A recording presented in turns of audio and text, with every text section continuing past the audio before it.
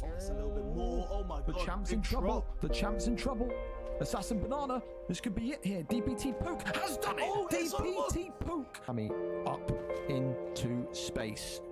That's why you don't want to do it. The counter shot is brilliant. The hooks, the up. Oh my god. Jab overhand. Blue still coming off beautifully, and it's.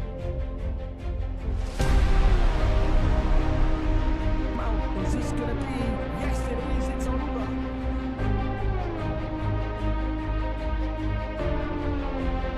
Shots again.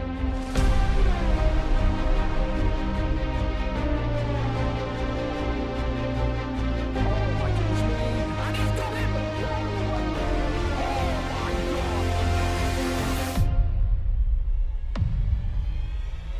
Former lightweight champion of the world. The uppercut and the finish.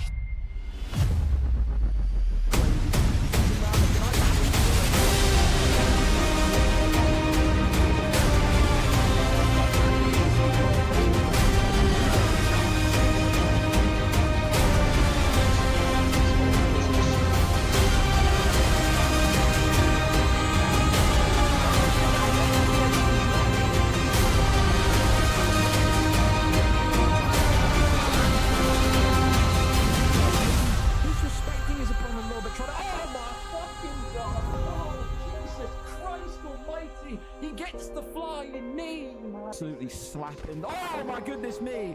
He's slapping something, and it ain't cheap. There's now 1-2's over. Tries to get the takedown and gets another big slam onto him. But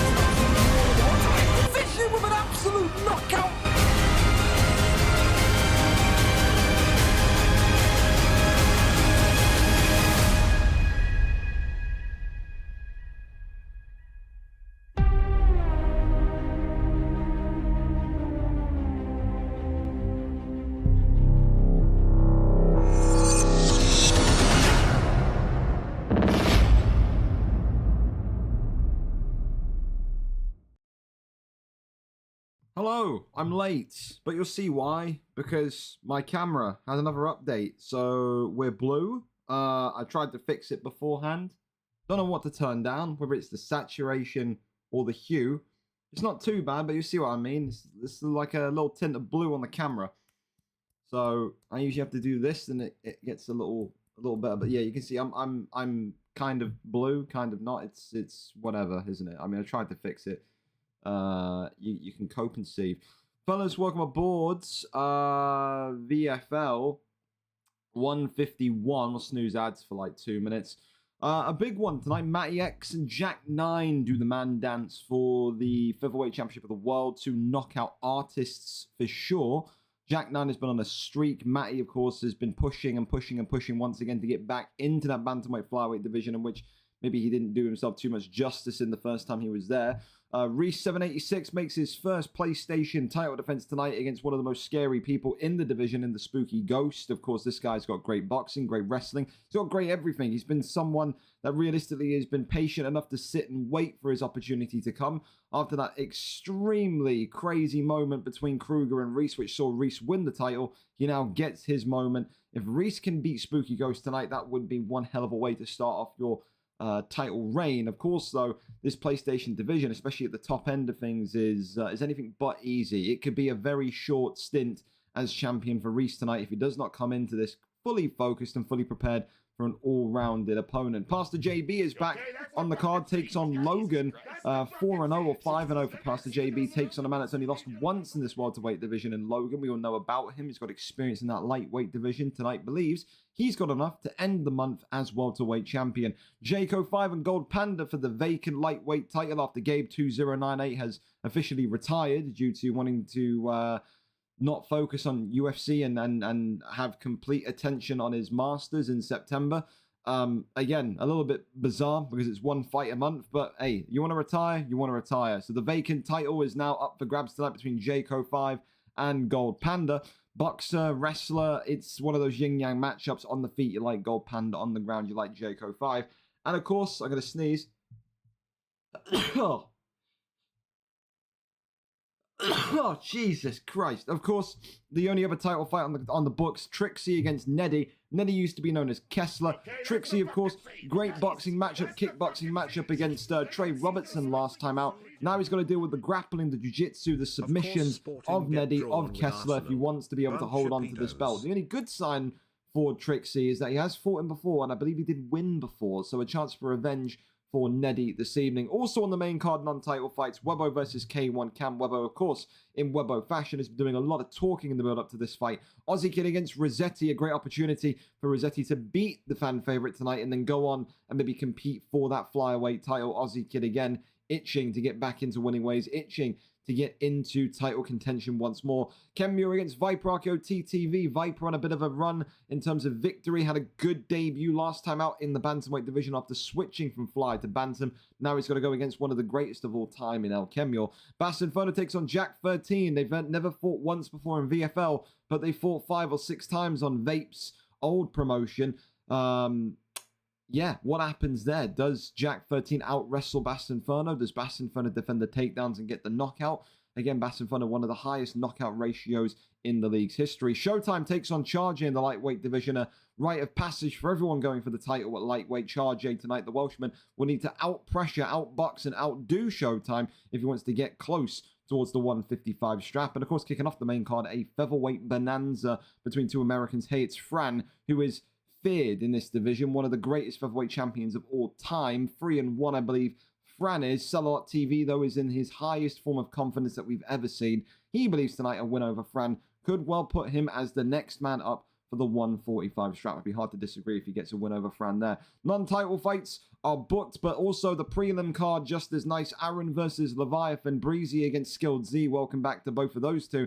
Mason against Zukans, Sherma against Kanto, Tucker against Kai Sunex, Mikeinho against Skelly, Hawk versus LJH, Razor Riley against Della Felder, Burvey against Wilkie, Lucas Chevalier versus Tom UFC, Ollie versus Finn Taylor, Hago against Stevo, VRL Kieran against Jay Badger, Ellis JP against RNG Mellon, TP Feng against Silver Salt, Sam Duque against C. Pierce, Gaston against J2E9, and FOB against Jamie27 to kickstart the card off this evening. With that, don't forget as well, we've got a UFN on Saturday. That matchmaking will happen Friday night with the card being released on Saturday morning. So, yeah, I mean, just keep your eyes peeled on that. The one thing I'll say, though, is if you want to fight on Saturday, try, if you're unstreamed, to get your fight for this card done by tomorrow evening. I can't really book you on the card if you are leaving your unstreamed fight until Saturday. So if you want to be on the card on Saturday, complete your unstreamed fight by Friday night. That's all I can really ask. Thank you as well to FOB for the sub and also to Dre for the sub. Keep in mind, it is technically September. I mean, we're in August, so I don't know how that works, but we're in September. So you click the subscribe button now, it's even cheaper. It's like £3.45 or 47 for a sub. So there's no time like the present now to bypass all the ads and have a Prime up, sub up, do whatever. All of it helps. So appreciate you infinitely. With that, let's get right into the card and go early if these two are ready. FOB and Jamie27, the first two up tonight. FOB coming in tonight as a featherweight 6 and 7 contender. Of course, was once upon a time up there near the top end of the featherweight championship pile. Was kind of thereabouts, as maybe even being touted to go back into bantamweight flyweight. He was doing that well. Couple of losses, 3 wins in his last 5 though, so nothing too bad to write home about, you could say, just yet. But Jamie27 came back in on his reintroduction to the league last time out and put on a fight of the night performance. This guy is dangerous on the feet, but also more dangerous on the ground. his submissions will be something that Theo B will need to be aware of this evening. Who wins? Will it be the number 8 ranked Theo B, 17, 6 and 7, looking to neutralize his record? Or will it be the number 16, Jamie 27, looking to go a perfect 3-0 this evening? We kick off the cards. We move with pace and aggression. Let's go and see who is live for us. Our survey says Jamie 27. Twitch mobile links though, yikes! That's a big L from me, but that's okay though. That's fine. Again, make sure that you are kind of on time, and also make sure that you're following the rules. 4.5-star maxes here with no Taporia and no Legacy McGregor, please. Let me know as well if the volume is good, bad, or indifferent. That's all we need to know. And then we will go from there. I don't want it to be too loud, but you know everyone's stream is different in terms of volume. We're going to go a little bit louder than usual. We're going to go to like 35. And then if that's too loud, then we'll turn it down. So if you can't hear me for this fight, then I guess count yourselves lucky. Depends how much you like the commentary.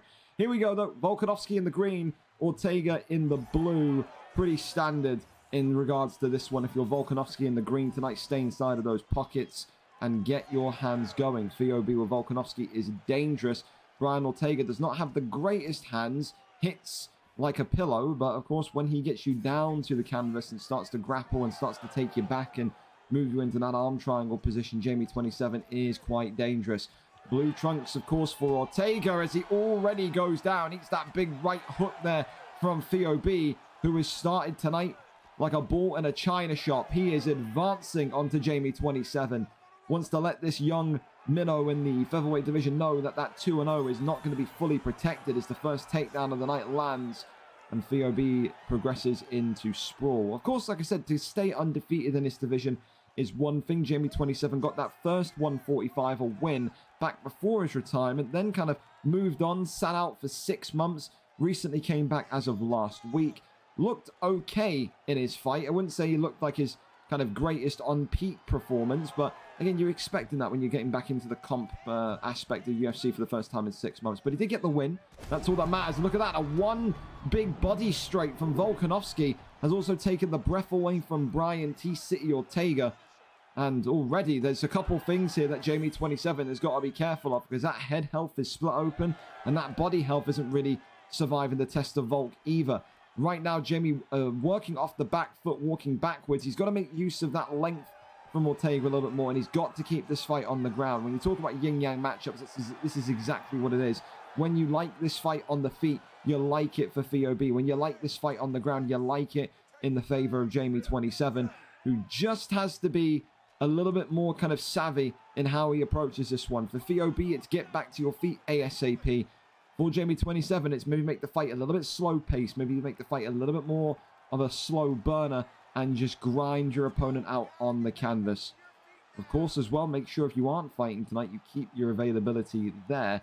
You never know with some of the cabbages we have on the card, how much CTE's been dealt over the last kind of 12 months as to who will forget or not forget that they're on the card. We're actually approaching the 1 year mark. We're very close now to when UFC 5 came out. 1 year of UFC 5 cards means we're only a year away now from UFC 6 by all things considered. There's still been questions about the Undisputed League, whether that's going to be a thing or not. I'm down to do a couple of events and see what the interest is like, so keep your eyes peeled for that when that comes out also. But a whole load of stuff coming, again, from FIFA to EAFC, to UFC to NFL to Undisputed. We've got absolutely so much coming. And of course, as well, we're on that main page of Twitch on September 27th for EAFC 25, so be there. Global release day of 25, we will be there. Drafts for the entire day. Big uppercut there, followed by that kind of peekaboo left hand. And now there's Jamie getting right into the thick of things with some slick boxing as these two just dropping the block and going at the end of round 1. Brian Ortega, though, showing more visible damage. Like that round for Theo B. I think, again, in this one, it's just pretty much the question of how quickly can Jamie get this one to the ground. 1 knockdown, 20 significant strikes, no knockdowns, 9 significant strikes. Again, you've got to be a blind man to not give that round to the Volkanovski pick of Theo B17. Again, looking to go 7-7 here tonight is Theo. Absolutely would give him a boost again in the rankings to go up and compete for that 145 title. But look at that, though. Volkanovski, early days in round 2, has got that visible damage now starting to show on his face. Jamie 27 just got to be a little bit more aware of when that advancing pressure comes in. You cannot sit in the pocket and trade. Great little pulls there from both of them. Works the body shot as well. Again, you don't get to see a bag of this magnitude opening up the card so often. It's all because xJack9x could not make the 7 p.m. slot, switched round into 9 p.m. No idea what he's doing, but it's what it is. Big right hand comes in forward again. Don't forget as well, tonight 2 games of NFL action. We've got a big one in the Commanders and the Cardinals, Kizzle against Marlowe, followed by another big one in the main league, which is the Bengals of Caddy Sleeves and the Panthers of You Don't Vape. So again, 2 big games of action following the UFC card, roughly from around 12:30 a.m. UK, 7:30 p.m. US Eastern. So we should be here tonight on stream from now all the way until around about maybe 2 a.m. So yeah, we are going to be here for your entire evening if you are bored. Big left hand comes in again from Volkanovski. As again, Jamie27 just struggling to try and find how to get through that bulldozer-like frame of Volk as he gets that clinch and takedown, and then look, collapses right into his full guard, and now has the ability and the opportunity to stay here and really grind this round out. See, if I'm Jamie, I'm thinking about that cut of Ortega, sorry, of Volkanovski. I would get into even side saddle, work those elbows, those piercing elbows that we know do so much cut damage to the dome of your opponent. But that's a great reversal right there again from VOB, who then gets over into half guard. Minute and 30 left of round number 2. And again, these two giving as good as what they're getting so far, as VOB wants to try and think about getting into that full guard position. Jamie knows how dangerous that would be. Denies him, and then look, gets him into this triangle choke potential position. Denies him there, and here comes the triangle choke. So this is exactly the type of kind of fight that Jamie had in his last one. Denies Volkanovski here, and this could be Jamie27 maybe potentially getting a one-and-done submission. We all know about how good Ortega's submission offense is. Not going to be a one-and-doneer, but drops that submission bar down by about 80%. And that is absolutely, in my opinion, going to win this round for Jamie27. You'd always expect it to be close between these two. And going into round number 3, it will very much be 1-1 on the scorecards. If you're Volkanovski now, you absolutely know the takedown defense has to be rock solid. You cannot allow Ortega to get you down with how compromised your submission bar is. 1-1 after 2. VOB, Volkanovski taking round 1. Ortega, Jamie27 taking round 2 through that triangle choke submission. Here we go. Third and final round in this opening fight of the evening. Volkanovski looking to, again, reassert his dominance quickly. That block is still surviving, but look at that immediate stun drops him there. And this is the big question now for VOB, is that when he drops him, is he going to jump into the guard? Is he going to risk potentially that submission position to get a few shots of ground and pound in? Every takedown, though, tonight so far working for Jamie27. I don't think VOB has denied a single one. He has not anticipated any of them tonight. As Jamie27, again, easily gets it in. And look at this, rolls him through into a Darce choke. It is phenomenal from Jamie27. He could take the fight right here. VOB fading. Is he going to be able to get out of this one? He's denied him, and this is going to be all she wrote. Jamie27 keeps his O despite that troublesome first round and gets the tap. VOB frustrated. Can't blame him. I've got to be honest. I mean, the takedown defense tonight from VOB was very poor. I can't lie to you. It was not good. Every takedown landed with ease. That's going to be one that I can understand the frustration from VOB. Couldn't stop a takedown if his life depended on it. And of course, it's going to give the submission of the night bonus early on to Ortega. For VOB, we all know about his boxing, but it's the inconsistency of the ground game. It's the inconsistency of the takedown. Some days he's got great takedown defense. Other days he's got great denies. And then nights like tonight, you can see it. His takedown defense non-existent. And he almost gets frustrated at himself when the fight hits the canvas. Work to do, but Jamie27 keeps his O, goes to 3-0 in the 145 division. Do the fight between Charles do Bronx versus Cody Garbrandt? No, this is a fight card. Thank you for the follow though, Joe, but you are lost, my friend. Thank you as well to Stone Baked Misfit as well. Sorry about my camera being blue, but Yes, fantastic. Wilkie, good evening to you as well. Up next then, fan favourite Gaston DK, a man hailing from the great nation of Denmark, takes on J2E9 tonight. 3-4 for Gaston DK, 1-0 for J2E9. Of course, for J2, comes into this division with a victory, believes that maybe he's a little bit too good for this division. Well, he's going to start to get those tougher fights quickly now with that opinion. Tonight, he takes on Gaston inside the top 10. The Great Dane with 7 fights, his 8th fight tonight. Known for his wrestling, but again, doesn't wrestle. When this guy hits the ground, he looks phenomenal, but he wants the fight to stay on the feet. You'd have to ask him why. Maybe just likes the action of the stand-up fight. Tonight, though, I tell you this much, I say it all the time, I feel like if this fight stays on the feet, Gaston could lose this one. I still feel like his Rumble Johnson pick is a little rough around the edges. I think J2's a little bit more slicker, a little bit more in rhythm with fights that stay on the feet. I think J2 loses his composure if this fight hits the canvas. So I guess we will have to wait and see. Will I be proven right? Will I be proven wrong? That's always the question. We're here, we're ready, and we're set as we get ready to go in. Of course, these two need to put the correct weight on, and then we will be good. We will be good. All right. Well, we wait and see. Why has it just got Duplessis like hovering on the background? That's quite strange. Switch the weights, you buffoons. Come on. Come on, man. Switch the weight. What are we doing? What are we doing? Come on, let's go. Let's go. Let's go. While these two figure out how to change the weight because the CTE is flowing. I remember September, you can sub for a reduced cost. Look at that. You go to the sub button like on Gaston's channel. It's only £3.74. Then you got a Prime. Now's the best chance to do it. It means you would get the entire month of September with no ads. And we've got some big stuff coming in September as well. So you want to have ad-free browsing. I tell you that much for absolutely, positively sure. I will. Why aren't we switching weight, boys? It's J2 who's host. Right.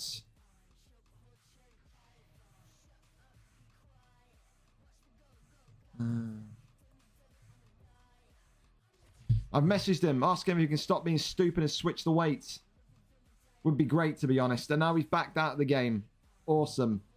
Shoot me in the face, man. His was on light heavyweight, it was bugged. Okay, well. Okay, then. I guess we will keep on going. Again, you know, the quicker we go in, the quicker we kind of keep this one flowing, then the faster we're going to be and everything's going to be good. How was the game volume in the last fight, by the way? Was it decent? Was it loud? What are we saying? Feng as well. Feng, my brother, for the Prime. Appreciate you. Wonderful. Because, again, the game volume is like... You can see, like, now for Gaston, I've not even turned it down, but I've turned it down a little bit. I'll go back up to 35 then. If 35 was perfect, I'm trusting you. It's just some people have their game volume so loud, man. It's a nightmare. Ovin St. Preux against big Vitor Petrino. I think that's how you say. I've missed the name. I've never seen... Have we seen Vitor on the prelims before? Maybe. I feel like we've seen this guy before, Petrino. I feel like I recognize the name. Anyway, who cares is the statement I'll make. J2E9 today coming in with Ovin St. Preux in the red. Bit of a wild pick for J2 because, again, Ovin St. Preux, not really the strongest on the feet. You'd think maybe these picks would be reversed with how Gaston likes to kind of grapple and likes to maybe... Well, I say likes to grapple. He's a good grappler, but he hates to do it. I don't know why. He just wants to be an aggressive kickboxer who works the combinations well. J2E9 saying, okay then, I know you don't like to wrestle, but I'm going to force it out of you. Goes down with that first takedown. And now Gaston, if he didn't want to wrestle tonight, is going to have that big sigh and say, okay then, we're doing this. As he gets the first reversal of the night. The Great Dane over into half guard. We've always said with Gaston, if he just wrestled consistently, he'd be one of the strongest people in the light heavyweight division for an all-round game. Has him in top mount here. Can Gaston keep him down here? Is the big question. Tries to get over into full guard, and he does. Fakes with that transition, gets the posture up. No deny there from J2, and right back up to the feet we go. Gaston there maybe flexing his denies, flexing his reversals, and saying to J2, you are not going to want to go down there with me tonight. Let's have a stand-up affair and do something for the fans. Big uppercuts there, swinging on in as the 1-2s from Ovin St. Preux continue to thunder on down. Of course, with Gaston, he's got the faster of the two men. I mean, you look at how Petrino is moving. He's moving in there like a middleweight, for Christ's sake. Oven St. Preux looks a little bit stocky, a little bit thick, a little bit heavy. Doesn't really look like he's maybe the pick that J2 would feel most comfortable with. But alas, here we are, and he's moving with great fortune so far. I mean, he is split open, but he hasn't been knocked or dropped yet, which is got to be something he's got to like there. Big counter shot from J2 there, as he just forces Gaston onto the back foot for the first time. Gaston, again, though, eating a big right hand from over St. Preux. Maybe a little bit slow and bulky OSP, but I tell you, you eat enough of those hooks, that power will accumulate. And look at that, the first drop of the night goes to Oven St. Preux, as Gaston there has eaten a head kick as well. And this is what we say, man. You see how good Gaston's reversals are, denies are on the ground, and you still scratch your head and ask yourself, why does he bother doing this stand-up gimmick if he can easily get this one to the floor and get damage off? And again, it's another one of those fights you look at today and you say, if this continues to stay on the feet, I don't know how much longer Gaston can survive here. Goes low to the body here. J2 continuing to do great work with that back step, and then that right hook. Gets some big shots off on Gaston. Again, the head kick coming in now as more knees to the midsection from Gaston continue to thunder on through. Right hand into the left straight there, I believe it was. 1-2s again flying forward. Swings round to the outside. Hooks galore as the teep kick there, I think that was. So body kick there. Comes forward once again. Uppercut, but there's that right hook at the end for Gaston, which secures the round, or seals the round, should I say. For round security, you got to say, Oven St. Preux. J2 got the knockdown, didn't he? That's an Oven St. Preux round. That's a J2 round. And again, it's same old, same old. It's frustration because you just want to grab Gaston by the shoulders and be like, what the holy hell were you doing?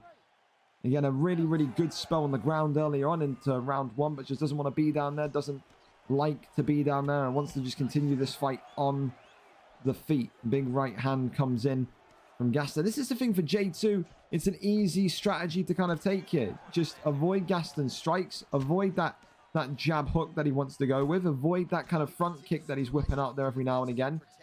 And just continue to make him miss. You can see that stamina differential already. It's because Gaston is throwing so much volume inside this round and 1 minute that's elapsed so far. I just feel like if you're J2, you got to try and do that Rocky Balboa approach. Just work the body, make him miss, and then everything will unlock itself coming into round number 3. Big shot again down the pipe from Petrino. And look at that, the double uppercuts now seemingly starting to work. I mean, Gaston's pressure is decent. It's just, it's such a, it's making a mountain out of a molehill, isn't it? You think the fight would be so much more kind of safer for Gaston if he took this one to the ground, but he does not like safe fights. He wants action-packed fights, and so far he's looking confident. Doesn't look like a man that was dropped in round one, does he? Continues just to walk forward into that array of hooks, and look at that, there's one from Oven St. Preux again. The left hand stuns him, and there's the takedown finally. No doubt his corner will be relieved with that one as the spear takedown is in, and now Gaston executes that ground game. Maybe felt like there was just too many rocks and too many stuns coming forward, and now realizes he cannot sit there on the feet any much longer with Oven St. Preux and continue to survive. Gaston, of course, with the worst cut damage out of the two, and also the worst stamina out of the two. That there, two big factors you not want to see, but look at that back flat here, and that's not good news. If you're J2 E9 eating big shots here, survives for the time being, goes over into top mount. Petrino here looking for a posture up, can't get it. A big deny in the end from J2. Gaston, of course, not too comfortable and familiar with those submissions just yet. He's more of a ground and pound type wrestler rather than a jiu-jitsu master. So again, expect him, if he is going to keep this fight grounded, to ground it and have it kind of in a way where it's Habib-esque. Goes over into sprawl, denies that one there brilliantly. Tries to maybe go for the guillotine and maybe looking to prove me wrong here. Can he get the denies from the guillotine position is the big question as the struggle mechanic comes on in and then pops right back out, and Oven St. Preux can immediately get back to the feet and say, that one there was a close call. Don't want to go back down there. Big right hand though. Gaston drops him. And now Oven St. Preux is in big trouble at the end of round number 2. Again, a good start of the round for Owen St. Preux, but an even better end to the round for Gaston DK. Some people will say this one is 1-1. Others may well say that Owen St. Preux did enough in the earlier stages of round number 2 to make it 2-0. I've got it 1-1. I like that ending for Gaston DK there. But again, it just goes back to those old kind of statements and sentiments for Gaston is this fight changes and this fight swings violently in his favor when he's confident enough to shoot the takedown and to keep his opponent pinned. Will he shoot or will he keep this standing for this third and final round? Immediately already a big hook eaten by both men. As Gaston here is looking more favorable in head health, durability. But it's more about those cuts. Again, if you're over in St. Preux, you just walk in and start getting big elbows off. Big uppercut comes in, drops Gaston against the cage. And this could be all she wrote here. No, not quite. Gaston's still alive. It's all that damage he accumulated from the stand-up in those earlier rounds. And now Gaston is having to chase the knockdown. Ew, and gets a big right hand. And now he's got to swing for the fences, perhaps. Gaston gets it done! Violent flash knockout for Petrino. Survives this scare from all that early head health damage. And Gaston DK never makes it look easy. But there he is. The Trossard celebration comes out. Never easy, always an entertainer. Gaston gets the victory tonight and takes J2E9's 0 as things stand. I mean, listen, for J2, so close again to winning the fight. So close indeed. I feel like, again, he was a little bit fortunate. Gaston didn't choose to wrestle early on. Got a lot of that head health inflicted. Got a lot of that head damage inflicted early on. Just not enough power in the hands of Owen St. Preux to get it done. You have to say and ask yourself, if he didn't pick Owen St. Preux, if he went with someone a little bit more strong, if he went with an Anthony Rumble Johnson, for example, J2, could he have won that fight in round 2? I personally think so. I think the strategy was good today. I liked his boxing. But again, it was just maybe the pick that let him down against Gaston. Gaston takes it in round number 3. You know what? Since it was a kind of crazy out there flash, we will give it the knockout bonus for the time being. There we go. Well, we go on to our next fight then. It's going to be Sam Dookie. I still don't know how to say his name. Sam against C. Pierce. 2 newcomers into the octagon tonight. Sam, of course, 0-0. C. Pierce, of course, 0-0. I don't believe C. Pierce has ever been in the octagon before. I think Sam did maybe a couple fights, maybe 1 or 2 back in UFC 4. I could be wrong. I am wrong. So neither have ever fought before in the VFL octagon. Both of them make their debut against one another tonight in this light heavyweight division. So with that, let's go over to it and let's see exactly what goes on here tonight. And I've been DM'd the link from C. Pierce in regards to his stream also. So let's go up and over to, oh Jesus Christ, let me go up and over to it through this way. And we will be there. Remember, please use the stream section for your links. It will help me massively. Jared Cannonier and Alexander Gustafsson. Let me know if the volume's good as well. Don't forget, again, I'm going to keep saying it about September today. Until I think October 1st, 25% off 1 month subs, 25% off 3 month subs, 30% off of 6 month subs. And there's also stuff regarding bits. So from September 12th to September 17th, whatever you cheer, there'll be a 10% bonus added on by Twitch. So, hey, make sure you get your bits in from September 10th onwards. The sub discounts, though, all the way until October. Jared Cannonier, of course, known as just a heavy-hitting boxer, isn't he? Alexander Gustafsson, longer, lengthier kickboxer. But, of course, we know maybe his leg health in UFC 4 used to be the kryptonite of him. I mean, both of them going boxers, kickboxers. You got to think it's pretty situational here. Inside the pocket, you like Cannonier in the white trunks. From distance, from the outside, you can keep him at bay. You like Gustafsson to just kind of butcher him from maybe 5 yards or so away. If you're Sam, get in nice and tight. If you're C. Pierce, get as far away as possible. You do not want to be on the end of one of those Cannonier bombs, do you? Of course, C. Pierce is excited to get into the octagon. Said, you know, I've been playing UFC for a little while. Known that the leagues existed, may as well kind of get myself involved and see how I can hang against some of the other guys in VFL. Swing and a miss there from Gustafsson early on as Cannonier just whiffing with his punches. And then again, a big whiff on the leg kick. It's all about establishing and finding that range of Gustafsson early on. You do not want to be whiffing strikes all night long. And you can just see there Cannonier walking backwards. He needs to do the opposite. I think Cannonier tonight, if you're Sam, you've got to be brave. You've got to really trust in that power of Cannonier. You've got to stop C. Pierce moving. You've got to pin him down to one spot. Keep him static. Keep him in one position, one part of the octagon, and just really kind of unload your weapons onto him. You can really damage that block and head health quickly. But equally so, I like the strategy from C. Pierce so far. Being reactive in terms of Cannonier's strikes and going for that body health, immediately knowing that if he takes away that body health of Cannonier, he takes away the gas tank. You take away the gas tank, Cannonier can't throw nearly as much as what he would like to, especially in rounds 2 and 3. The only problem is you've got to consistently find the target. If not, it will be a very, very short night indeed. Half the round gone. So far, both of these two just trying to find each other, trying to find what one another is good at, what one another is bad at, what they can handle, what they can't handle.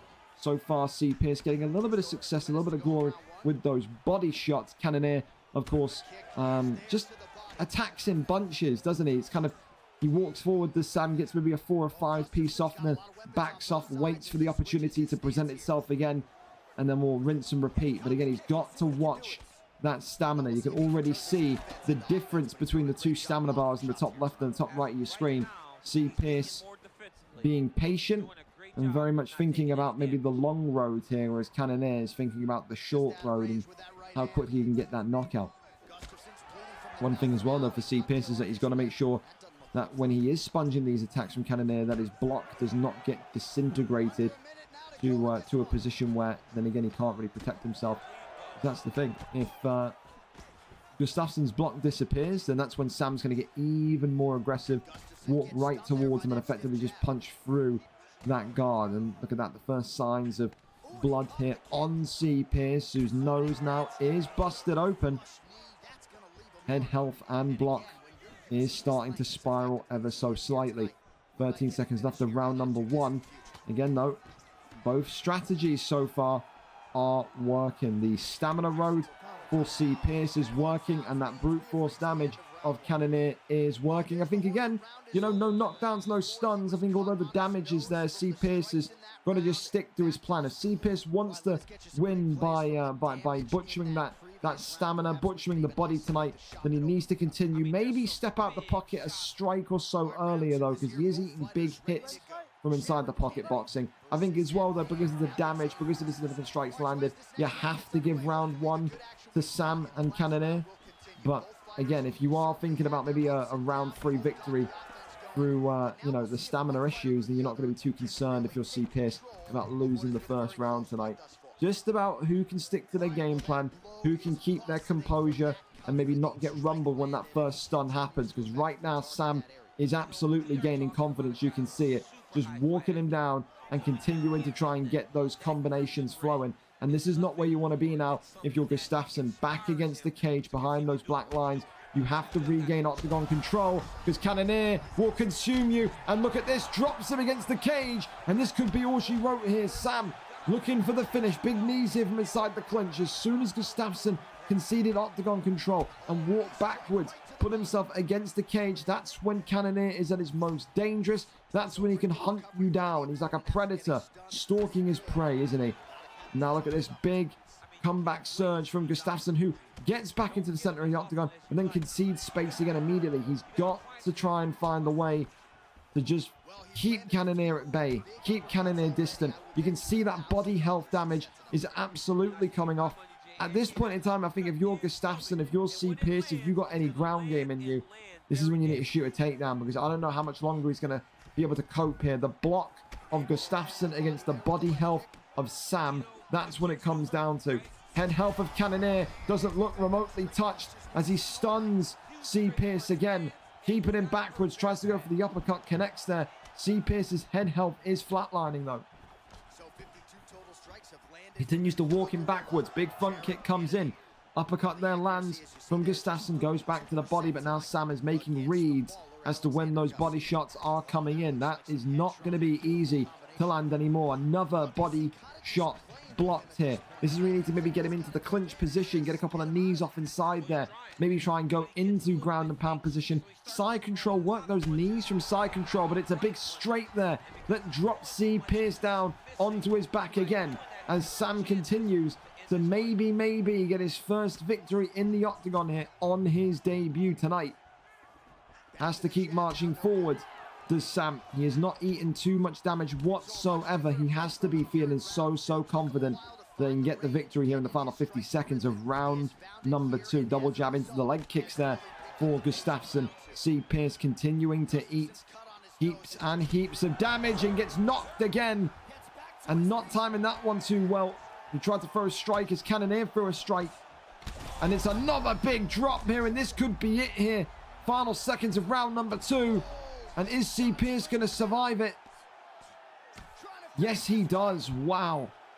Made of Kevlar, it seems. As this one somehow, someway goes into round number 3. A clear as day Cannoneer round. I've got this one 2 rounds to 0 for Sam. If you are Gustafsson, if you are C. Pierce, whether it's yourself, your corner, you've got to know you need a finish in this round or you will be condemned to your first loss of your career here tonight inside that light heavyweight division. Sam 2 rounds up in the white trunks. Gustafsson needing a bit of a Hail Mary, if we're being honest. That body health of Cannoneer was worked in round 1, but it's not been worked consistently enough to the point now where he's starting to make Cannoneer struggle to guess as every body shot's blocked, followed by an uppercut that drops C. Pierce down again, and again just sticking to him like glue here. C. Pierce trying to fend him off, and it's more and more pressure, and it's a game, set, and match knockout. Sam on his debut from Jared Cannoneer gets the job done. 1-0 in this light heavyweight division. The power tonight just too much for C. Pierce to handle. It is a round 3 victory, courtesy of a wonderful knockout right on the nose. And I think it was just that, it was the jab that knocked him out, I think, wasn't it? I think it was. I think it was just the jab that knocked him down and finished it. That was the damage to the nose being so severe on Gustafsson. Again, you know, could C. Pierce could have wrestled? Only he knows. Could C. Pierce could have handled the body shots and disguised the body shots a little bit more better? I think he could have. Tonight, though, take nothing away from Sam. Gets it done in round number 3 to get a big first win in his light heavyweight career. So far tonight, all the fights ending in round number 3. We could be on for a round 3 bonanza tonight, couldn't we? Up next, though, we're going to go right over to TP Feng and Silver Salt. TP Feng tonight coming in with a record of 3 wins, 1 draw, 5 losses. 3 consecutive losses in a row, though, for the lightweight prospect. Tonight, though, Silver Salt is back in form. 2-6 he is, coming off of a win in his last fight tonight, wanting to make it the first time at the 155 division. Then he makes it 2 wins in a row. Should he go 3-6, he would, of course, move above TP Feng and enter that top 15 for the first time in this division. Will he, won't he, is the big question. TP Feng against Silver Salt, that one there coming up ASAP. We wait and we see what happens here. Is TP Feng saying he's waiting on Silver Salt to send the gamer tag? Well, let's make sure we're going quickly, please, fellas. Absolutely.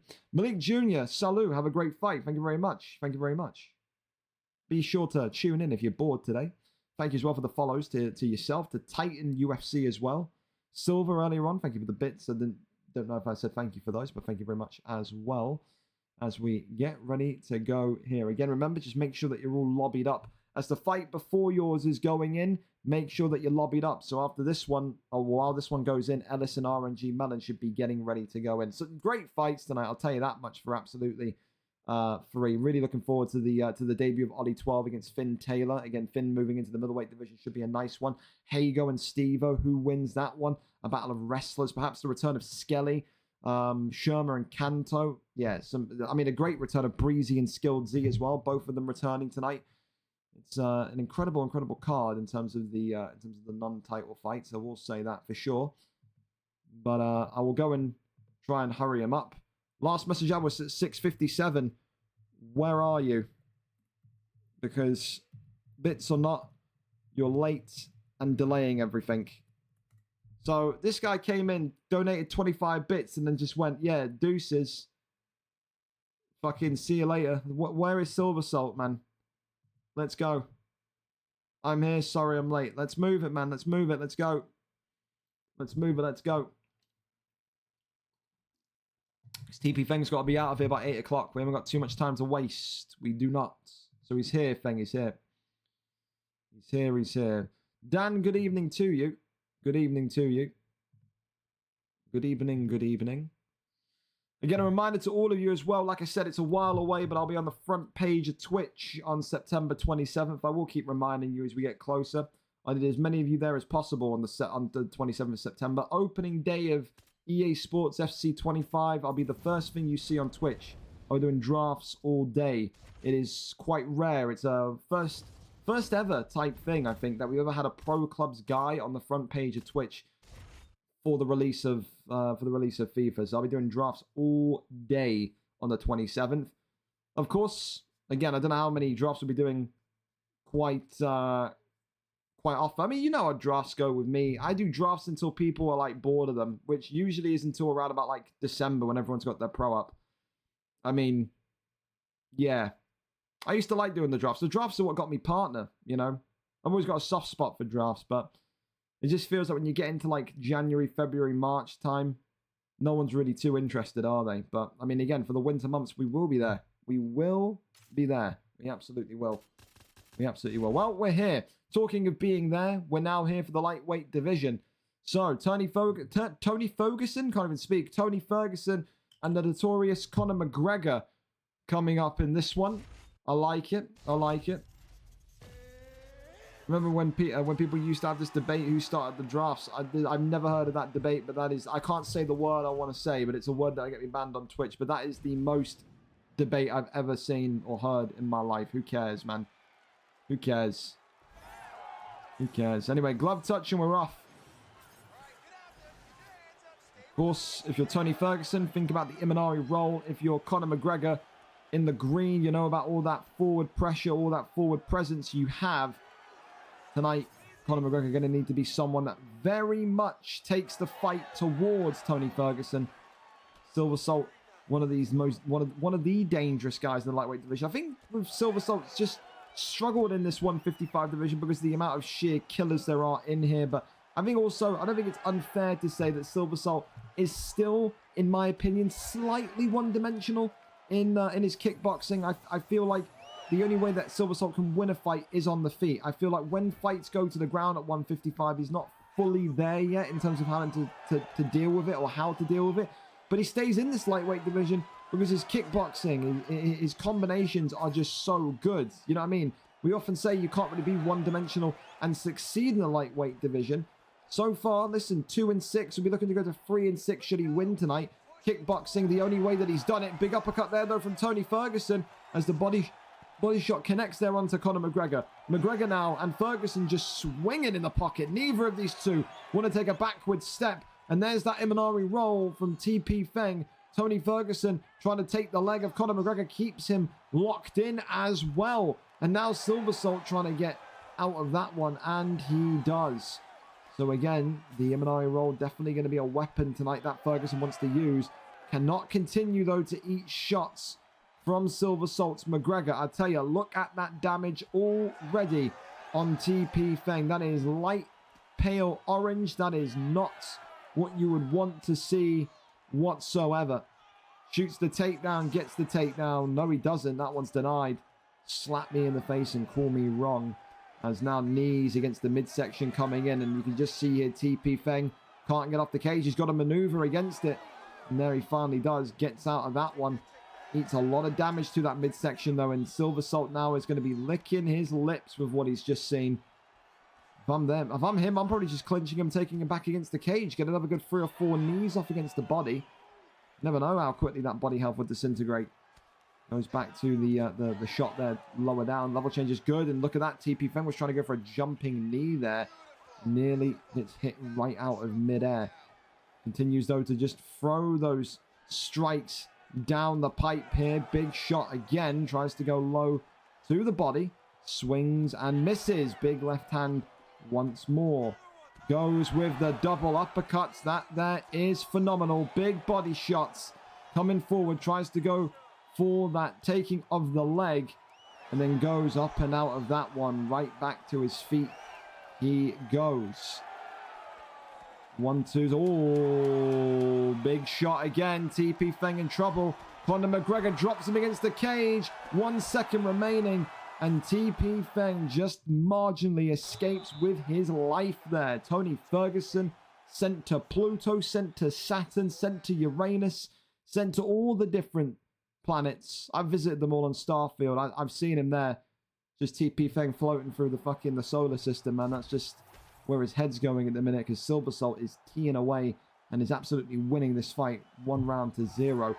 How much more punishment and damage can Tony Ferguson take? It will be the first fight tonight that doesn't go to round number 3. TP Feng has got to try and get some sort of takedown or some sort of concentrated and I think controlled ground game here. He cannot take too much more on the feet. He's going to be needing Silver Salt to make a big mistake, and Silver Salt is prone to those mistakes. You saw it there as well. He was trying to go for that spin body kick from McGregor. If that one did miss that, if that one did whiff and Ferguson connects, that could have been an instant kind of drop or even a stop. You never know. We've seen already a flash tonight. Big shots again from inside the pocket as these two continue to rumble in the middle of the octagon. 1-2s down the pipe from both of them again. The block of Tony Ferguson absolutely screaming for some sort of help here. Off the jabs again.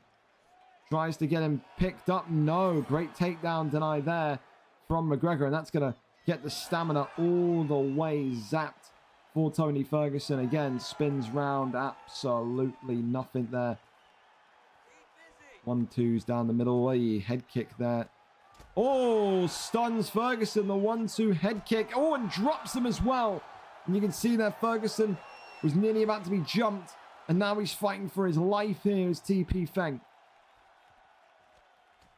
1-2 still from McGregor. The head health, the block, everything is looking in dire straits for TP Feng, as it looks like Silver Salt is on the cusp of getting his second win in a row at 155. It'll be the first time he's done it in this division. Would feel like, no doubt, a step in the right direction. Right hand again from McGregor being threatening. He needs to get that left. Oh, it's the uppercut. Peekaboo, Tony Ferguson.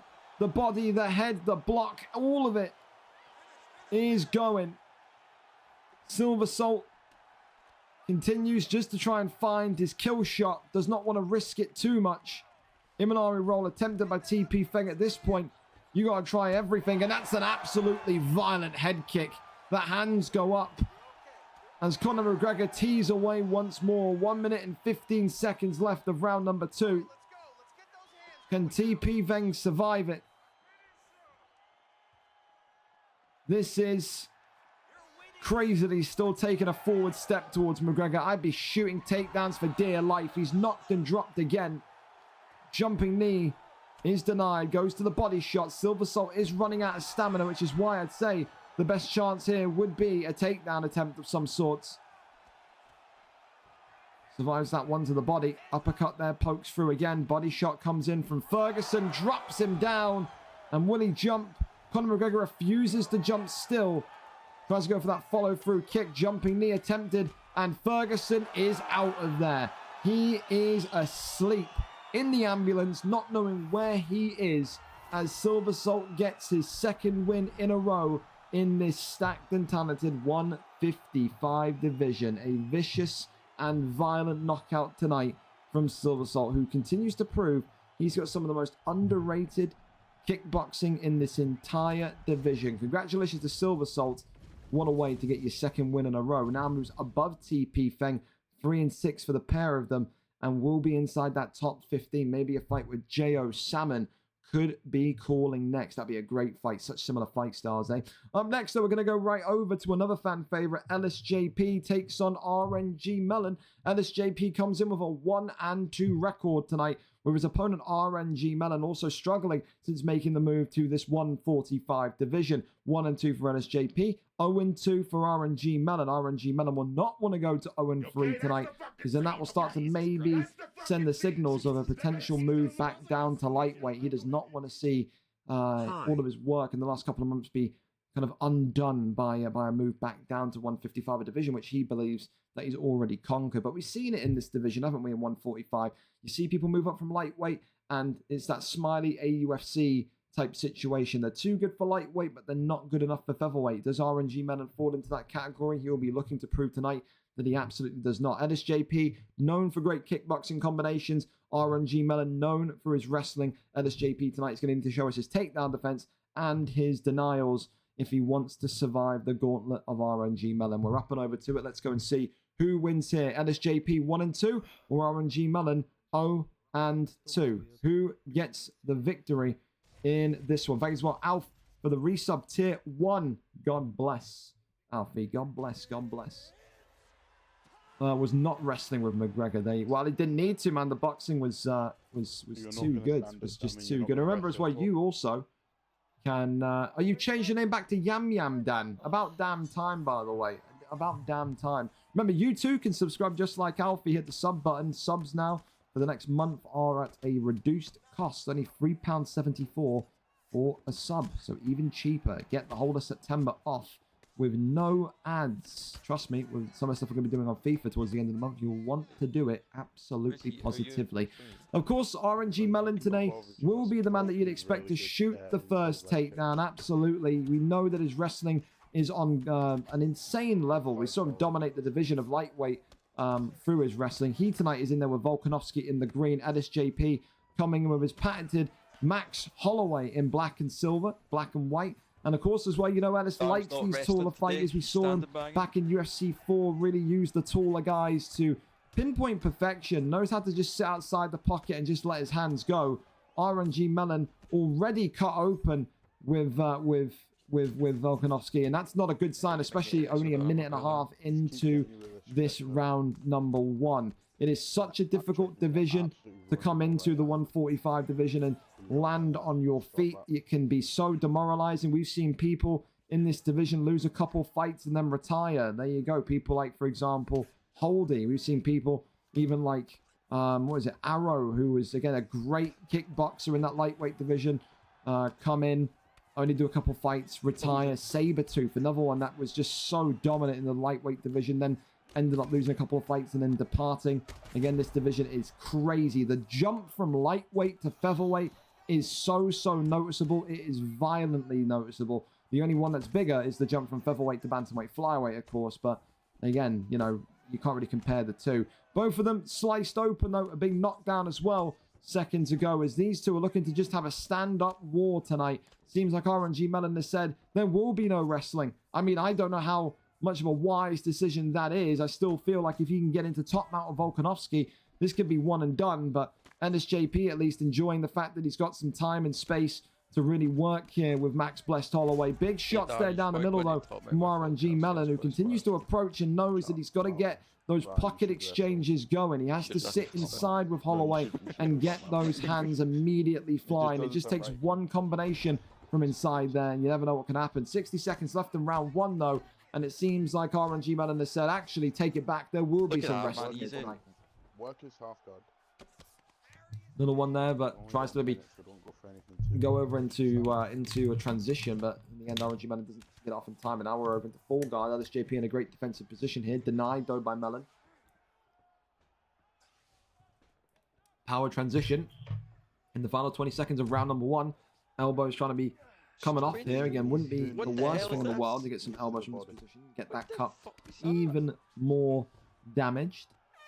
Round 1 is in the books. A very tight round, a difficult one to score from my perspective. Both of them just swinging and slugging at one another now. I mean, I guess it depends, you know, what way do you look at it? Do you give it to Ellis because of that knockdown? I think maybe you have to. But again, a really good comeback as the round ended from RNG Mellon as well. Will he look to wrestle from the off, though, is the big question. Round 1, I'll say LSJP with Max Holloway in the black and silver, but does that continue onwards? RNG Mellon in the green looking for his first win at 145. LSJP looking to go 2 and 2 here today. Works off the jab, and again, big uppercut comes on in. Tries to go down low, shoots that ankle pick. That one there is denied. Goes to that body shot there. Uppercut comes in again. Jab and the hook there comes off.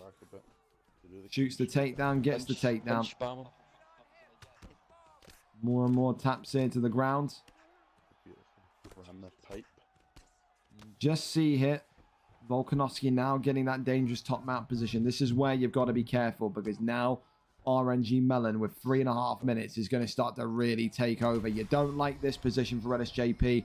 Stunned, and this could be it here in one swoop. More and more damage from Volkanovski coming on down. The Aussie not able to be shaken off here by LSJP. Finally gets out of that top mount position, and then right back into it he goes. That momentum transition is phenomenal. And now again, raining it down. Max Holloway is in some serious trouble. RNG Melon, again, not able to keep the top mount position, but then goes right back into it because he knows all about that stamina advantage. LSJP unable to get out of here. He has to let himself recover. He's got to get a deny from this position.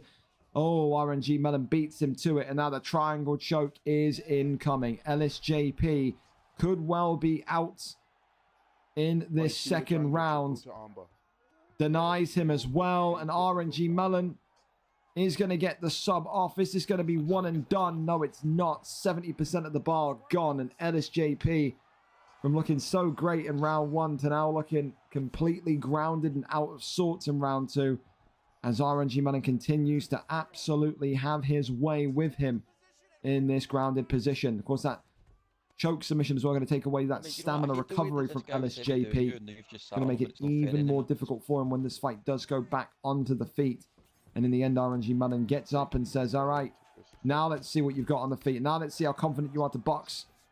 Never mind, gets the ankle pick, but that one there is denied by LSJP also. Maybe a misinput there from Volkanovski to get back up. Maybe wanted to stay down there in the end, but couldn't maybe get the up in time before it transitioned into a position where you would just get back up normally. 26 seconds left of round number 2. Another takedown attempted. Another takedown there, denied by LSJP. Works the body shots, nothing really too consuming there. Moving the pocket boxing, tries to get that head kick off, and that's the end of the round. Again, clear as day. Round 1, LSJP. Round 2, Max Holloway absolutely concedes it. 1-1 going into the third. A great round, a great recovery round for RNG Melon there. For LSJP, you know now, you just can't. You can't take the takedown. You have to defend that takedown like your life depends on it. And the final round. Here we go. Big elbows there being looked for already. Drops him already. LSJP could be in trouble here. Round number 3. Is it going to be a big one? Yes, it is. The elbow off the temple. And LSJP has succumbed to defeat. And RNG Melon finally has his first win in this 145er division. A difficult round 1 for RNG Melon. But as soon as he took control in those top mount positions, used that IQ of the dominant stamina and the momentum transitions, it was all one-way traffic there. RNG Melon with a round 3 victory over a former featherweight top-level fighter. UFC 4, LSJP was up there, wasn't he? There was talks of one time LSJP going up to bantamweight flyweight and having a series with Kemure. But listen, how times change. RNG Melon there tonight comes out victorious and gets the job done. Another round 3 finish. Only one non-round 3 finish tonight. And of course, no round 1 finishes yet tonight. That just goes to show you how everything's going. Up next, though, VRL Kieran against Badger. Kieran, of course, 5-6, 2 wins in his last 5. Jay Badger coming in tonight, very confident, was very cocky after his win last time out. 1-1. Today we'll look to maybe take out the number 6 ranked VRL Kieran and fast track himself to a potential title eliminator. Kieran, of course, not in the greatest of confidence, you can maybe say, but still, even though he's on a 2-fight losing streak, people have to remember this guy was once upon a time one of the fastest developing talents from middleweight to welterweight. Maybe can he get the job done again here tonight? The first time these two have fought as well, which is very surprising considering they've been in the same division as each other for quite some time, but it's one of those. Here we go though. We're pretty much immediately ready and set to go in this welterweight division. Oh yes. Kai, good evening. Fighting in the Apex fucks hard, says Yum Yum. Well, there you go. You're the only one that likes fighting in the Apex, man. Absolutely. Absolutely. Well, I was surprised by the Tony pick. Had to be on point with the defensive takedowns. GG's. Hey, listen, the Imanari rolls were on point as well, weren't they? Jack, good evening. Good evening, good evening. McGregor against Donald Cerrone. Wow, that is something. Cowboy Cerrone, okay. With a chin made out of mashed potato. Can he survive the death hooks of Conor McGregor? That's going to be the big question here tonight. Conor for Jay Badger in the green. VRL Kieran coming out with a very, very concerning but niche Cowboy Donald Cerrone in the blue. Badger tonight, again, was in incredibly high spirits. Badger's one of those people, when he loses, he's incredibly quiet. When he wins, he is the first one to let you know that he's won and that he's back. So, again, he's one of those fighters that will either rub you up the wrong way or you'll just sit there and kind of laugh at and be like, well, at least he's entertaining.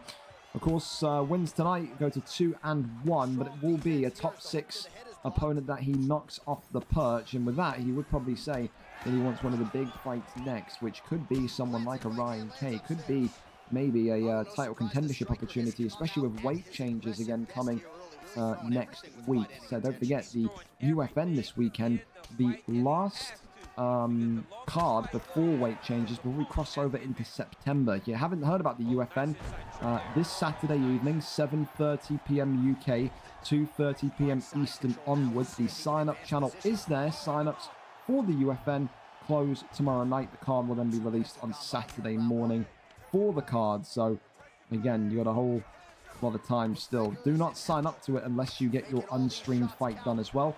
If you haven't done your unstreamed fight by tomorrow night, then there's no possible way I can put you on the UFN for Saturday because of the records and stuff. So you want to be on that UFN? Get your unstreamed fight done if you haven't already.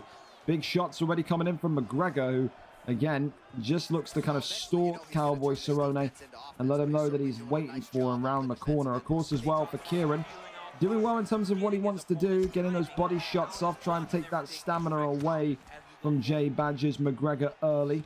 You don't want to be sitting there against McGregor and dealing with a full gas tank in round 2 and 3. That would be not ideal, less than ideal type of situation where you probably want to just headbutt your desk over and over again. You get more chance of getting McGregor damage through that than not attacking his body. I mean, when you talk about McGregor, you have to either go for one of 3 methods. You got to either wrestle him, you got to either work the body health and just try and kind of get the body knockout, make him weak, susceptible in the late moments of round 2, early moments of round 3, or you just think from the off, I'm going for a decision, and you just try and get the harder of the hits off, and you just try and frustrate the man using McGregor. Good elbow there though from Kieran.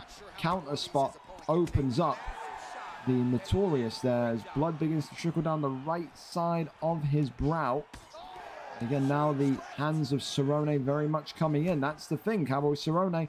Old, but dangerously sharp, isn't he? Dangerously sharp in terms of maybe those elbows and knees that he can get off.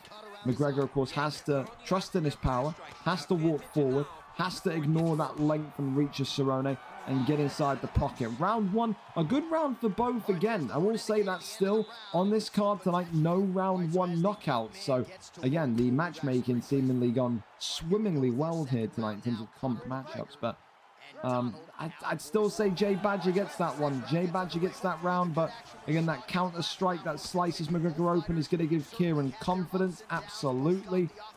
Just something now where if you are Cowboy Cerrone, just need to work off that jab a little bit more. Just need to get McGregor a little bit more pissed off and frustrated by using those teeps, using those body kicks, and then who knows what can happen. Swing and a miss again on Conor McGregor as the straight comes down the pipe once more. Teep kick sends Kieran backwards. Nearly there, a big headshot. I felt that was coming. Splits McGregor back open. Cowboy Cerrone now just slugging with McGregor. You don't want to be doing that against the cage. One drop could be a first-class ticket to the emergency room. Do not want to be giving your octagon position to McGregor with all of that speed and power. Spin kick there to the midsection again. Head kick there is blocked up as well. Jay Badger a little bit more slower coming out the gates in this round. I will say that. Seems like there's not really as much tempo in round 2 for Badger so far. Seems to be wanting to pick his shots, go for placement shots instead. Big straight there again from McGregor down the middle. As the jab and the elbow there, just swinging and missing that dome of VFL Kieran. Again, right hand, he's spinning back elbow. Still nothing really to see there. 1-2 down the middle. Again, off the jab. Just got to think for Connor. If you aren't careful, and you aren't maybe as believing in your power as you should be, Cowboy Cerrone may well cause you to make a mistake. May well cause you to make a slip. And look at that, the first takedown of the night. And it comes from Cowboy Cerrone. Good news is for Jay Badger. The last time we saw him back in UFC 4 in the lightweight division, he was dangerous in these grounded positions. Maybe he's wanted this. Maybe he said, I'll go McGregor tonight to get that boxing edge. But if you take me to the ground, I'm not opposed to a Conor McGregor submission. It's the it wouldn't be the rarest thing we've seen. We've seen McGregor arm bars before, haven't we? We've seen Rumble Johnson get arm triangles before. I mean, why not? Go wild, go crazy. Goes that jab again, just avoids that hook though. Does Cowboy Cerrone. Big straight down the pipe, left hand, right hand, continuing. Stamina though of McGregor is fading. Big shots there though, and the head health of Cerrone may also be fading at an equally rapid pace. Big shots now against the cage. Jay Badger nearly getting the fight done there at the end of round 2. Look at this though, the comeback from Kieran. Head health on Jay Badger. Not in a ideal place either. Got to get his back away from the cage. Look at him penned up now. Swings round and gets a good left hand onto McGregor also. More and more dangerous combinations coming in from Kieran. That's one bit of advice I could only give him in round 3. Do not let your back touch that cage. Jay Badger is waiting for it. Another good round for the pair of them. Maybe Badger going to be feeling a little bit pissed off that he didn't get the fight finished there. Felt like he could have got the fight done there. Not able to though. Third and final round. Is it 2-0? Is it 1-1? You be the judge. Does Cerrone need a finish? I think he does. I think it's 2-0 McGregor. I really do. Cerrone again. Oh, double elbows coming in. Uppercuts there. And that's what Jay Badger needed to be careful of. It's that reach and sharpness of Cerrone. But look at that head health as well from Kieran. It's not exactly great. Another elbow keeps Badger modest. 1-2s down the pipe. Big left hands and uppercuts now coming in for Cerrone. His back touching the cage again. I warned him. I tried to warn him as he gets more and more damage off. Badger seeing that backward step and licking his lips again. Kieran, more and more damage here. Coming from inside the clinch. Gotta spin back around and let that head health recover. Shoots the takedown, gets the takedown. Kieran knows he cannot afford another knockdown. It may well be one more and it's over for Cowboy Cerrone here tonight. And now he's got to be able to outdo Badger on this ground game. And that is easier said than done. So easier said than done. Trying to kick him off and go for that armbar potentially. Goes round though, over into half guard. Oh, look at this. Top mount here gained, and Kieran denies him. Look at this, a triangle choke here from Cowboy Cerrone. Could Jay Badger be in the midst of getting stuck here? He needs a big deny, does Kieran, and he gets a big deny. Well, this is very interesting. And look at that, 80% of the bar goes for Jay Badger. Jay Badger now has to absolutely defend the submission for his life. One more submission and VFL Kieran is going to steal this one. We said he needed a finish. He may well get a finish. Posture up is there. Rains down the strikes this Cowboy. And these ones getting blocked, only one getting through. You'd think maybe he would have went for an armbar from that position. Something, just anything. Falls over the top mount. That one's denied. Does Jay Badger think he's done enough here? If he just goes to decision, crawls over into this one, goes for the armbar. That one there is denied. Really nice from Badger. Goes to that right hand side. Denied there well. And goes for the triangle choke again. And this one's come off. And Jay Badger could be in trouble here. McGregor, 53 seconds remaining. And VFL Kieran's denied him. He's stuck in there. And I think Badger's going to tap here. Jay Badger has tapped. VRL Kieran gets the job done in round number 3. He needed a finish. He gets a finish. And that's why he is the number 6 ranked welterweight of this division. Never count out Cowboy Cerrone. Battered and bruised in the first 2 rounds, but trusted in his ground game technique. And tonight, Jay Badger will feel like the opportunity has slipped through his fingers, because I had him 2 rounds up to 0 there. I did. A great boxing performance. 1-1. Listen, controversial. I don't know if you can give Cerrone round 1. I did not feel like a Cerrone round 1, I'll tell you that much. But whether it's 1-1 or not, I mean, significant strikes 2 difference.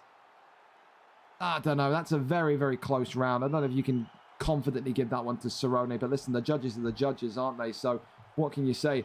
Doesn't matter, though. VRL Kieran gets it done with a buzzer beater submission and takes the victory tonight. And that's going to probably take over from submission of the night with that Cowboy pick. Love that from VRL Kieran. Again, very bold and brazen to go with a Cowboy pick against McGregor. And Kieran back to winning ways. Ends his 2-fight losing streak. Another round 3 finish tonight. Listen, we could be on for a bunch of these. Hago against Stevo is up next. Hago comes in 7-4. Took this fight against Stevo when he didn't need to. Stevo tonight 2-1. Hago knows he's got to beat the best to get back to the title. If he wins tonight 8-4, he will be. Stevo, though, probably, arguably still one of the best wrestlers in this 205 division. He needs a test on his wrestling if he wants to go up and compete for the belt. We know Lewis 19 is probably going to maybe get 1 defense more at that UFM before getting moved up the divisions in September. So maybe the winner of this fights Lewis at the UFN. If not, the winner of this would absolutely fight for the vacant title in September.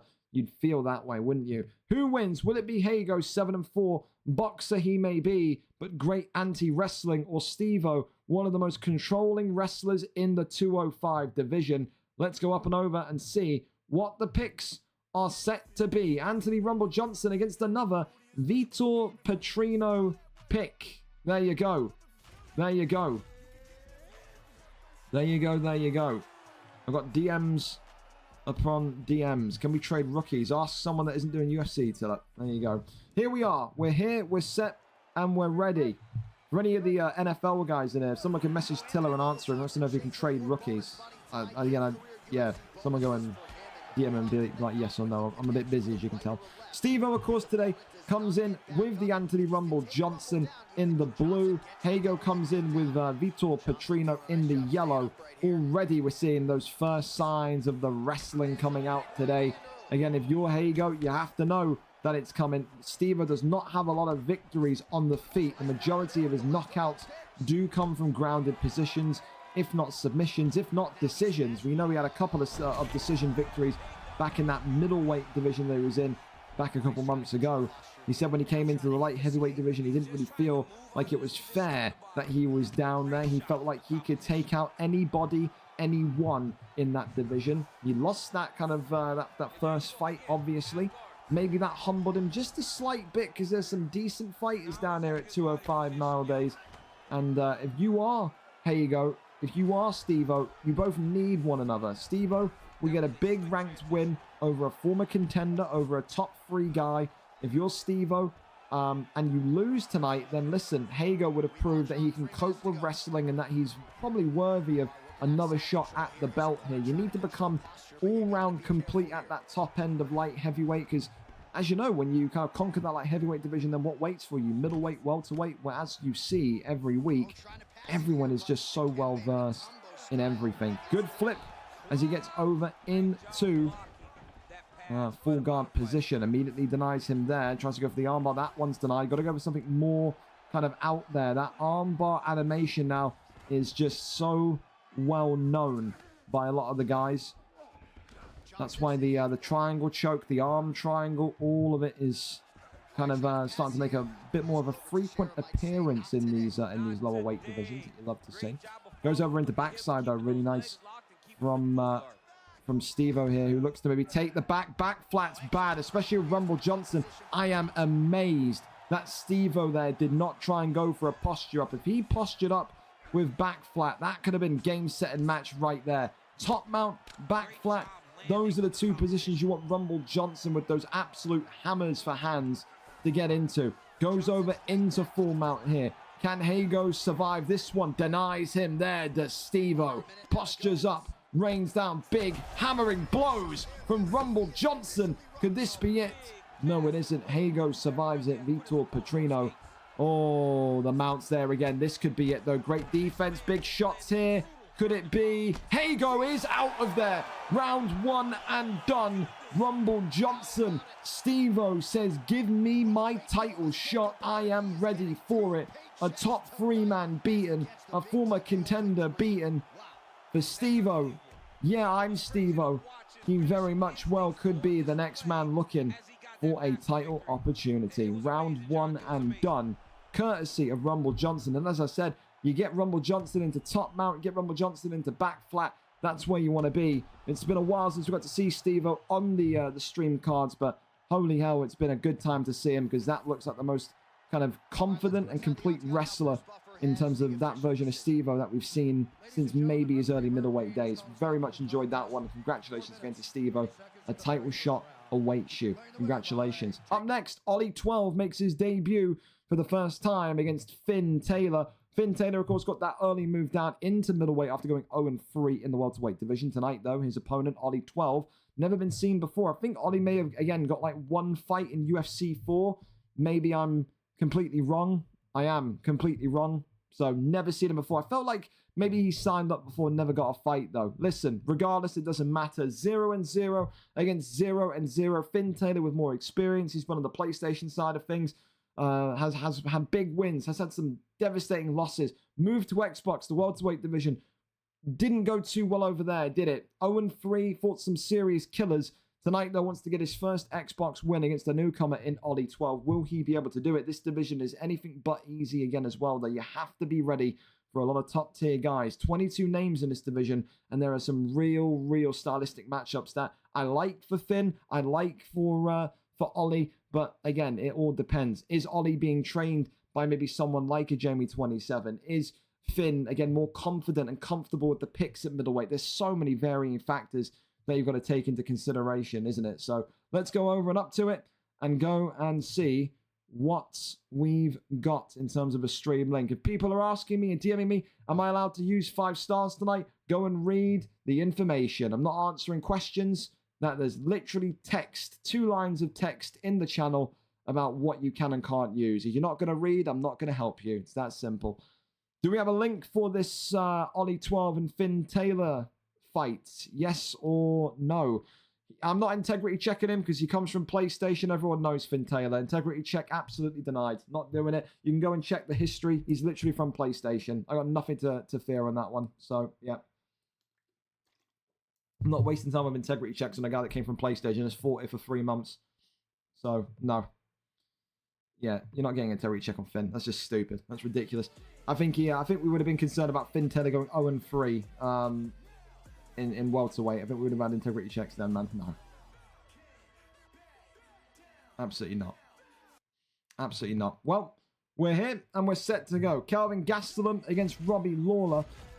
Again, how much will those 3 losses at welterweight in a row for Finn Taylor have molded him? He said he wanted to stay and kind of prove his worth at the welterweight division. He did not ask for this move down. He very much said he would be open to staying at welterweight. I just didn't see a road into where currently Finn would maybe get his wins from. I think you need to sometimes kind of eat that humble pie, go down into the middleweight division of 185 and gain that confidence, see what you can do, and then maybe make your move back to welterweight. It's a redemption arc, isn't it? You want to be able to get wins and then get back to that division of welterweight and right the wrongs of what happened. He may get the opportunity to do that in the month of October or even November. Really depends. Of course, tonight, Finn Taylor comes in, though, with Robbie Lawler. Robbie Lawler is someone that we all know about. If you get Robbie Lawler on his back, if you wrestle Robbie Lawler, it is a very long night for the man in blue.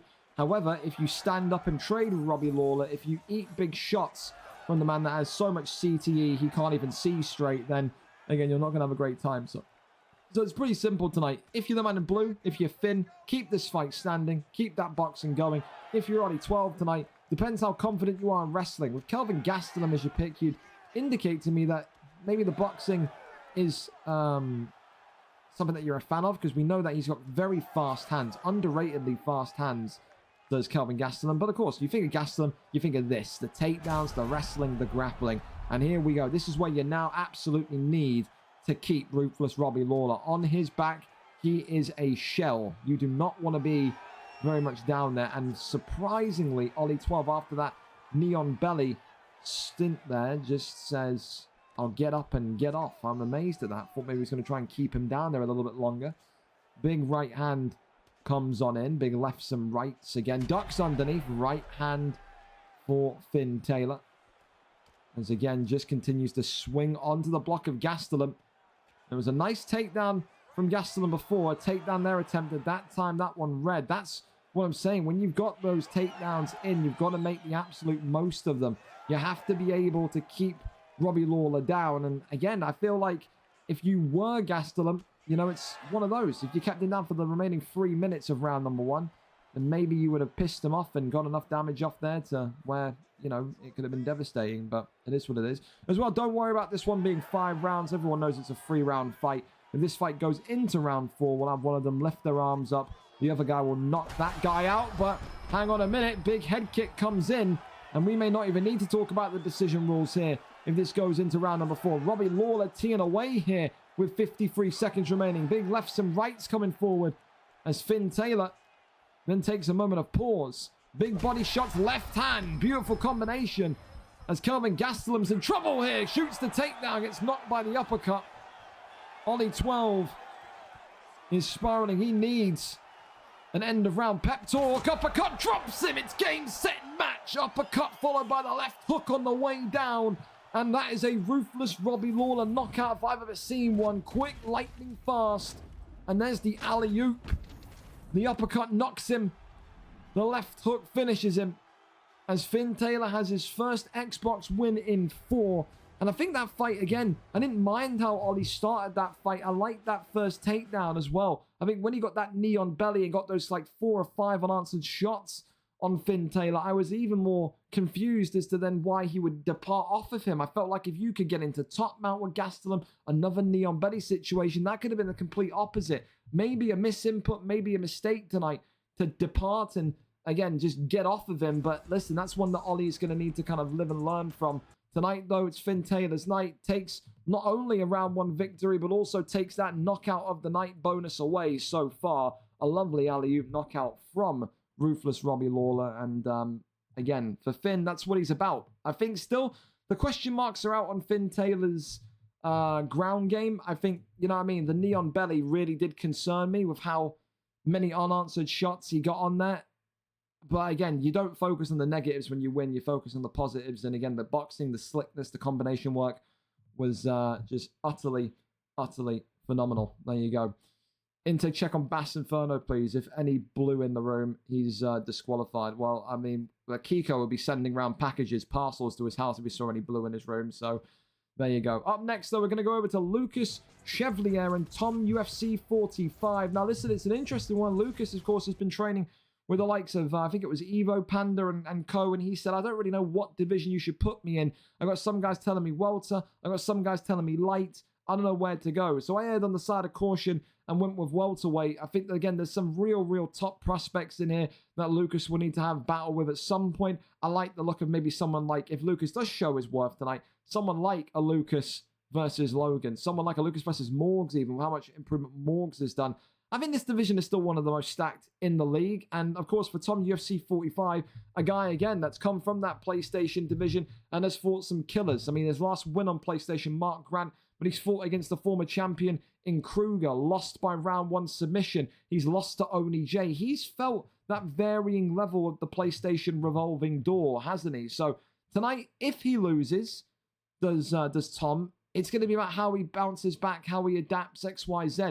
He's talking about title shots already. Lucas Chevalier is talking about, am I in the right weight class? Should I be a lightweight? Both of these two believe in their ability. Both of these two believe in their own hype. But you have to get it over the line tonight. Who wins in their welterweight debut? Lucas Chevalier or Tom UFC 45? Both of which, remember, 0-0 records. So what kind of fight style are we going to see from the pair of them? We're here, we're set, and we're ready. And it could be another Donald Cerrone showcase tonight. Donald Cerrone and Randy Brown.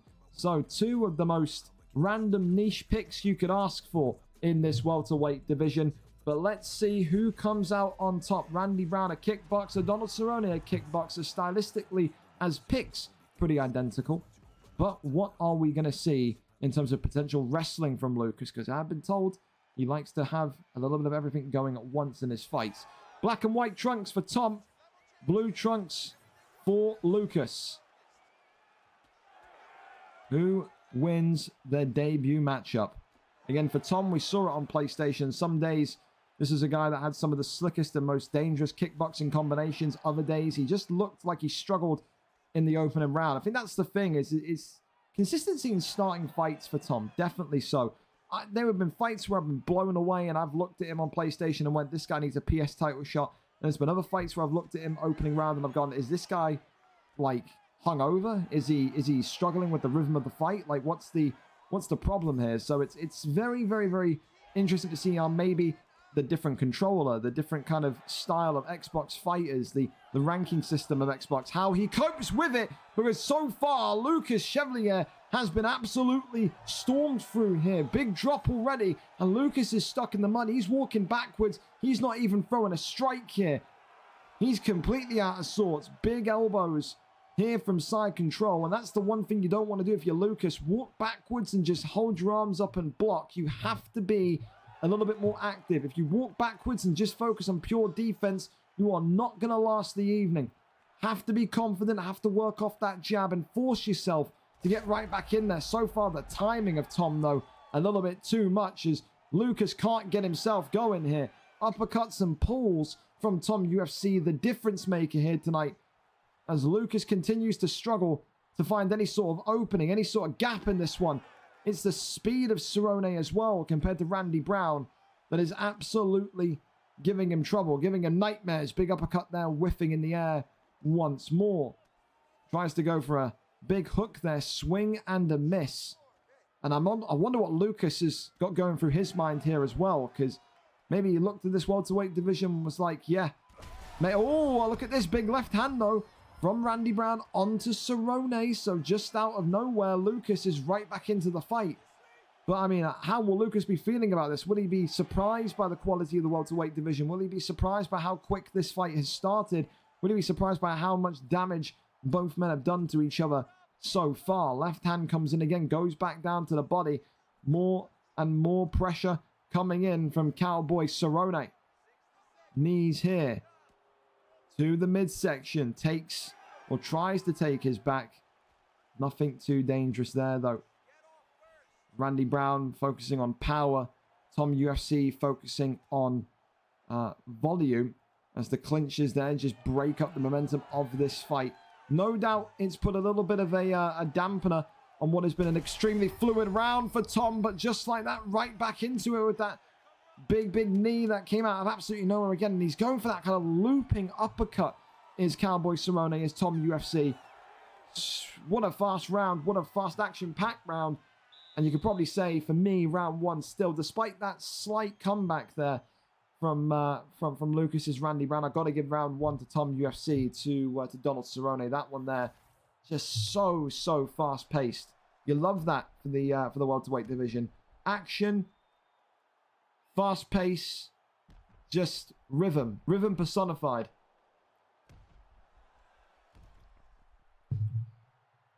And now the big question is, if you are Randy Brown, if you're Lucas, and you're saying to yourself, people try to put me in the lightweight division, you're going to be sending some strongly worded messages on Discord to those people. They may have set you up for a potential death by bludgeoning there. You've got to now come back and gain Tom UFC's respect here, because that it is all one-way traffic as things stand. It really is.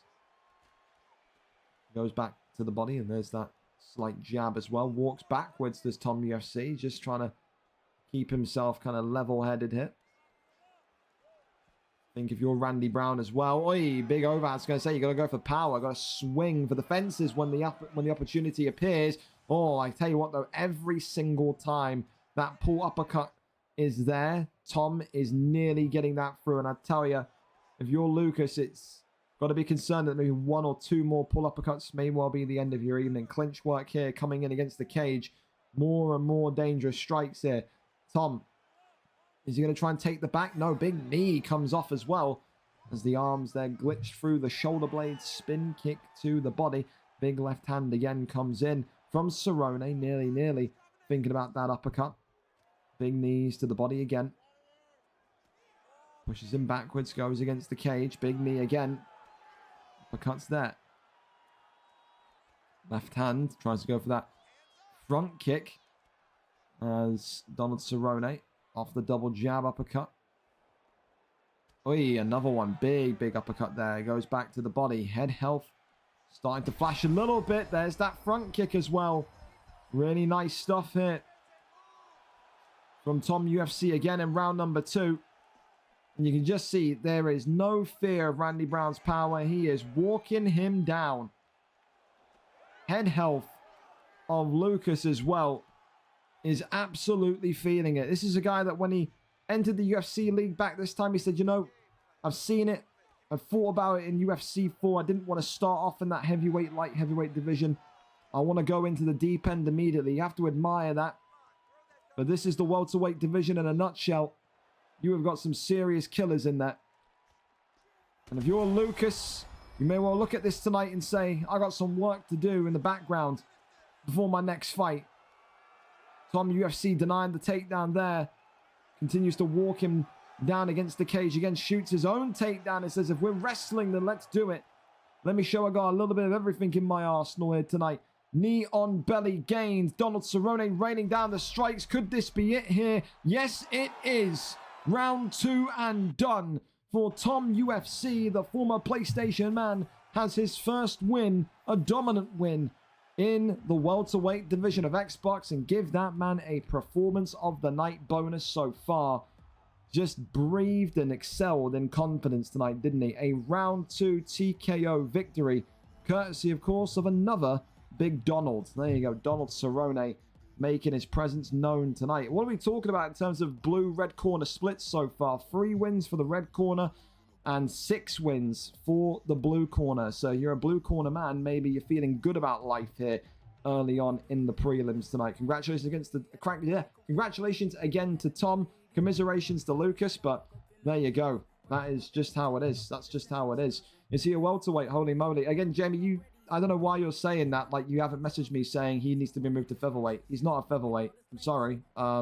Again, no disrespect to Lucas whatsoever, but again, he has closer fights in that welterweight division than you think. To sit there and try and put Tom into featherweight, like, no offense, but you don't know what the fuck you're talking about. He would get starched.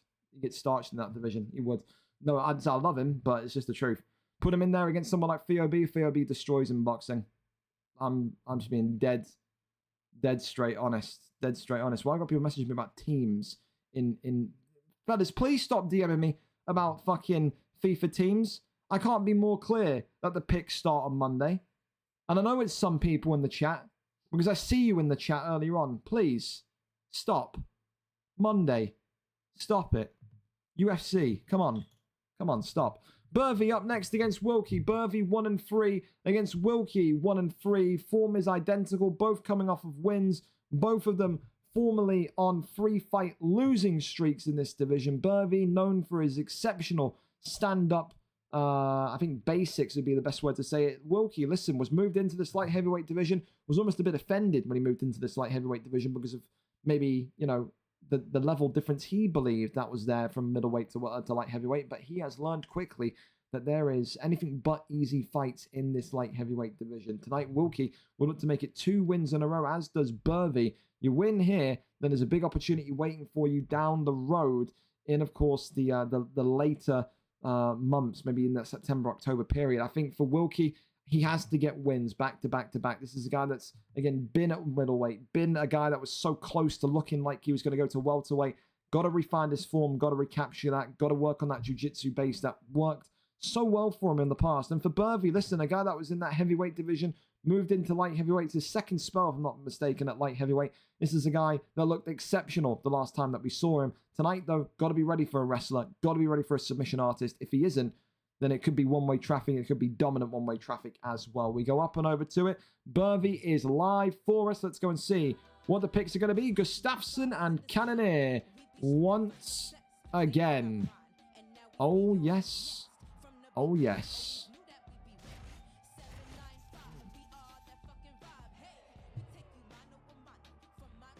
Guy's a crybaby. Who do you mean, Malky? Who's a crybaby? Already beat tons of featherweights. Means absolutely fuck all, Tom. Means nothing. If you want to... Okay, fine. You know what, Tom? If you already beat loads of featherweights, say less. Because now you'll be moving into bantamweight, flyweight as of tonight. Again, if we're doing this... Oh, I shouldn't be in welterweight. I've beat tons of lightweights and featherweights outside of comp. All right. Since you beat tons of featherweights, I'll make a note of it. After tonight, you're in bantamweight, flyweight. There you go. Done and dusted. Thank you very much. There you go. I thought it was very disrespectful for you to DM me before the card today and say how many wins into a title fight. I think that's a complete joke. I think you've been filled with ideas in your head from people that have no real clue about the rankings and no real clue that don't watch this every week of how strong featherweight is. And you've bought into it. So cool. After tonight, you're in bantamweight flyweight, excuse me. Since you beat tons of featherweights, there's no point putting you in featherweight, is there? We'll put you in there with the guys of your level, the bantamweights, flyweights. There you go. Next week, maybe we'll put you against Dirty Dave. There you go.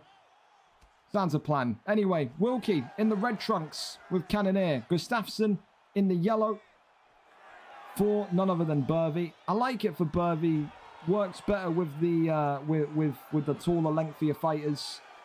I think this is someone today that, again, if you're Wilkie, why have you picked Cannoneer? You are not that guy. You are not that power hitter. You're not that bruiser. You're not that person. I think you needed to go somewhere with more of a wrestling background to try and kind of out-joust it. But again, the other question is how much work has Wilkie done with drilling himself in terms of submissions, in terms of maybe getting that jiu-jitsu game back to its absolute peak. Maybe he's taken a couple weeks off and now doesn't really feel too confident in his denies anymore. We all know, you know, you take 2-3 weeks off, it's one of those where you end up being in a position where you feel like you lose ground and you feel like you can't really do too much. So it's just one of those. It's going to come down to the madness behind the pick. Is Wilkie feeling confident? Is he not? I mean, he must be feeling confident here. Sitting and ground and pound with Cannoneer, top mount. I mean, listen, Cannoneer, not exactly a groundsman, but you put him in top mount, put him in back flat, same situation as Anthony Rumble Johnson, isn't it? You can knock the person out within an instant. So there you go. Works the shots to the body. Goes up immediately. Does Gustafsson. Spins him round. And now again, we're back onto the feet. Pulls away from that one. Wilkie trying to get that head kick avoided, that front kick. That's the thing. It's just the height difference. Look at that. Same kind of thing we've always said there with this kind of fight. If you're Gustafsson, stay on the outside. If you're Wilkie, get in the inside as quick as humanly possible. Work those power shots. Work that damage of Cannoneer. And absolutely see what you can do in terms of getting that stun nice and early. You get that first stun with Cannoneer, you absolutely send the alarm bells ringing of Burvey. And I mean, Burvey has had these fights against bruisers. You know, he's come from a division where he's had to deal with people like Tom Aspinall, where he's come from this division where I think at a time Lewis Bex was having to use, or was using Fedor. How we know how fast and strong Fedor is as well. You know, you have to do all that kind of avoidance technique. So far, I like it. I like it from Burvey. I'm going to give Burvey round number 1. I think he's avoided Wilkie's power quite nicely. I think as well, he's shown that he's not afraid of the ground game. Couple of good, you know, reversals there. Didn't really take too much damage whatsoever from Cannoneer, in my opinion. I like it. I think it's 1-0 for the man in yellow in Gustafsson. And now for Cannoneer. Have to sit and ask yourselves, again, is it going to come down to that pick? Is it going to come down to that kind of craziness of Wilkie going maybe against what he originally was in that grappling? You see he's immediately shooting takedowns with Cannoneer now, trying to take the back. And the thing as well, it's like it's just not the guy to do it with. It seems like maybe he wanted to try and go for power, and then maybe he's got a little bit scared and spooked by, you know, how good Gustafsson has been on the feet, or how effective. I don't think it's good. No offense to Burvey. It's not good as in like he's piecing them apart. It's just effective. It's understanding when to get out of the pocket, when to go into the pocket, when to make that distance strike happen, the takedown defense, all of it. It's just effective. That's what it is tonight. Wilkie being pushed backwards to the side again. Now works those leg kicks onto Cannonier. That's the thing as well. You work those leg kicks in. You take away that power of Cannonier. Take away the power of Cannonier. Then you're fighting Jared Can. There's no Cannonier anymore. He's just a big can. Big fucking can in red shorts. Big 1-2s down the straight again. There's that side kick there. And there's that teep as well. Clinches are coming in and flying in. Knees here. Spins him round. There's that big knee to the body again. Big left hand. 1-2s down the side. Boy, body shots. Uppercut there. Well, hang on a minute. Maybe this is exactly what he wanted Cannonier for. Because that power now coming to life. And I tell you what, that's going to be what gets Burvey in trouble when he goes for those kind of heavy body strikes. Is that big knee? As he threw that big knee, Cannonier gets that jab straight off immediately. Oi, but there's that combination from Gustafsson. That's more like it from Burvey. And these, oh, it's a head kick that Wilkie did not telegraph. Works the shots here. Big elbow. Posture up. Raining down some strikes again. And again, I liked it that he went for a couple of body shots there. Honestly, that was quite nice. Goes over now into full guard. For Wilkie, 1 minute and 6 seconds remaining. Do you just survive it? What do you have to kind of think about doing here? Well, not that is the answer. Gets reversed over into top mount. Posture up is there. Rains down the big strikes. And is Gustafsson in trouble? His block there hangs on quite well. Wilkie just needs to keep him penned in top mount, and he will absolutely win this one. He could even win it from this posture up position here as well. So much pressure and power from Cannonier, and another big elbow launches on down. The good news is that this submission is not going to probably be locked in, or is it? Hang on. It is. Wow, it got locked in right at the end. You got locked in right at the end. That's going to take about 25% of the bar away, and that will count. So our last kind of second submission comes off in round number 2. I still like Cannonier for that round. I do. I still like Cannonier for that round. Maybe actually well, I don't know. The submission. Oh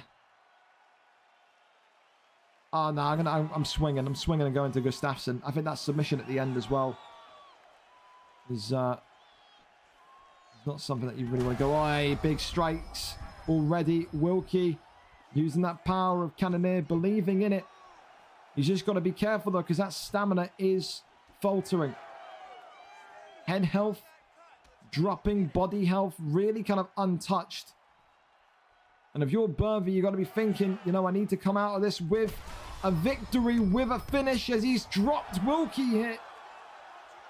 And there could still be one more twist coming. Gustafsson just needs to avoid the big hits as he gets hit there by a big right hook. Wilkie trying to get that knee off. Big side kick to the ribs. Clinches. Whips him into tie clinch. Knees there again. Body kick. And Wilkie now is expecting those body shots, so the hook's going to appear a lot more than maybe you'd expect if you were Burvey. Big ones from inside the clinch. Wilkie could be in big trouble again. Big straight rocks him again. Big ones coming. Double drop.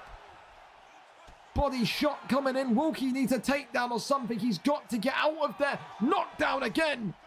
Burvey gets the front kick. It's all over in round 3.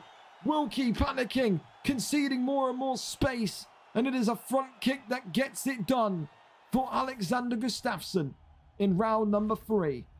Defending low, lean backwards, ate the front kick. And that just felt like it was needed, especially with the power that Cannonier was bringing to the party. And again, the question marks will be about that pick for Wilkie. Was it correct? Was it not correct? It nearly came off, but it didn't. So many kind of hypotheticals that could have happened, but it will not matter. Burvey back in the octagon, back with winning ways in what was that, round number 3? Another round 3 victory tonight. And I tell you what, Do we have a fight of the night yet? No, we don't. That's going to be fight of the night. I like that. That was back and forth. That was back and forth. So there you go. We got a fight of the night. We got a knockout of the night. We got a submission of the night. We got performance of the night. There we go. All of our performance bonuses are absolutely tied up as it stands. That there. Sensational. Sensational. Who filled up my confidence? I got dogged. Hey, listen, man. I feel like it's one of those, man. Lucas, I don't think you did terribly. I just feel like you didn't expect the fight to start so quickly. I think you expected the rhythm of the pace. I think welterweight and featherweight are two divisions where you see the fights just start so violently, so fast. It's like, what can you say? What can you say? And plus as well, we can't forget, Tom UFC believes like he's the greatest of all time. This guy wants a title shot at 0-0. This guy believes he can beat every featherweight. He's beat a ton of featherweights, so don't worry. In his mind, you've lost to a bantamweight because that's where he's going next week. So there you go. I don't like that fucking disrespectful kind of arrogance, man. So there you go. Now when Tom loses fucking 17 fights in a row at bantamweight flyweight, maybe his head fucking decreases in size and he comes back down to earth. Who knows? Maybe he proves me wrong and he wins the title at bantamweight flyweight. We'll have to wait and see. But I don't like that fucking arrogance, Tom. You're better than that.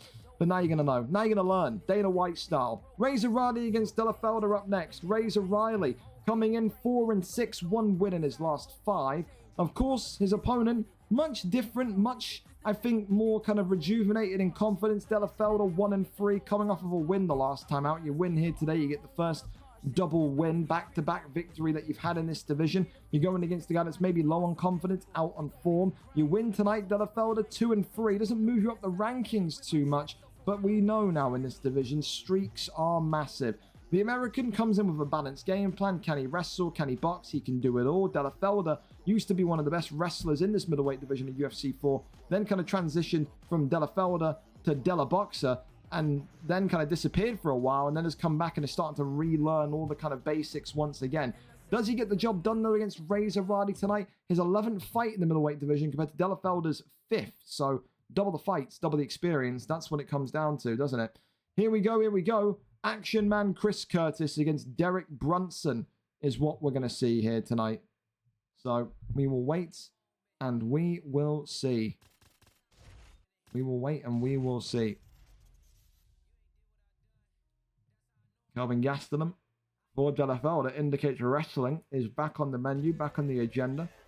Chris Curtis, of course, for Razor Riley. MMA style means that he can do everything. He can do it all. Here we go then. Let's wait and see what comes out of it. Chris Curtis, Kelvin Gastelum, Razor Riley against Della Felder. Gotta think at one point you're going to be talking about Della Felder just getting takedown attempt after takedown attempt off. We've seen it. He'll be like Marabda at times. He'll shoot 55 takedowns in a fight if he feels the need to. Of course, though, he will feel more and more confident with his boxing as of recent. I think, again, a lot of people like Gastelum nowadays because, as I said earlier on and alluded to earlier on, he's got these kind of really fluid and fast hands.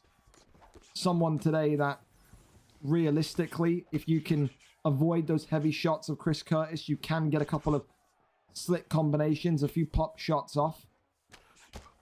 And I think this is someone that, in reality, if you can survive those power shots, you can beat Chris Curtis with speed. You absolutely can.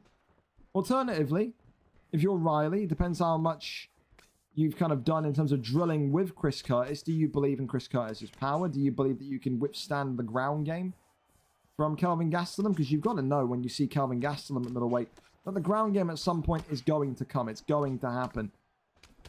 Big hands already from Chris Curtis. As you can see, that head health already of Gastelum. Missing a bit of a chunk, but Gastelum giving as good as what he's taken. So body shots continuing there to fly on in. Big left hand again. Gives the damage to the eye. Right hand, though. Della Felder. Big shot there from Gastelum. Maybe reminding Razor Riley, reminding Chris Curtis that there's a little bit more to it than just power. Riley so far eating more and more heavy shots. Again, this is a guy as well, Razor Riley, whose confidence can be So pivotal, but also so detrimental. Big stun there again. We've seen Razor Riley retire before when he lost enough matches in the light heavyweight division. Oi, head kick. Comes back off and drops Delafelder. The first knock of the night. But we've also seen Razor Riley be someone that's won fights in a row, and his confidence has made him elevate to a whole new level. So it is either one extreme emotion or the other when you're Razor Riley. It really does come down to that. Goes to that right-hand side, and Delafelder not able to get the deny off that time. Both of them, though, getting good stuns and good rocks there on the feet. 45 seconds of ground game is the focus for Delafelder. Can he maybe get over into top mount and rain down a few bombs on him, though? That's the big question. Crawls over into top mounts. Posture up is there. Rains down.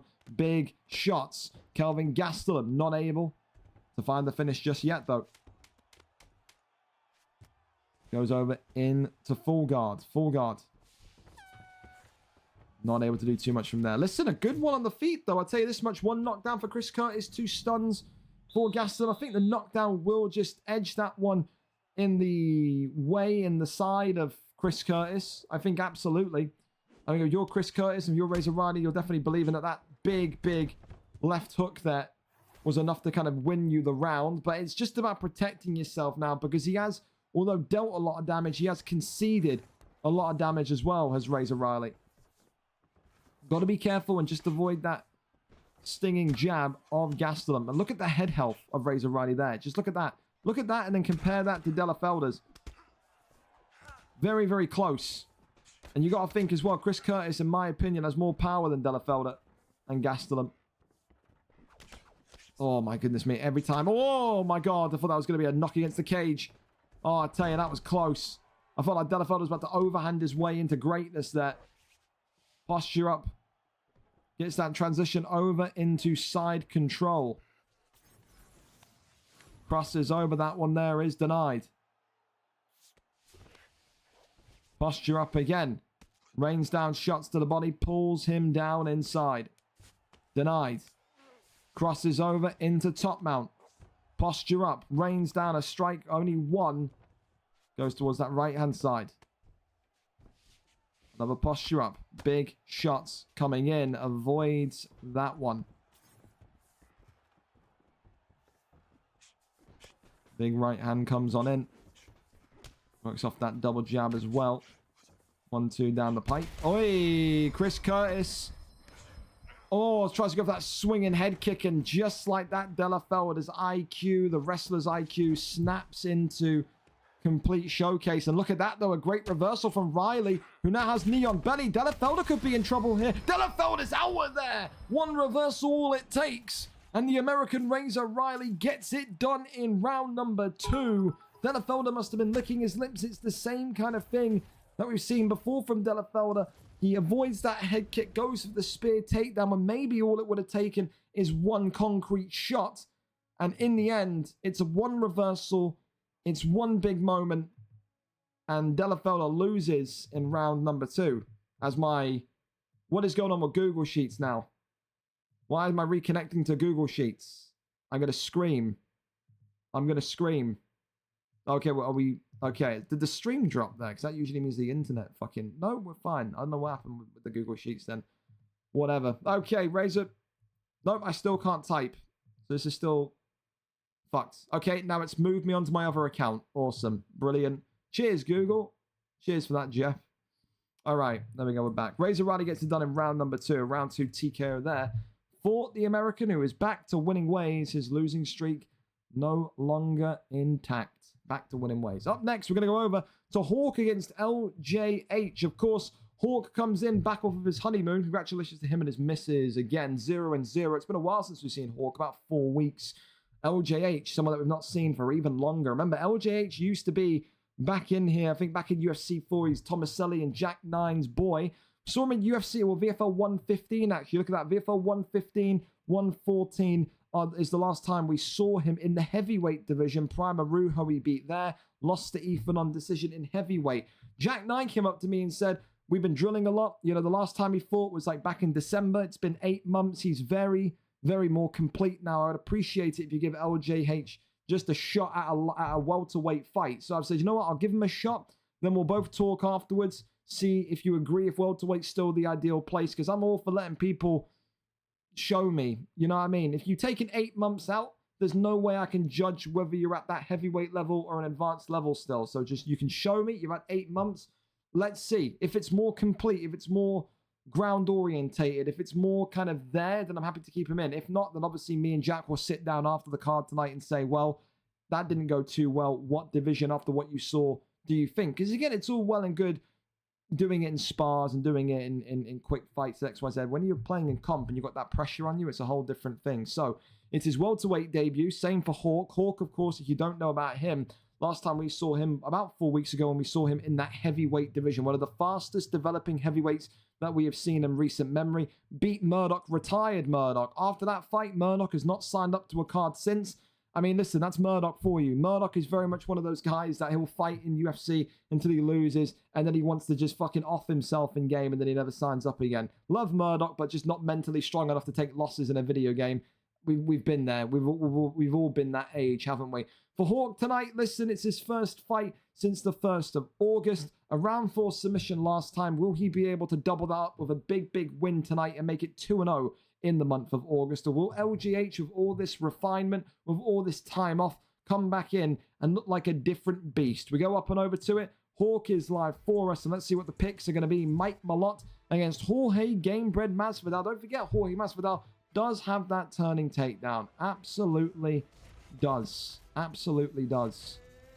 Absolutely does. Well, we sit. We're there. And we're ready. And if that was just there, Lucas Chevalier asking to go to featherweight, no. Sorry, no. I'm making a point by moving Tom UFC into bantamweight flyweight to show him he's not as good as what he thinks he is. You have got absolutely no right to say after that tonight that you should be going up 2 weight classes. Sorry. Like I said, I get really, really irritated by people that come into the league, get put into a weight class after I watch them every week, and then they go at 0-0. Oh, I should get a title shot. Or not I should get a title shot. How long into a title shot? You are 0-0. Have a little bit of respect, man. I have a little bit of respect. Then to sit there and be gassed by people who don't even watch these cards every week and be told, yeah, you're a top-end featherweight. It's incorrect. So if Tom UFC can beat featherweights all the time, then he should be absolutely fine and have a positive record in bantamweight flyweight, shouldn't he? Said, calm down, simmer your ego, is my advice to a lot of people. Because no one talks when they start to lose. No one. Big push for Masvidal there. Again, amazed in the neon belly.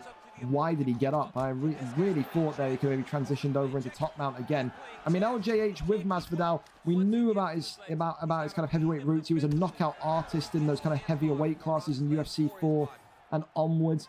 Again, you've got to show me that you're comfortable on the ground tonight, because with Hawk in the white, this is a guy that when he was in the heavyweight division was doing nothing but tapping people out. But at the same time as well, Hawk tonight not really been consistently on UFC since before his honeymoon, since before the 1st of August. Will it take a little bit of kind of re-acclimatization? It may well do, because Jorge Gamebred Masvidal, LJH's combinations tonight just looking too fast and too furious for Hawk here, who has started off incredibly slow, and Jorge Masvidal now stunned. I don't think Hawk even realized there. He backed away, and that could have been really bad. Imagine if LGH got flash knocked down there. Good reversal from LGH as well. Goes over and up into the posture up, and then says, we're still not staying down here. Anti-wrestling, the name of the game. Big right hand, though, clips Masvidal again, who is now again split back open. The slip hook there for Hawk, as this one now has erupted into chaos in the welterweight division. These two are swinging. It's about who can avoid the hammering blows of one another, and that's a big head kick there as Hawk continues to put the pressure on. LJH having his back taken. Is he going to be yanked to the ground with 34 seconds left? The answer is absolutely yes. He will be. Top mount there is gained. Little taps. Again, goes for the arm bar. Could you maybe get one off here? with 10 seconds. I think LJH is going to be okay here. 4 seconds, very, very unlikely. And there you go. No submission comes off. But I'll tell you what a great start to the round for LJH. What an even better end of the round for Hawk there, who, again, I just don't think Hawk even realized he had him rocked as he kind of avoided that head kick and got that kind of counter hook off. I think if he knew that, he could have maybe walked through and broke the block a little bit more. Great start, though, from both of them. A violent affair at 170, as we'd expect. Jumping knees galore from these two. Head kick there into the straight. Uppercuts. There's that big right hand. Oh, my goodness me. And Hawk here eating big shots, dropped by that 1-2 head kick combination. Raised in the dojo of Tomaselli and Jack9. LJH there taken down, though. Hawk in dominant position now. Can he keep him here? Is the big question. Sprawl. LJH trying to get up and out. That one there is denied. Goes for the guillotine immediately. Hawk here now got to keep him locked in. Goes for the immediate guillotine and gets it. That there. Dropping that submission bar down by about 20%. Of course, Mike Malone, not really the guy that you'd think is going to go for consistent submissions, but he will go for them here. The arm triangle now locked in. LJH, can he get out of this one? The answer is yes, he can. Body shot into the straight. Oi, more and more dangerous handwork. Still, I will say this, I like the boxing from LJH. Definitely an improvement. Maybe it's those lighter guys, maybe it's not. Maybe it's the 8 months of work, but I do like it. Good dodge and weave, though, from Hawk, who gets that stun again. These two continuing to grapple against the cage and not able to take the back that time. Hawk now continuing to joust back and forth with Masvidal. Clinches, though, are coming through aplenty. Head kick comes forward, and the clinch spam is absolutely out and present here tonight. The takedown there lands. Hawk using those clinches as a lifeline for dear life. He is using that clinch. He is not happy whenever Masvidal's coming towards him. And if you're Masvidal, you've got to take confidence in that. You're walking towards Mike Malone. All he's doing is clinching. You got to walk him down, avoid those clinches with head movement, and get a big shot off, and you could end this fight. You really could. Running down the strikes here, LJH. Not able to do much more than a 2 or 3 piece on the ground. And there's that big left hand. And this is why he was clinching. Big shot here, potential. And Hawk there just avoiding it all. Hawk still dropping, though. His head health is in tatters. LJH has done it in round number 2. Hawk not blocking and defending himself. And tonight, Jorge Gamebred Masvidal maybe survives a little bit of baptism by fire in the welterweight division. It was very ropey at moments there for LJH, but he uses that improvement in his slickness of boxing to get the drop, to get the down. And for Hawk, the clinches couldn't save him. He couldn't keep him grounded enough for a long enough time to maybe get submissions in or ground game in. I don't think the pick was correct either. I think he needed someone more submission orientated rather than Mike Malone. And tonight, LJH gets his first welterweight win. Jury's still out for me. I feel like it's a win that's decent. I think, again, Hawk coming back after a month away. We'll need to get back in the lab and get familiar again. For LJH, impressed with his boxing. Jury's still out in the wrestling. I think there's some people in this division that will see that tonight and will be very fearful of his boxing, but will say, I can take this guy down and hold him for 7-8 minutes. So, again, a good win. A win that definitely keeps him in the welterweight division. There's still a little bit of work to do for LJH for me. Take nothing away from him, though. A winning start to life in that division. Was that round 2 or round 3? That was round 2, wasn't it? Yeah, round 2, 4-16. A round 2 TKO victory there. For Hawk as well, welcome back to him. Again, don't beat yourself up too much on that one. To come away and come back after a month, you're going to have to relearn a couple of things. It's just how it is. It's like with any game, man. It's just how it is. Listen, we go up and we go over to our next one. Oh, there's Turner. Thank you, LGH, for the follow again as well.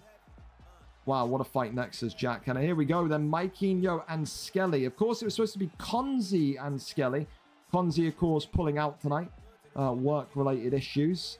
Some people will say it's the Skelly fear factor. Others will say that we've got an even better fight in Maikinho and Skelly. These two have never fought before.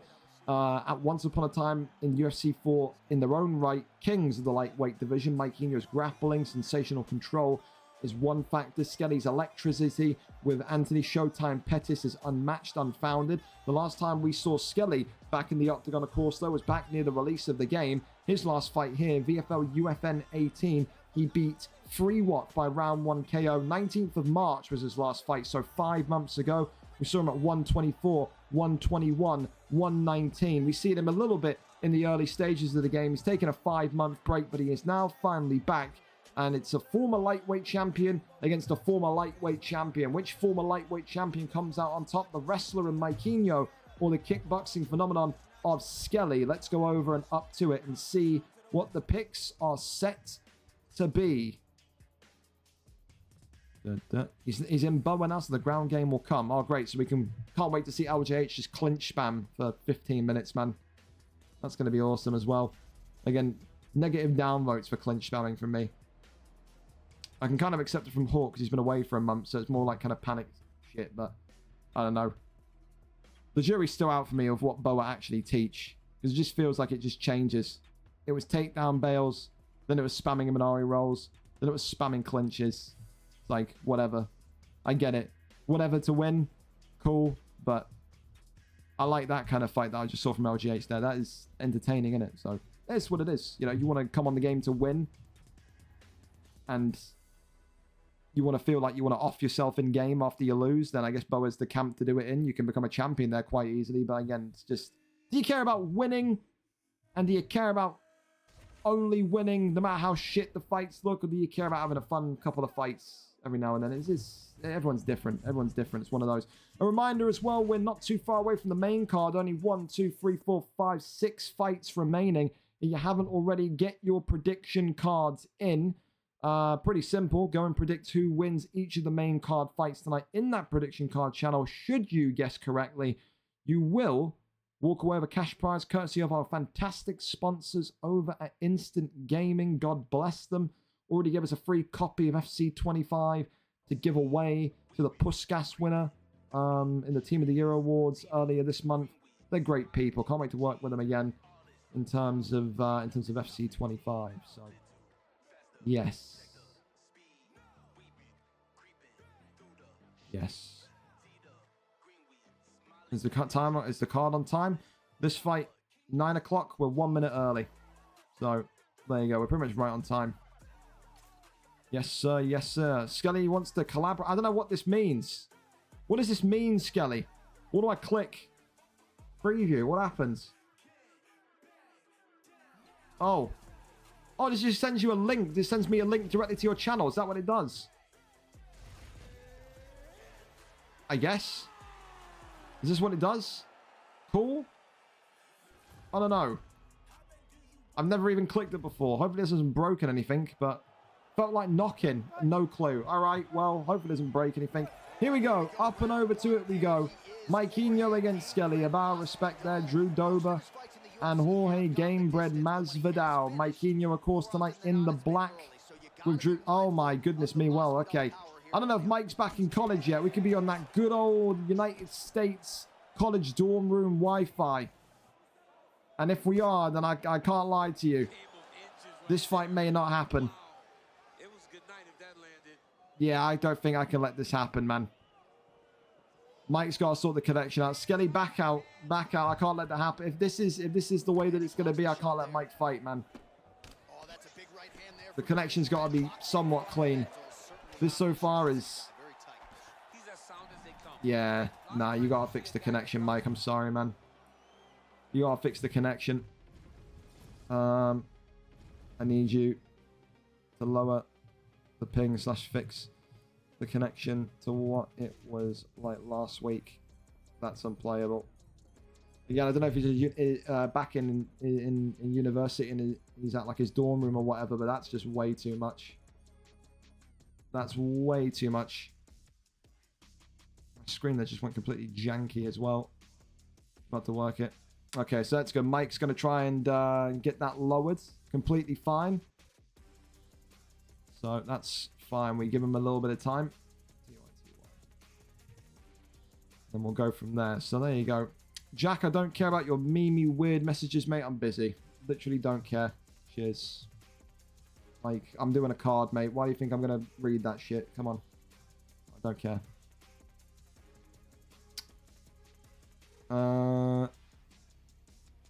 Me and Tucker can fight now. Do you want to give Mike time? Yeah, can do. Let's do that. I'll give you 5 to 10 to sort. I'll move to the next fight quickly. Take your time. Cool. We'll go to that one. So we'll let Mike kind of reset, work on what he needs to work on. Skelly's not going anywhere. He's looking okay. So, again, we're still pretty much on time. So let's go to Tucker and Kai Soon-X. Let's do that then.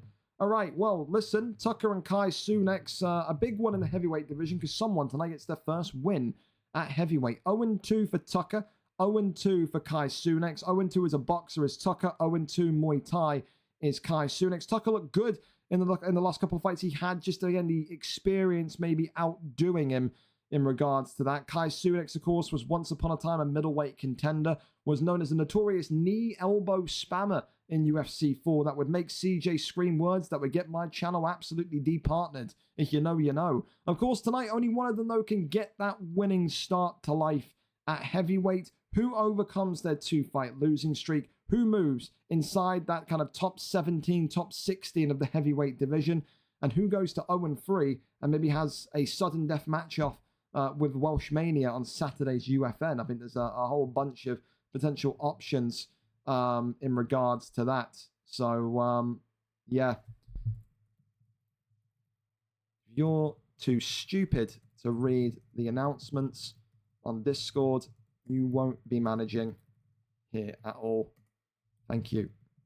Again, I got people messaging me asking me for a team pick. Again, you're too stupid, bro, to read when they are. Then just don't ask me for a team. Like, I'm getting older and I'm getting more pissed off with people that are just too bone idle and stupid, man, to like understand. Team picks are on Monday. I can't put it any more in the Discord. Maybe I'm gonna have to put it in like size 84 font for people to really understand that team picks are on September 1st. I don't know, because this is just a little bit stupid. But Skelly, please don't. Please don't. Life is, bro, like, I mean, ask anyone that's been in that big Discord, Dre. Every, like, time I post about the management form, always in bold font, it's team picks begin on Monday. Team picks begin on September 1st.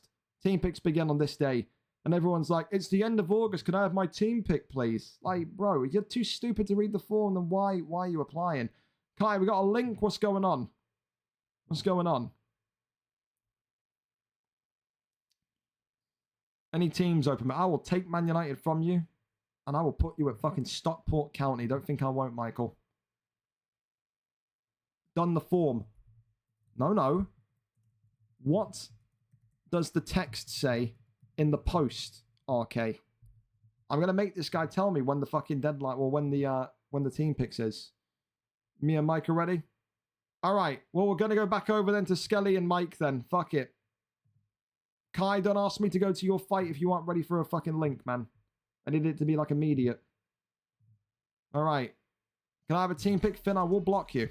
I promise you I will. Here we go. Back at it again.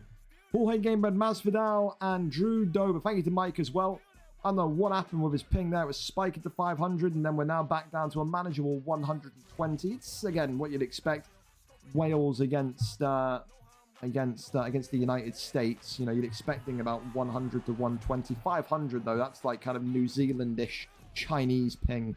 Unless Mike's in the University of Guangzhou, that should not be a case. Here we go, though. Take 2 of this lightweight division.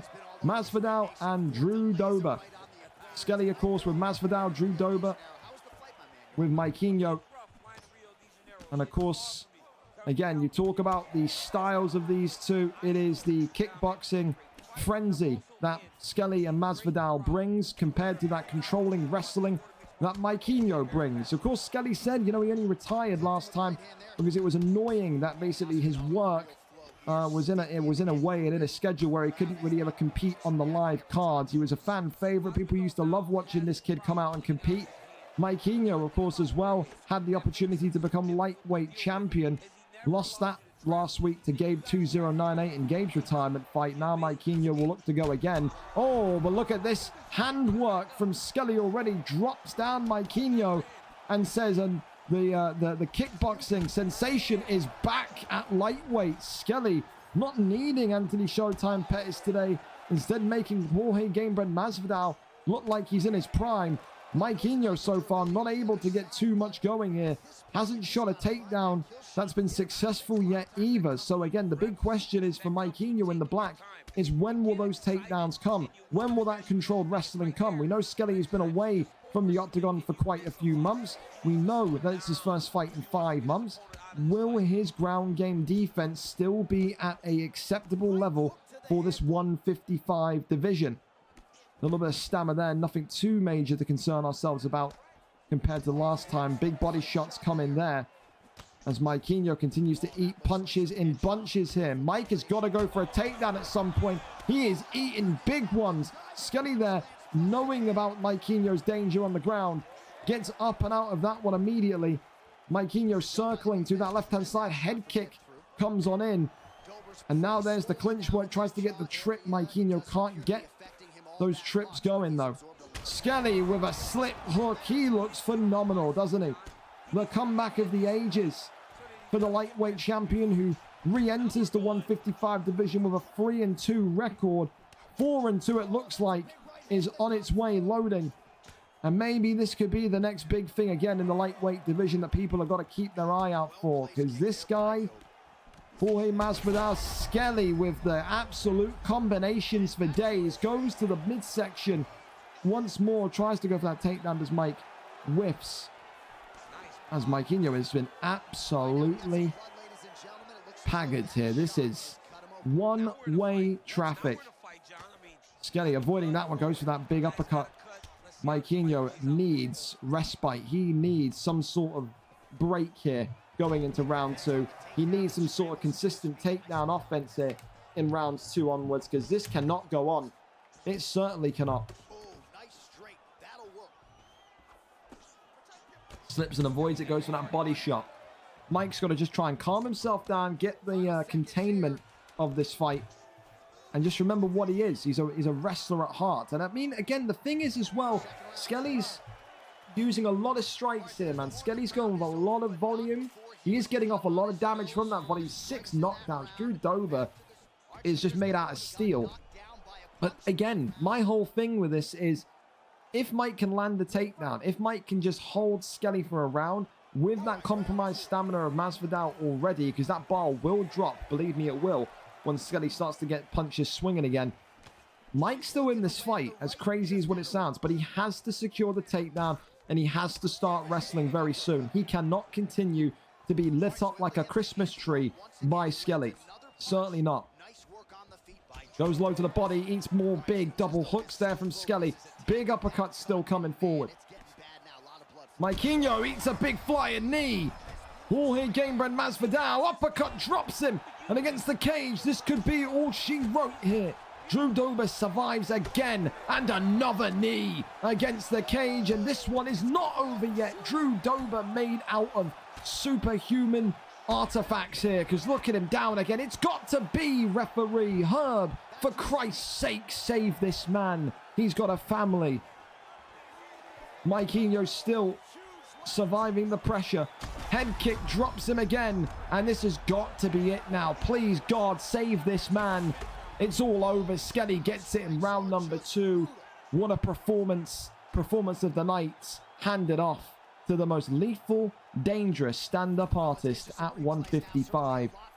You better keep your damn eyes peeled for this kid, because he is coming for the belt. Myktinho today couldn't get that wrestling going.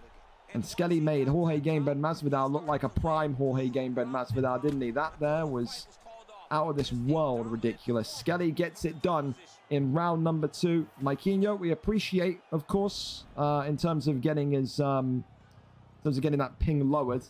Made the fight happen, so we appreciate Mike, but just not his night tonight. not his night tonight. I'm going to go thank him again in the DMs for that as well. So,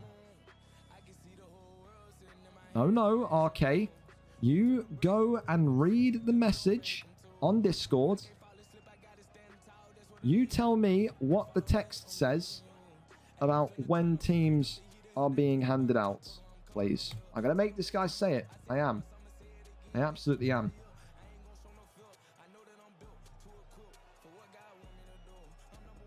And there we go. Thank you again. I don't have Mike's in here, but I appreciate you massively, Mike, for getting that sorted.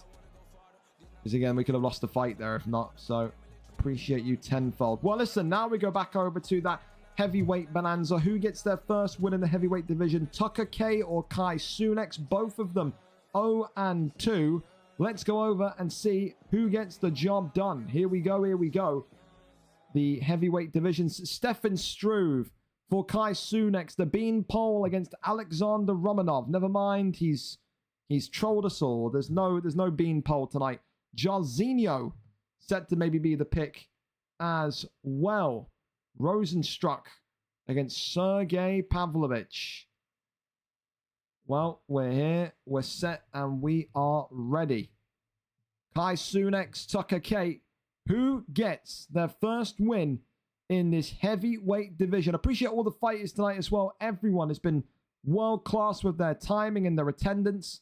We're pretty much right on time here, man. So, big shouts to you guys. Long may that continue as we go further into the fight. Knock on wood, I don't fucking jinx that now, but who knows? Who knows? Pavlovich, of course, in the red today for young Kai Cenat, one of the youngest fighters in the league, only 16 years old he is. Of course, Tucker K, though, on the other side of things, a veteran in terms of FIFA, a veteran in terms of UFC. He competed back in UFC 4, a couple of fights here in UFC 5. Got to be able to take out the young gun here, though, tonight, in a fight that's going to be something quite different because he's going against someone that's equally as wild and dangerous as himself. Both of these two have wild knockout power. Both of these two have the ability to end this fight in a snapshot kind of signature move, whether it's that Jarzinho flying knee, whether it's that Pavlovich 1-2 that we've seen devastate people before back in UFC 4. A little bit laggy, but I'm not going to say it's unplayable yet. We know Kai Cenat is locked away in the attic. His parents kind of put him up there so they don't have to deal with him. And no doubt the internet connection not going to be the greatest in the loft of Scotland there, but you know, you're going to have to make it work. He's got some nice lights up there though, so I mean at least it's visible, isn't it? Tucker K round the outside, just not wanting to dart in too quickly. And again, neither of these two really too familiar, not really too kind of understanding of the ground game yet, so don't expect to see any takedowns whatsoever here tonight. It's going to be a pure stand-up battle for who gets their first win in this heavyweight division.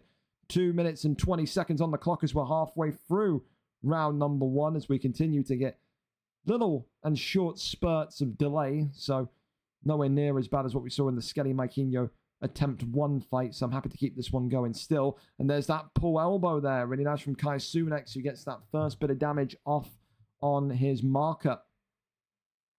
Works off that double jab again. Jarzinho throws that body strike in there. As Kai Cenat again, just going to be out the way of this one. Goes on backwards. Big left hand again comes on in. And I have to say, if one of these two aren't on wide connection, you deserve to be put to the sword, both literally and figuratively. I tell you, how is it 2024 and one of you has got connection this fucking bad? Because now we're getting to the point where I'm going to have to no contest it. One of you has got to get your ping sorted, man. One of you guys got to get your connection sorted. You're both in the UK. There's really no reason as to why your internet is this shit. Seriously. It wasn't too bad because it was like once every couple of seconds before. Now it's just like, you know what I mean? It's frequent. Fellas, one of you's got to do something or else I got to call the fight. Like, one of you's got to either fix it or one of you's got to fucking figure it out here because this is about to get called off if this internet doesn't clear up. Like, I don't know which one of you it is, but this is bad. This is terrible at the minute. Yeah, back out. Can't do it. Back out. Fight isn't going to happen. One of you's got to fix your internet. I don't know which one of you it is, but I can't do too much with this, man. You are both in the UK. There is no reason as to why you're on the fucking £4.99 a month plan. Like, what? I can't commentate over this if it's so fucking bad. I can't commentate on this if it's so fucking bad, fellas. Either fix your internet or don't sign up for fights, man. Straight up ass. I will make you both do a speed test and I will make you both show me who it is. Okay, that's the fucking Because you're both claiming it's not you. Well, it's one of you. One of you's on fucking shit internet, so figure it out. Because now you're delaying the cards, boys. Worse than Jack Hanna's net. Sometimes maybe good, sometimes maybe Come on. shit.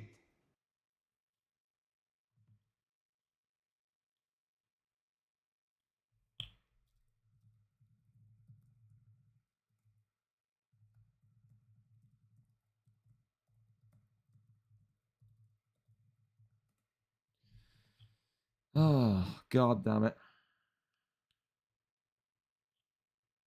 Host doesn't matter. It's the one-to-one connection. And yeah, thank you, Ryan. Cheers for that. Nothing about host Tucker. I want to see Tucker. I want a screenshot if you're on wild or wireless, please. If you're on wireless, then I'm not going to let you fight because it'll be you. There is absolutely no way that a fight should be that fucking poor ping when you're both in the UK.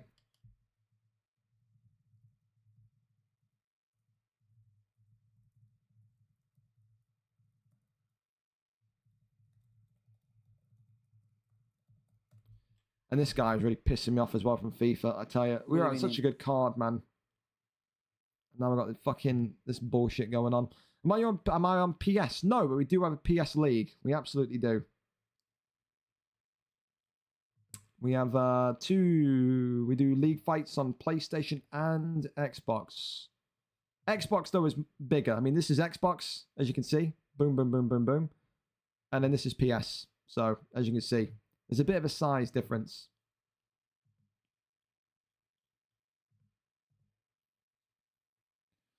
I'm trying to play someone. Well, I couldn't help you with that, Chuchi. But if you want to play in the league, we do a card every Thursday, man. We've got a special card as well on Saturday. You want to get involved and play in the league, !Discord. You can get involved and play. We're going to try it again. If it's laggy again, then, fellas, it will be a no contest. And neither of you will fight tonight. You are both in the UK. There is no reason why it should be stopping and stammering every 2 seconds. Like, dead honest. We just saw Skelly play Mike, which is Wales in the US, and it was cleaner than that. No one's got any excuses.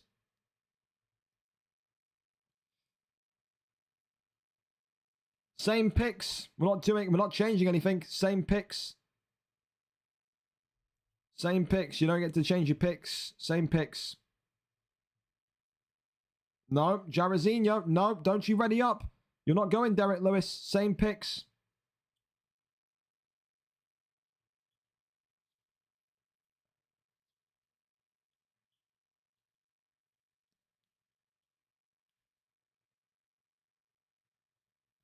All right. 200. See, we're spiking to 277. Nah, man, look at this. One of you is a joke. It's spiking to 277 and 190. We'll try it, but when it starts to get uncontrollable, it's getting called off. One of you is on some of the most dog shit connection I've ever seen. One of you's either on Wi-Fi or one of you is downloading something. It's that simple. If it starts to lag uncontrollably, it will be a no contest.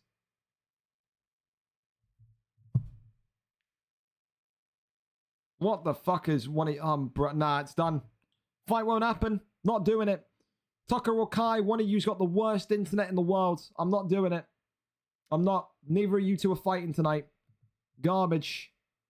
Do not ask to be in a UFC league if your connection is that bad. Abysmal. No contest. Not happening.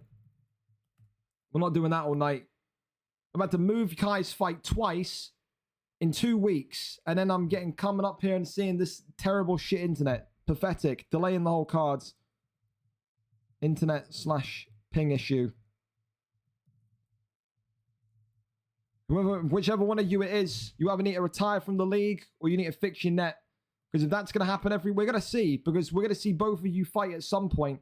So whoever's got dog shit internet in the next fight out of the pair of you is getting cut. Like dead ass. Don't come out to a league for UFC and then be like, yeah, man, not my connection. That's garbage. That's a complete joke. You're both in the UK. Stupid. Stupid. He has apologized. Don't care if he's apologized. Brother, like, what's just do an apology? Does an apology make the fight happen? It doesn't. All right, we're moving on. I'm done with it. Shermer against Kanto up next. Have decent connection. 2024, not 2004. 7-4, Shermer. 3 wins in his last 5. Kanto, 3-1. 3-fight win streak. Both of these two tonight wanting to get their streak extended. Shermer wants to go back-to-back wins. 8-4 would put him above BPE Jokers. Put him in that kind of conversation again of maybe a welterweight, a title eliminator. If Kanto wins, though, a 4-fight win streak, listen, Bobbers is another one that should be very close to the title. I've been very honest. I love Bobbers. He makes the posters, but Bobbers never asks to fight live. Bobbers at this point can't get another fight until he fights live. It's just how it is. So realistically, if you're Kanto and you win tonight and your live appearance schedule, your live attendance is way easier and way more manageable to make happen, then you could be the next one up if you win tonight if you're Kanto. Who wins, Shermer or Kanto? We go up and over to it. Let's go and see what the picks are set to be. Any more internet connection issues tonight? Again, it will be no contest straight. And again, I'm not liking this already that I just saw it just spike to 188. I can't lie to you. That just spiked as well. So we got people on Virgin Media getting fucked by Virgin tonight, then maybe all the Virgin Media people are going to be pulled out of the fights. We'll see. We'll hope. But, I mean, sweet heavens, man. I need some clean connection fights here. Tyron Woodley, Conor McGregor. Tyron Woodley in the red, McGregor in the yellow. Hallelujah. We've got smoothness in the octagon. I forgot what a fight looked like. It's been so long. Of course, Jay Shermer has been someone that alternates his pick at this welterweight division so much nowadays. Is he a Jeff Neal? Is he was it Neil Magny? Is he a McGregor? What is he? Is he a Tyron Woodley now? This is the thing. When you're constantly changing your pick, not only do you become unpredictable, but you also become a little bit less fluid in what you're supposed to be doing. Already knocked down twice tonight. Shermer has had an absolutely abysmal start to life inside the octagon. You go Tyron Woodley. You know you've got power in your hands, but it's not about the power. It's not about the stand-up against McGregor. It's about this. You've got to keep McGregor pinned down. You've got to keep everybody kind of level in terms of what you think the game plan is to be. If you are going Tyron Woodley, you've got to make your opponent respect the ground game. You've got to make Kanto know that he better have the best takedown defense of anyone in the octagon if he wants to be able to survive. Going over and up to the top mount position.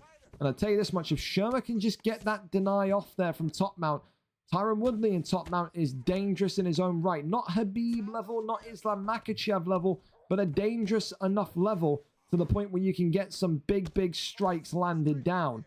This posture up there from half guard is decent, but you're not going to get too much damage from there. Shermer again with another big deny. That's more like it. Kanto gets his denies going now, as this one is turning into a bit of a wrestler versus striker paradise. Of course, for Shermer, a little bit weird to see because we know this guy is just all about his knockouts. He's in that knockout leaderboard. He's got some of the best knockouts in welterweight and lightweight history across UFC 4 and UFC 5. Someone that very much wants to be able to kind of assert his dominance very quickly. Tries to go for that armbar there. No, he doesn't. Kicks off instead. I thought maybe he could have maybe got Woodley with the armbar there as well. Especially Shermer didn't kind of block that one up. Kanto, though, cut open, sliced open, but then right back. Here's Shermer. Big uppercut. It's the power of Woodley in red against the speed of McGregor in yellow. Big little poke and uppercut again. Ducks underneath that one. 1-2s down the middle again. Oi, that's more like it from Kanto. Hand speed. He's got the sleight of hand Call of Duty perk, doesn't he, with how fast he's moving. Tyron Woodley continuing to get sliced up by McGregor. He's going to need more than a pull elbow tonight. I'm amazed again that he's looking to stand with McGregor after what damage he's just taken. But again, same to McGregor though as well. Look at the variation of Orange in the cuts. Big shot there. Goes again with the uppercut. Hook into the straight. Still nothing. Uppercut into the straight of McGregor now. And McGregor busted wide open. And you're talking about maybe the potential of this fight ending one way or the other. Hey, this much. The cut of McGregor getting towards that bright red territory to the point where maybe the doctor could come in and tell McGregor that's enough. Like, this is going to get stopped. Well, round number 2 on its way. But Woodley suffered a bit of a blitz, but he has bounced back with good damage. But Woodley, again, immediately eating big shots from Conor. I think if you're Tyron Woodley, when does the first takedown come in? You've got to shoot, man. You have to. Uppercut drops him. Jay Shermer's in big trouble again. There's the takedown and there's the land. You cannot stand with McGregor for the rest of this round. It's that simple. Your head health is on the verge of absolutely going bye-bye. It is. Posture up, raining down the strikes in. More and more big shots coming in. And now McGregor's got to get up and out of there in quick time fashion. Posture up, rains down the heavy strikes. Tyron Woodley not able to get the finish just yet.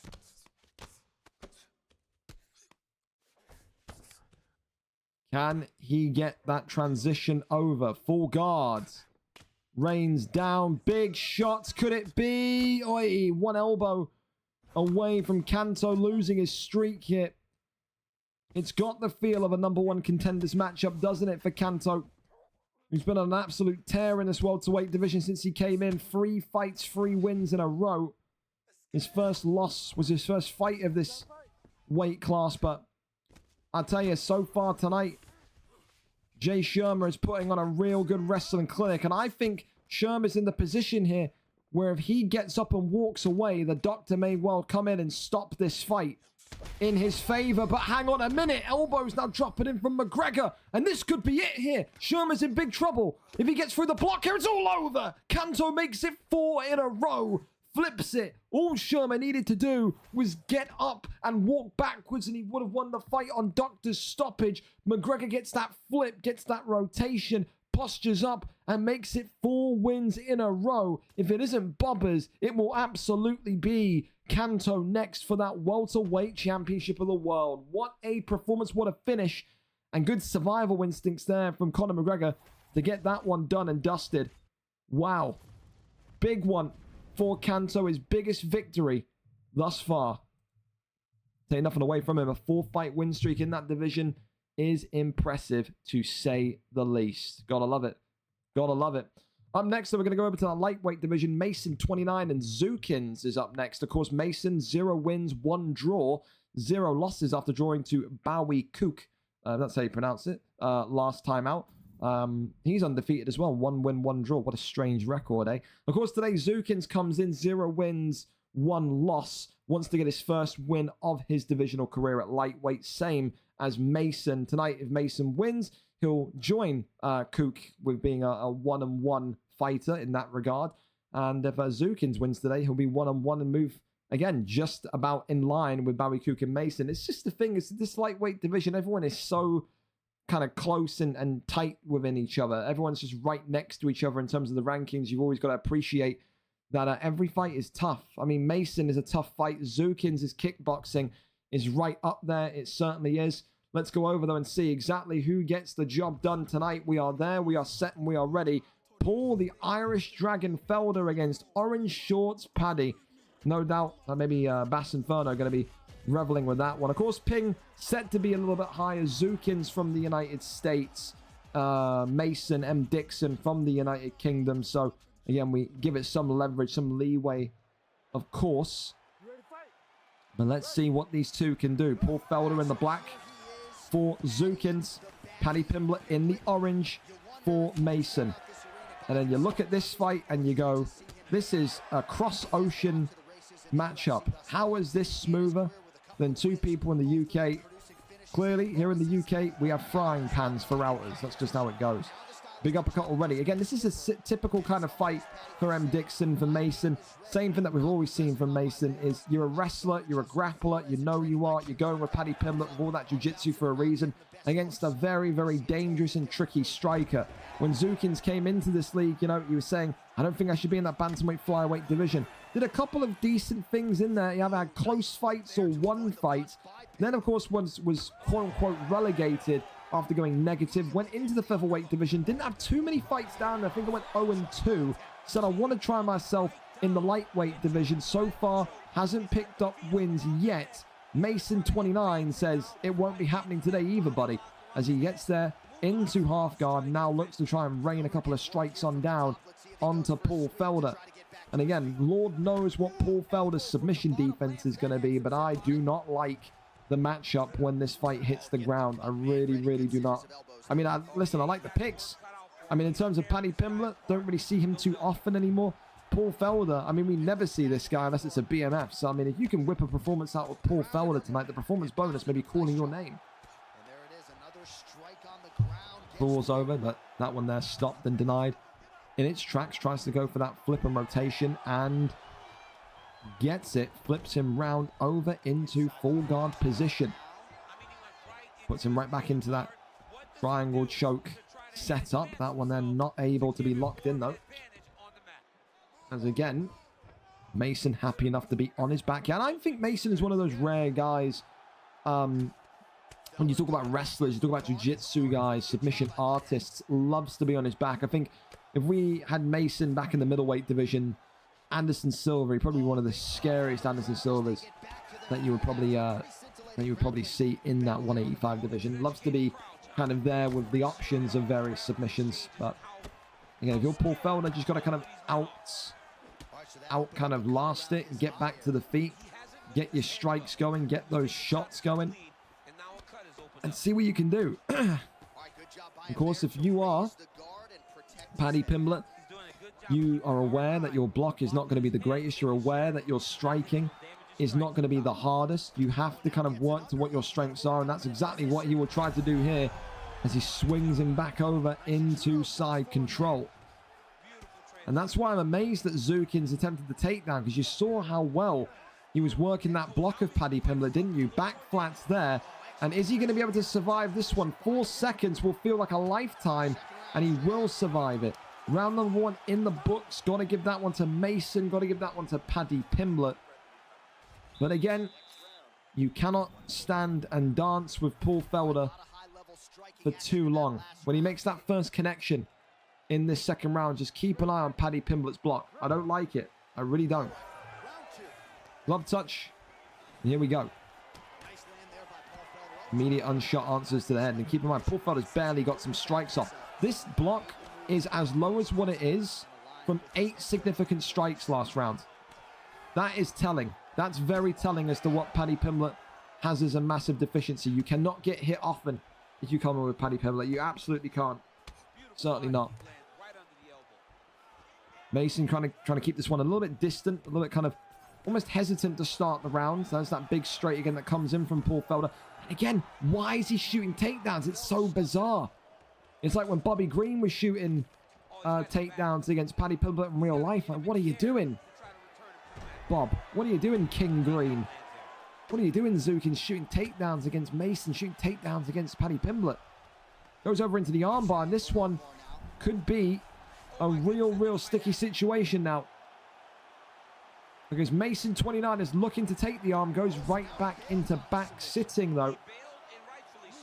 Now we'll look to kind of hand fight with Paul Felder, with Zukins. Goes down and over into backside. Crosses over into back mount. Back flat, that one there is decent enough. Goes round, that one stopped. Back flat instead, comes through again. Rains down the heavy strikes. Big shot still coming. And oh, Paul Felder nearly suffering massively there. Goes over into full guard.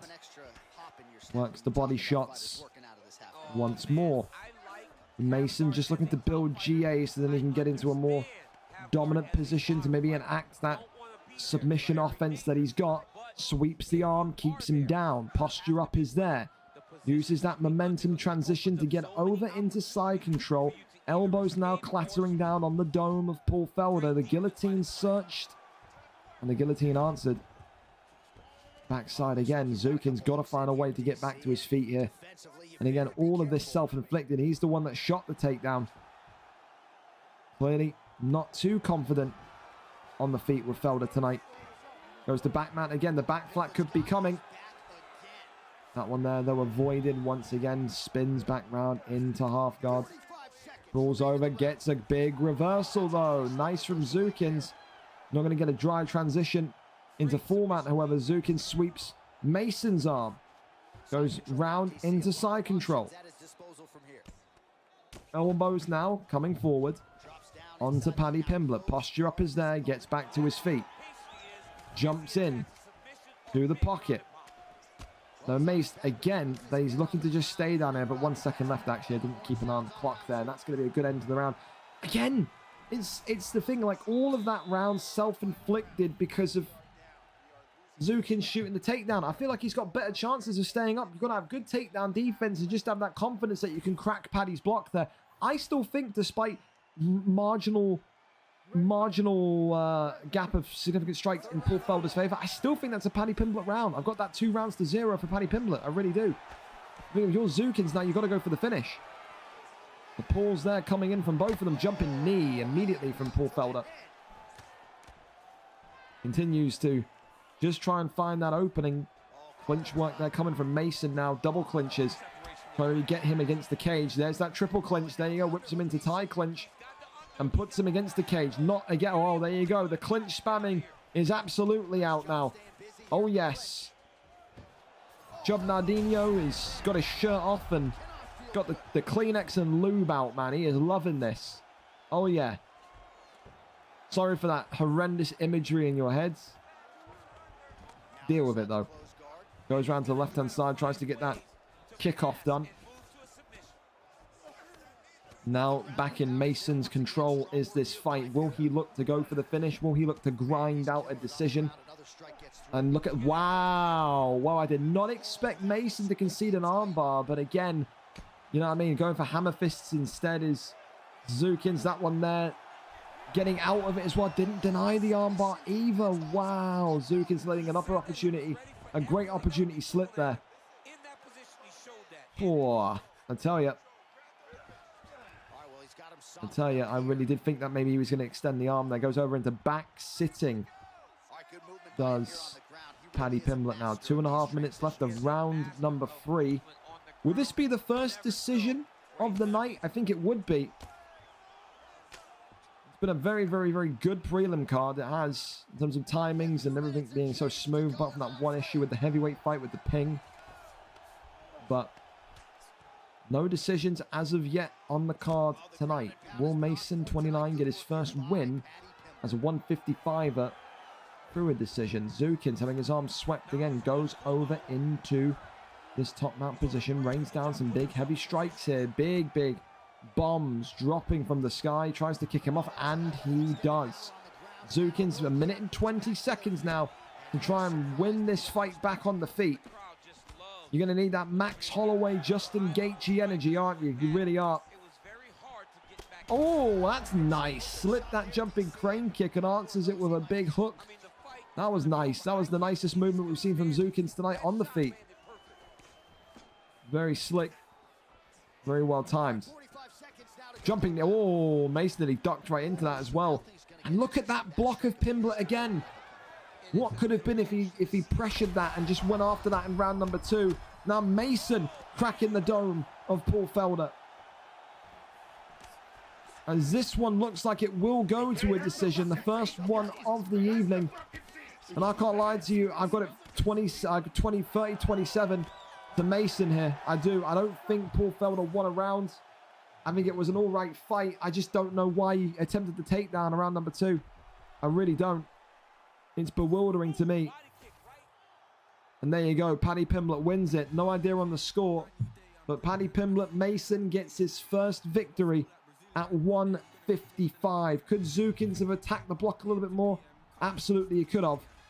We're going to get the scorecards here. Wow, okay, 29-28. At 30-27 to judge too. I don't know what round you could really give to Zukins, with all due respect. But listen, close fight, I guess.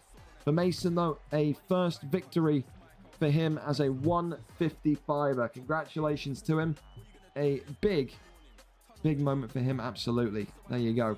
Up next, though, thank you, Dio, as well, for the resub. Appreciate you. I subbed to you earlier on because I got my Prime, man, so I love you. I do. Tucker as well, thank you for gifting sub to Nathan, and also Marlo for the sub as well. Jesus, look at that. A lot of absolute subs tonight, man. We love that from you. Remember, it is September. You get 25% off of a sub. It's like £3.47 if you sub. Miss all the ads for the month of September. Do it. Do it now.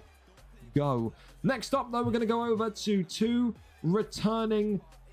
I don't know if you want to call heroes. I don't know if you want to call two returning icons. Maybe icons a bit too strong for this featherweight division. But these two are two fan favorites, man. Breezy and Skilled Z. I was sad when I see Breezy kind of retire because he had stuff going on in his personal life. I was sad when I saw Skilled Z go. These two are entertainers, to say the least, at 145, excuse me. These two are people that when they're in their finest of form could be right up there competing for the strap. And these two on their best days are fighters that could easily make it into that elite kind of conversation of bantamweight, flyweight. They very much are. Tonight, though, they both make their return at the same time and they go against one another. Skilled Z comes in with a 2-3 resume. The last time we saw Z, he was victorious. It was back here at VFL 116, unstreamed. He beat Smiley by a round 1 TKO. And that was there enough for him to say, I'm retiring for a little bit. I've got my win. I'll see you when I see you. That was 8 months ago. Literally the 28th of December. And now it's the 29th of August. So nearly, if it was just 1 day prior, 8 months ago. That's actually quite scary in that regard. You've timed that brilliantly. Skilled. For Breezy, listen, a little bit of a shorter time since we've seen him. We saw him quite recently. It was all the way back here when he beat Cellalot TV, round number 1, VFL 143, 8 weeks ago on the 4th of July. That amazing American card that we kind of had a lot of American fighters on that night. Tonight, though, only one of them can gain victory. They're right next to each other in the rankings, 2-2, 2-3, both coming off of wins. Only one of them tonight gets back into the octagon with a win and back into the octagon to extend their streak.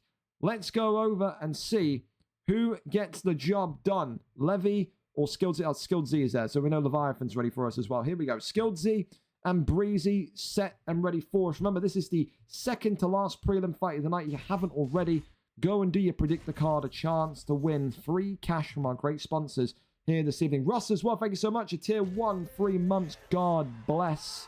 Again, fellas, remember, you get 25% off of a 1 month sub. You get even more off. If you subscribe for 6 months, you get 30% off. Sub. Happy September to everyone, even though it's August, who cares? Max Holloway in the white, Alexander Volkanovski in the green. Similar type of fight as what we saw earlier on with LSJP and Theo B. If you are Max Holloway, you stay on the outside and you stay vigilant. If you are Breezy with Volkanovski, get right inside that pocket and start letting those little dinosaur arms, those little Aussie T-Rex arms go, because they pack serious weight and punch power, don't they? For Skilled, of course, this is someone that always liked to have one of the most entertaining fights of the night. He was up there as a nominee, if not a winner for Fight of the Night so many times when he was consistently in the octagon. This is a guy that just eats, lives, and breathes entertainment. But when it comes to Breezy tricks, he is a professional, as maybe some would say. He is cold, calculated, and is someone that is so focused on his opponent's flaws that sometimes he'll even spend that first round working off the jab to see exactly what you're good or bad at. This is a guy that no doubt believes he's featherweight champion material, but has a very long line of credible contenders in front of him as things stand. Both of these two early on, though, already getting each other sliced and diced open. The damage very much clear and present to see between these two returning fan favorites. Big shots again as that Superman punch there just lands beyond the block of Breezy tricks. Head health and block health starting to diminish here quite quickly for Breezy, as it's the uppercut that drops him here. Big elbow coming in now from the Blessed Express, as Volkanovski shelling up and goes for the takedown, says, whoa, it's a little bit too much for me, pal. I don't want to deal with that anymore. Calm down the fight, slow the momentum down. But look at this stat guard. This could be it already. Max Holloway in serious trouble. That could have been really, really devastating.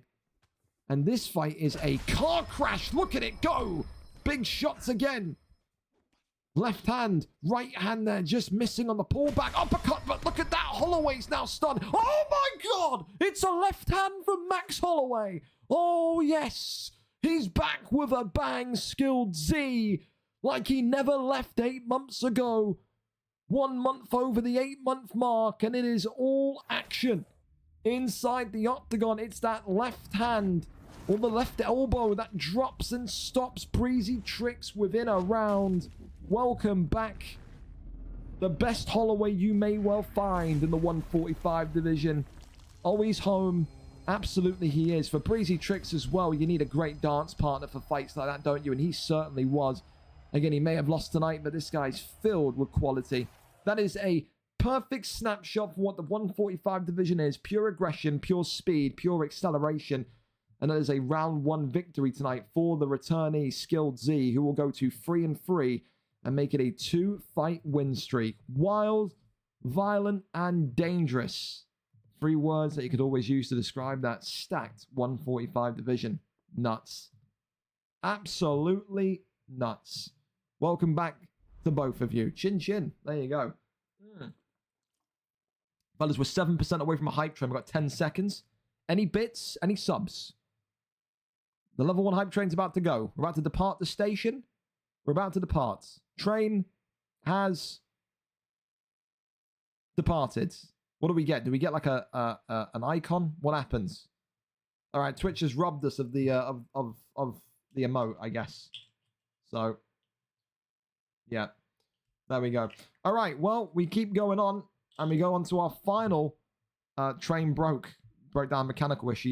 Yeah, clearly. We go over to our final prelim fight tonight. We're going to ping everyone as well in the Discord, because this is the last chance to get your prediction card in. Remember, final prelim fight is now live. All you got to do is tell us, all you got to do is tell us who wins each of the main card fights tonight. You haven't got to tell us what round, what method. Just tell us who wins. If you get all of the winners correct, you win a free cash prize directly to your PayPal from our fantastic sponsors over at Instant Gaming. So please, if you have UFC tags, if you have access to the Discord, get to the prediction card channel and predict. You got until the start of the main card, the first fight of the main card, to get your predictions in. So go, go, go. Fly. Fly, fly, fly. Do you ever do your own predictor card? Nah, that would be way unethical, I think is the word. I don't think it would be right for me to potentially win my own prize, so I never do it. Anyway, going to our final prelim fight tonight then. Aaron X against Leviathan. We are there for Aaron coming back in after a hiatus away. 2 wins, 4 losses for him. Leviathan 0-1, but looked quite decent, didn't he, in his debut last time out. Lost, of course, but there's no shame in losing in this wonderfully stacked bantamweight division filled with killers from groundsmen to boxers. Tonight, Aaron X will take on that challenge, won't he? He's a pressure boxer. Same kind of style as that Mark the Shark fella. He's quite good at the advancing boxing, isn't he? But Leviathan will say, I'm a jack of all trades. I can box, I can wrestle. Tonight, if he can land a takedown on Aaron X, he may well find his first win at the end of the rainbow at bantamweight. Let's go over and see what the picks are set to be. Our final prelim fight of the evening. And again, God bless everyone tonight. Everyone has been perfectly on time, and that makes me wonderfully happy. Umar Nurmagomedov against Sugar Sean O'Malley. Sugar Sean for Aaron X. Umar Nurmagomedov for Leviathan. Wrestler versus kickboxer. Here we go. Of course, it's pretty simple. You know, when people face Aaron, they look at it as the same way that they blueprint Mark. Like, walk him down, be confident enough to grapple, and get that first takedown, get that first bit of dominance on the ground, and you can make him panic, you can make him worry. Of course, when it comes to the other side of things, Aaron is also a very dangerous striker, especially with all that length of Sugar Sean O'Malley.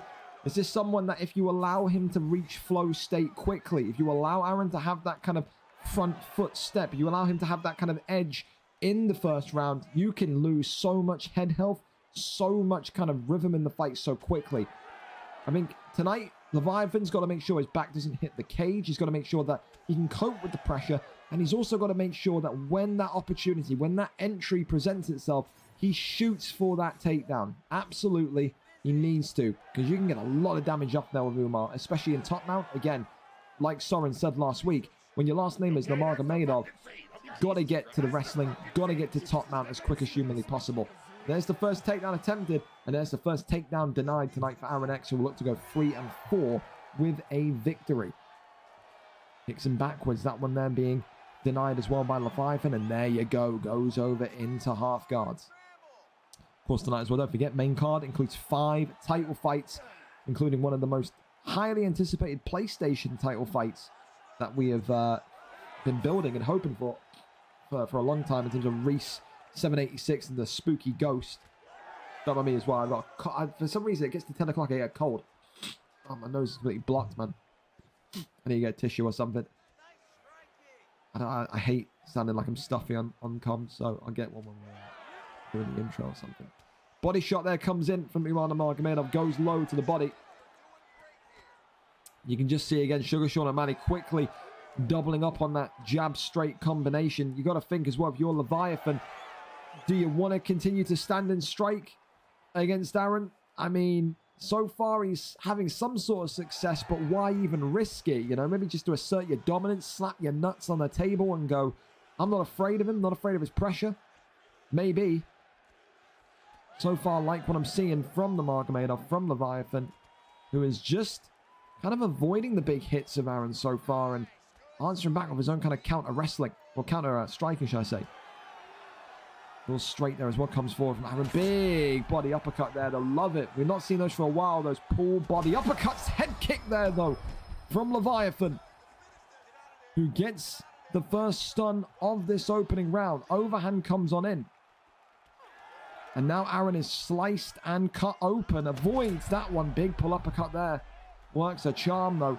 And now look at this. Dangerous riptide shots against the body. And the Nurmagomedov could be in trouble. Leviathan. Body shots could be the key for Aaron X tonight. Head health of Aaron low. Body health of Leviathan maybe lower. And of course, as well, you take away that body base, you take away that stamina, it means that Leviathan is not going to be as ready to wrestle as maybe you expect him to be. Round 1, maybe, just maybe because of that knockdown, you give that one to Aaron X. I think he's 10-9 up. I think that body knockdown there will absolutely be something that Leviathan will look back at and probably rue with great regret, because he was probably looking like he was going to win that round marginally before that happened. Glove touch, round number 2, up and underway. Want to just try and find your moment, don't you? Have to try and find what way the chips stack here. It's about what goes first, that body health of the man in red or the head health of the man in green, and it all depends on how quickly Leviathan shoots that takedown. Of course, as well, there you can see Sugar Sean O'Malley, Aaron X looking for that uppercut. He's trying to anticipate when Leviathan's going to dive for the legs and then get that big starching uppercut to send him looking up to the bright lights of this arena. Head kick there, just sponges that one. There'll be question marks as to how that's not even a stun or anything, man. That's a little bit wild and wacky. Aaron getting his combinations going again. And there's that takedown. Grapples him against the cage. And he's going to grapple him to the ground. For Aaron now, calmness and patience will wave over him, as he knows he's got to find a way out of here. Gets over into back side. Can he find back sitting? No, he can't. That one there is denied. Goes, oh, stops him there, pulls him back into place. Back mount. This could be dangerous if he gets back flat as well. What did he be thinking for? Oh, go try for maybe that rear naked choke. There's back flat though. And here we go. Aaron X is in deep, deep waters now. Just as good as top mount this one. Umar Nurmagomedov not able to get the finish yet though. Leviathan as well can't keep him rolled through in top mount's half guard position. It's quite decent from Aaron X. Goes over into side control now. 1:50 left of round number 2. As Leviathan gets a great elbow off onto the dome of Aaron X. Goes over into crucifix. Really smooth there. Can he keep him locked in? No, he can't. Tries to go and take the arm. And now Aaron's just defending himself. Elbows coming on through. More and more taps there. Goes over into half guard. Posture up is there. Goes over into side control. Elbows coming off. Still absolutely nothing. Goes round again into side control. It's just if Aaron can get that side control deny sorted, handled, it takes a lot away from Leviathan's game plan so far in this round 2. I like the round from Leviathan though. It's decent. It's good. It's definitely earned the respect back of Aaron X. And look at this. Trying for an arm triangle with seconds remaining here in round number 2.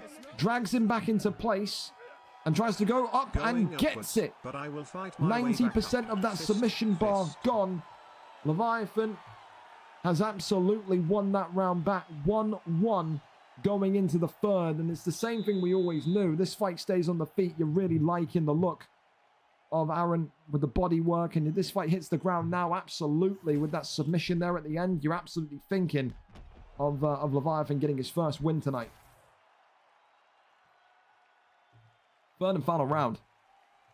Who comes out on top? Immediate takedown, Aaron, with an immediate bit of defense there. Really nice. Keeps him pending, keeps him thinking. Uppercut there attempted. Goes low to the body. Oi, more and more body shots. Look at that. Aaron just going for broke there with body shots, but concedes cage position again. And that one there's denied. That's a huge deny for Aaron there. To keep himself standing. Can Levy get the spear takedown before I could even finish the sentence, before it even leaves my mouth? He gets it. And that there is impeccable, impeccable timing. And this could be where the fight comes to roost here. Top mount for Umar. Top mount for Leviathan. As Aaron X is looking a little bit wounded and stuck here. He's got to find a way to get out of here. The arm triangle, though, locked in. It's just going to take one. He's been denied. And Leviathan has got it. His first victory in the bantamweight division. Wrestling comes clutch again for Aaron X. A fantastic stand-up performance. Loved the body work, and I really felt like he was going to maybe make that storm towards him after that cage drag deny off the backpack deny. But again tonight, when you see a man with Nurmagomedov as his last name, you've got to be aware of the ground game. I love the submissions. I love the way that he was so patient and calm, didn't let that body work get to him. And tonight, Leviathan, a deserved first win in that bantamweight division. Commiserations to Aaron X, always a great entertainer, no doubt. But tonight, a good win for Levy, a big win for Levy, and it's his first win in that bantamweight division, a division which is just stacked to the absolute brim with quality and talent. Congratulations to him. Well, listen, going into the main card now, we have our performance bonuses so far. So it's down to one or two of these fellas to kind of rip them away from people. We know so far performance of the night is sitting with Skelly. We know knockout of the night is sitting with Finn Taylor. We know submission of the night is sitting with VRL Kieran. And we know fight of the night is sitting with Burvey and Wilkie so far. So listen, who gets the job done on the main card? 5 title fights, but an even more impeccable and tantalizing fight to kick off the main card in Hey It's Fran and Cellarlock TV. So make sure you're here in not even 5 minutes. Well, maybe 5 minutes. We've got to go and get Perp as well for the comms desk. So yeah, sit tight. We're going to go and ping the Discord now, play the trailer. I'm going to go blow my nose because, again, 10 o'clock hits and I turn into a fucking Count Stuffy nose, and then we should be good to go for the rest of the evening. So make sure this is your kind of final warning, your final verbal warning.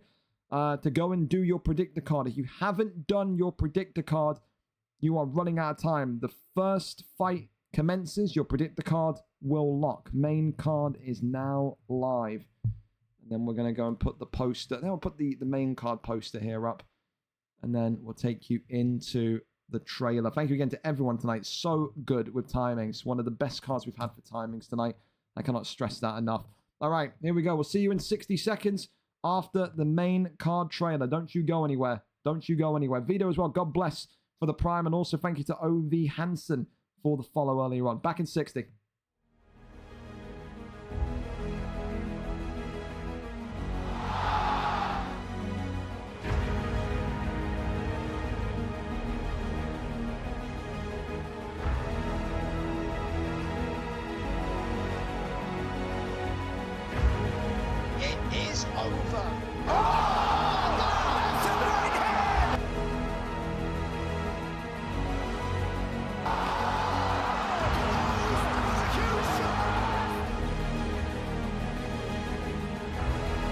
Oh my God! Leg beat up, man. That's before you have. Oh, picked up from Poirier now, right hand. Oh my God!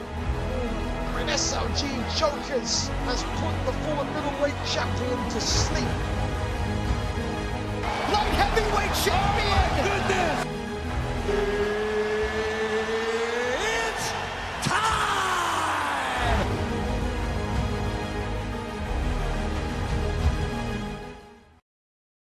All right, fellas, we're going to call up Perp immediately, say hello to him, and then do some build-up together for this main card tonight as we descend away from the darkness of the screen. Well, there we go. Let's call Perp up and see what he makes of this tonight. Dude, my volume is so low as well. Holy hell. Turn this up a little bit. I'm going to have to hear him. All right. If he picks up, if he's not here, then I guess we're riding solo tonight, eh?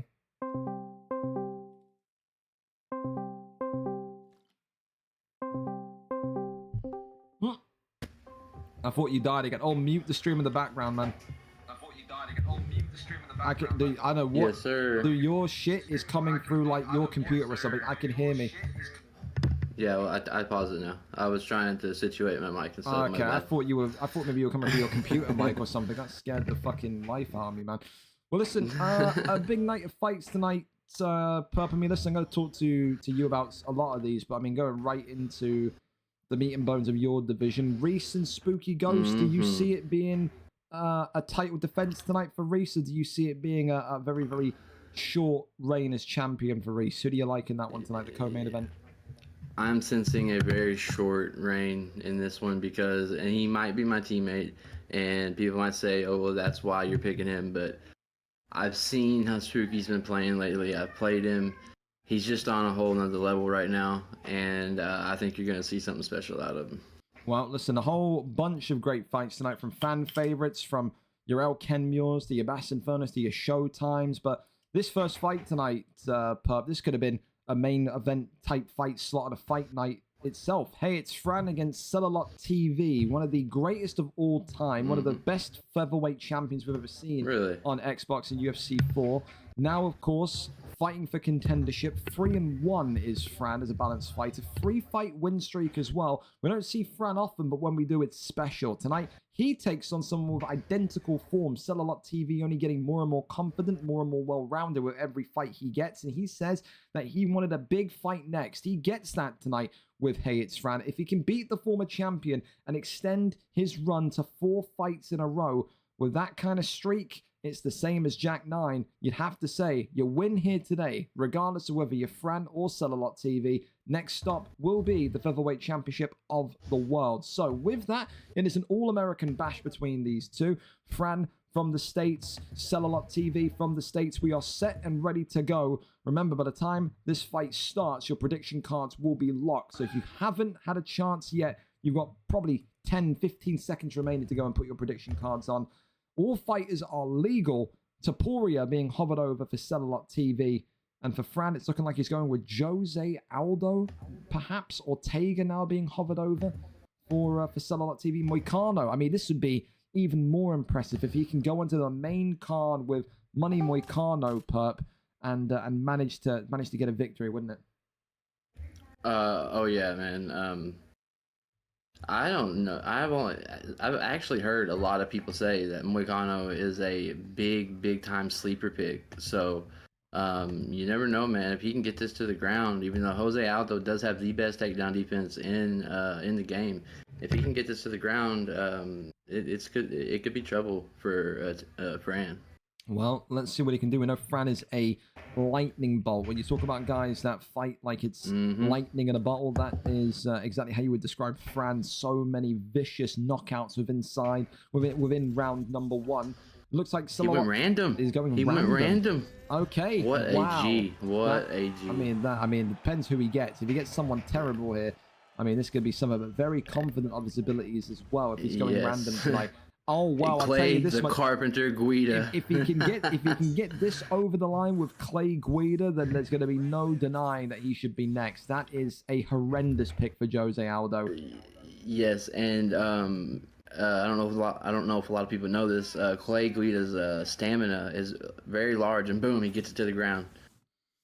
Well, they're going to see what Fran needs to do here. Fran, of course, used to train, or still does train, with that great camp over at Regicide, a team that is focused predominantly on wrestling, on ground game. Of course, though, you know, Fran maybe not as active as what he once was in UFC 4. This is someone that, again, you know, when he comes up and when he comes through, always looks like he's put in hours and hours of practice and focus. He says, I just kind of get on nowadays, and what happens, happens. And still, when you're even in that mindset, you're still putting on great matchups like he has done.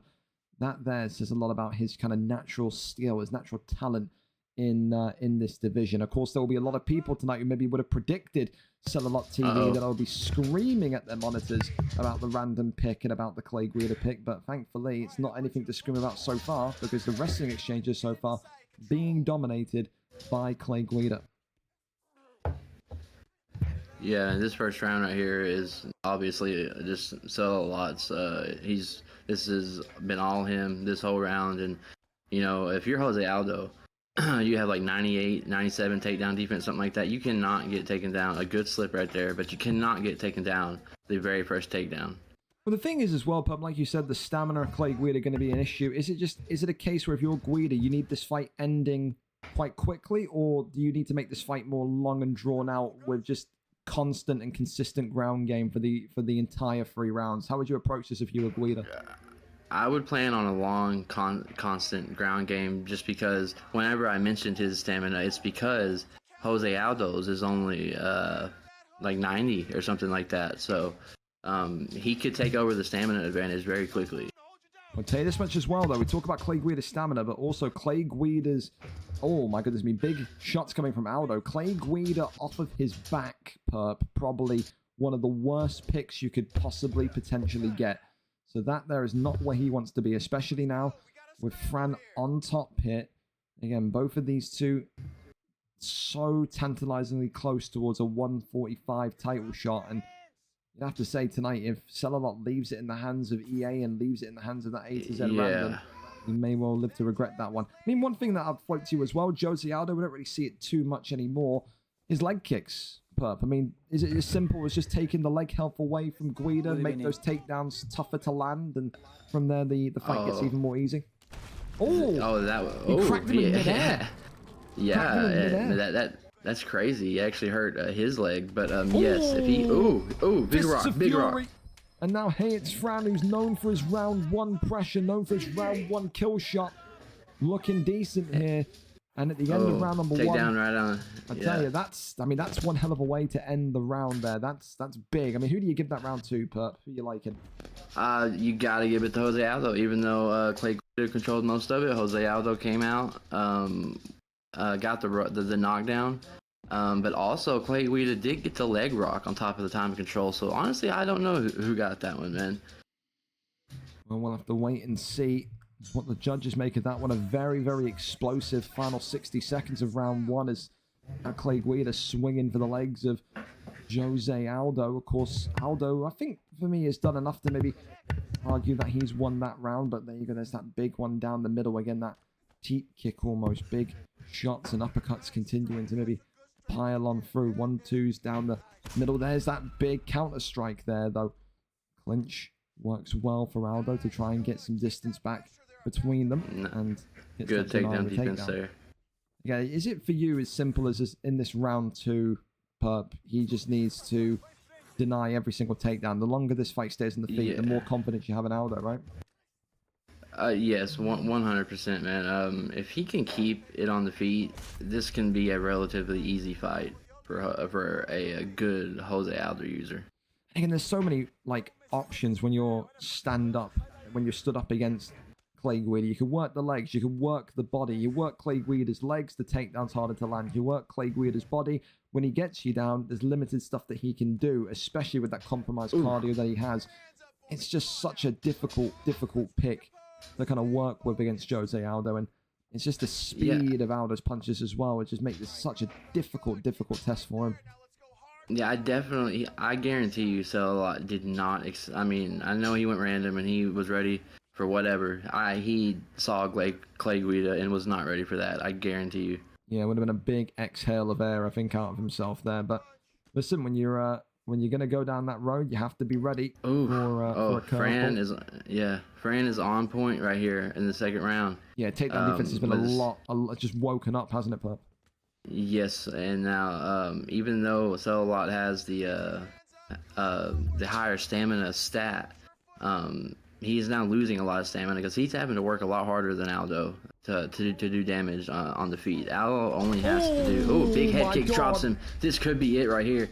Running down the strike edge. Jose Aldo gets it done in round number 2. Almost a little bit anticlimactic, but hey, it's Fran back at the top of the mountain and will be next for that featherweight title shot. And I tell you something, Perp. Yeah. When a 3-fight win streak goes like that, do you look back at it and say to yourself, why the hell did I go A to Z random? 100%. 1,000,000,000%. Yes.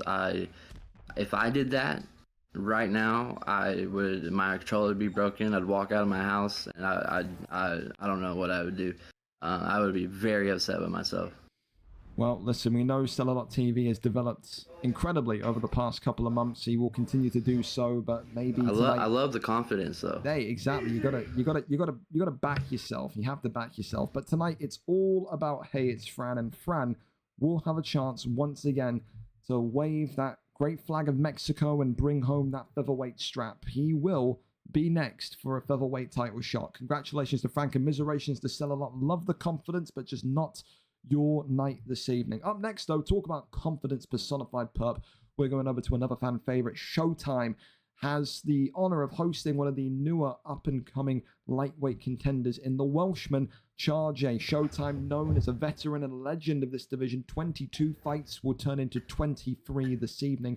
3 wins in his last 5 fights. However, Showtime is now back on a 2-fight losing streak. The former lightweight champion has done it all, whether he uses Dustin Poirier, whether he uses Nick Diaz, whether he uses Eddie Alvarez. This is someone that absolutely brings his own style of pressure boxing and aggression to the octagon. Charge, on the other hand, 3 wins, 1 loss.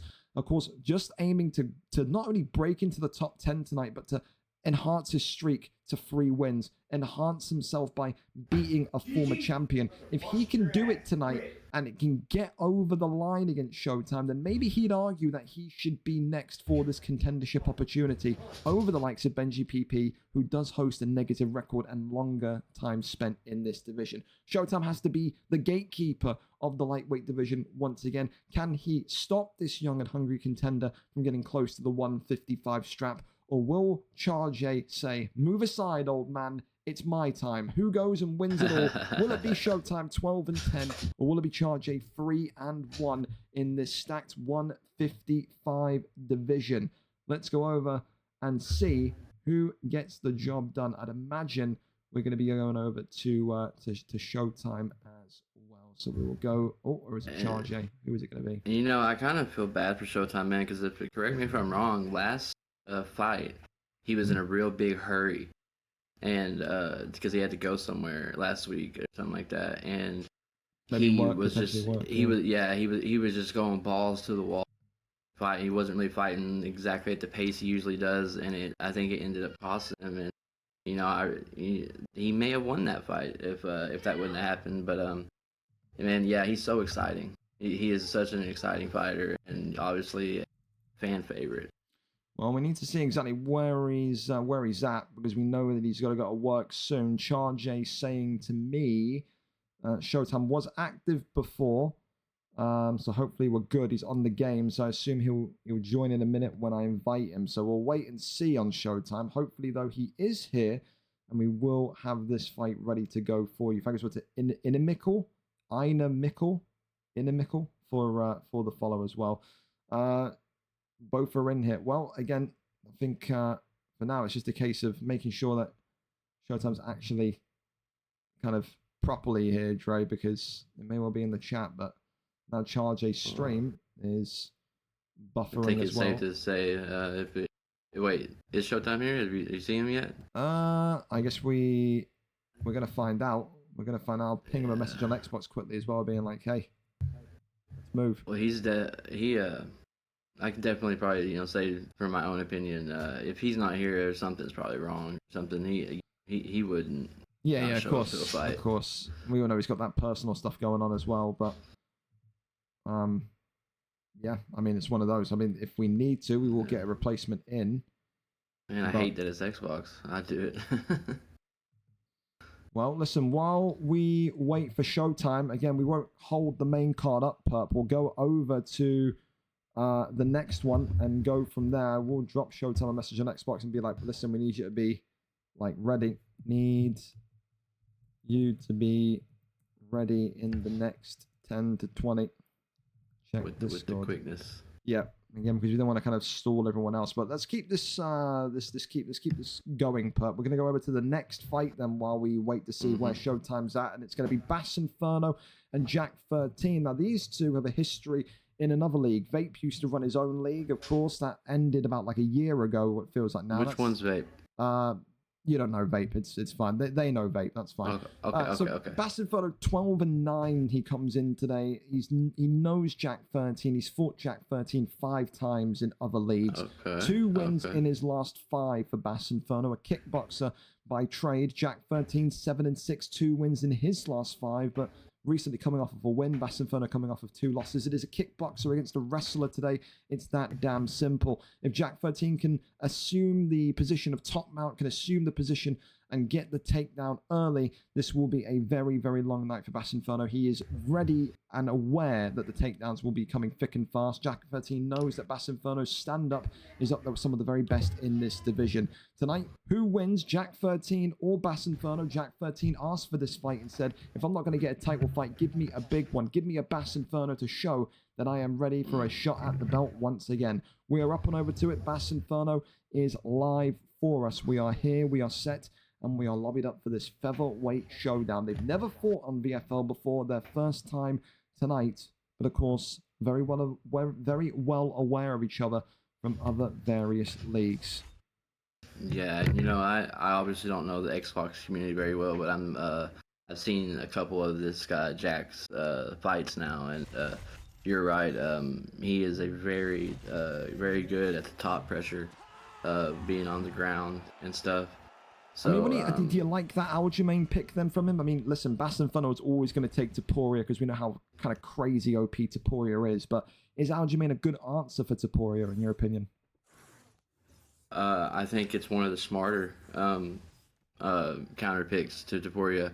Obviously, you need to move your head and not get hit too much with that giant power of Topuria, but when it comes to the ground game, I think it's the perfect counter pick in featherweight. Well, there you go. Of course, tonight, Jack9x coming in with Aljamain Sterling in the green, Bass Inferno with the black and gold of Ilia Topuria. And again, we know Bass Inferno is all about his kind of quick boxing, Perp. But if Bass Inferno has the opportunity tonight to get Aljamain into top mount, he's going to take that. Even if he is aware of Jack9x's high wrestling strengths, we know it takes one trip in top mount for Topuria, and the win comes that easy, doesn't it? Oh yeah, man. I just went blank. I'm not even gonna lie. That's fair. Well, I just went blank right in my head. You've had about 35 fights in PlayStation, so your CTE is right up there. It's completely fine. Oh yeah, it's bad. You wake up in the It's middle of the very night bad. thinking you're at Walmart, man. That's what happens. You know what I mean? Just think about how Robbie Lawler feels. That guy's fucking somewhere in a McDonald's car park thinking he's walking out in Madison Square Garden somewhere. He doesn't know where he's at. I mean, it's got to be like living with somebody with dementia or something. Absolutely. But right here, Aljamain are getting a good denial right here in top mount, and you know, fights can be ended very quickly right here. Absolutely. Massive Fun has got to be aware of what Jack13 can do down here. Of course, we had that spell in UFC 4 with Jack13 was doing nothing but boxing. Wanted to show people that he could do it all. Tonight, though, listen, so far, Jack13 controlling Basinferno and whips Basinferno into that armbar. He says, Jack13, that this was a fight that he knew would get him close to the featherweight title again. And look at that, Perp, already 85% of that submission bar is gone. And Jack13's top mount is ridiculous. Gets the deny. Oh, he denied that big denial. Yeah, that is huge from Basinferno. That could have been the fight there. And because he literally had 0 stamina. He would not even have had to wait for a deny. He could have went straight up for the submission and it would have been over. Well, rains down the strikes here to the body. Big shots again. Pulls him in. There's Aljamain Sterling. Goes to the side. Nothing there. Still, Basinferno got to find a way to get up. And look at this. Gets a big reversal, Pup. That's got to give you a little bit of boost of motivation before the end of round number 1. That's huge. Yes, definitely. But I definitely, with Deporio, with his ground striking and the power he has in his hands, I definitely would have tried to have gotten top mount instead of ending up right here, back where you're at. Yeah, I think that gets that takedown belt into top mount. It's like we've rewinded ourselves back into November before that kind of bail patch. But look at this again, another big deny from top mount as Jack13 rains down heavy strikes on Basinferno, and this could be where the fight ends. Perp slips that one. And with 6 seconds remaining, Basinferno's going to be happy to see the end of that round. And Jack is putting on very nice ground and pound. He's switching it up to the point where he thinks he only needs to post up each arm to stop the hooks. And then you saw right there, Jack lands 5 or 6 straight punches in a row on top mount right there. So, I mean, if he gets this back in top mount again, the denials and the ground and pound are looking very, very good. Yeah, he's absolutely back to his absolute best in terms of his denies in that dominant position. For Basinferno, got to just make sure that his takedown defense is razor sharp, and already opening up round 2, it's looking like it's very much more awake. Tries to go over into top mount, does Basinferno there, has to make sure he builds up the GA, goes through though into a fantastic Darce choke position, denies him here, Perp, and this could be all she wrote. Basinferno in big trouble, denial. And this is going to be game, set, and match. Jack13 with a wonderful wrestler's performance tonight and gets the victory over his old familiar rival with Aljamain Sterling, one of the best wrestlers in the featherweight division when he is on his day, when he's on form, Pup. That was sensational grappling, wasn't it? Yes, and it was a very Aljamain Sterling-esque type win, in my opinion. You know, he did it, to his strengths, and he never gave up on the ground, even though in the second round he was getting takedown stuff, and I think he got flipped even a couple times on the ground first. But he stuck with it, and looky there. I mean, it's got to always feel good to beat an old rival, don't you think, Gringo? I would think so. I think, to do that against someone that you have so much history with shows confidence. But again, for Jack13, he was so adamant that he wanted to be up there next, competing for that featherweight strap. And, with Matty, departing the division, with Jack9 maybe ruling over the division, I think whether it's Jack9 or if it's maybe someone like a Fish, I think Jack likes his chances. I think he's activated his form at the correct time here in the featherweight division. And I think, there can be no complaints after that performance with how dominant it was, that he's got to be one of the next guys to fight for that 145 strap. So congratulations to him. A big win over Basinferno. And for Basinferno, will be back to the drawing board. We know he's talented as one of the most lethal boxers of the division. But again, a groundsman is not the first time in Jack13 that he's been disrupted. Well, listen, we're going to go and see if there's still any signs of showtime. There's still nothing. We're going to give it maybe 1 or 2 more fights maximum. Then we will have to get a replacement fight in for Charjay. So, again, we appreciate Charjay for kind of hanging on and and keeping with us. We know, obviously, it's not ideal, but we will wait and see. But Charge will absolutely get a fight tonight, and we'll start working on that after the next fight if we still hear nothing. Let's go right over, though, again to Kenmure and Viper RKO TTV as our next matchup. Kenmure, of course, coming into this one with a 6-8 bantamweight record, 2 wins in his last 5. Of course, for his opponent, Viper, 1 position below him in the rankings, Perp, 2 wins in his last 5, 4-8, but coming off of a win, it makes the most sense. Number 5 versus number 6, 2 boxers with, I think, a taste for knockouts. You don't expect Kenmure to shoot the takedown. You don't expect Viper to shoot the takedown. This should be an old-fashioned Wild Wild West standoff tonight in the bantamweight division. I'm looking forward to it. Yeah, man, and I've actually won money off Kenmure on 1v1. I've fights, obviously. He's very, very good on the feet, and you know, we watched Viper, I think it was a week or 2 weeks ago, use Figgy. Yeah. And my goodness, the pressure and the unpredictability of the strikes was just, it was amazing. But I think he did lose, but still, the pressure is going to be really, really tough to deal with. Well, let's see what we're going to see. It's going to be Merab Davashvili and Cody Garbrandt. So Kenmure maybe winding the clock back. When Kenmure came into the league at VFL 1, he was at the very first card we ever did. He came in with a reputation of being a wrestler. Since then, he's scored multiple knockouts, multiple fight of the night knockouts, multiple knockout of the night contenders. He's been in there for the knockout of the year as a contender, as a nominee in the past couple of years. This guy loves knockouts. Is it interesting to you today that we see him come out with Merab, or does he need to go a wrestler to be able to beat someone like Viper, who's so heavily concerned about striking? I think it's kind of interesting if you want to stay on the feet, but I think he may be using, because you can still strike with Merab, and he has great cardio. He may be using him as a backup, just, you know, if he gets in trouble and he needs to go to the ground or something. Hey, you know. Especially against Cody, you know, that's the thing. Exactly. There's going to be very few people that can stand up against Cody Garbrandt, and you can see already Kenmure feeling that pressure from Viper RKO TTV in the blue, and then immediately shoots that single leg and gets him down to the ground. I mean, this is the thing as well. We've not really seen Viper consistently challenged and consistently pressed when it comes to wrestling. So this is another kind of rite of passage for him since he's come into this division of bantamweight flyweight. It's been about the kickboxing. It's been about the knockouts. It's not been about surviving rounds, surviving kind of swarms of takedowns and offense like that. And the thing is, Pup, you have to be able to do it all if you want to kind of reach the top kind of 5, the top 3 of this division.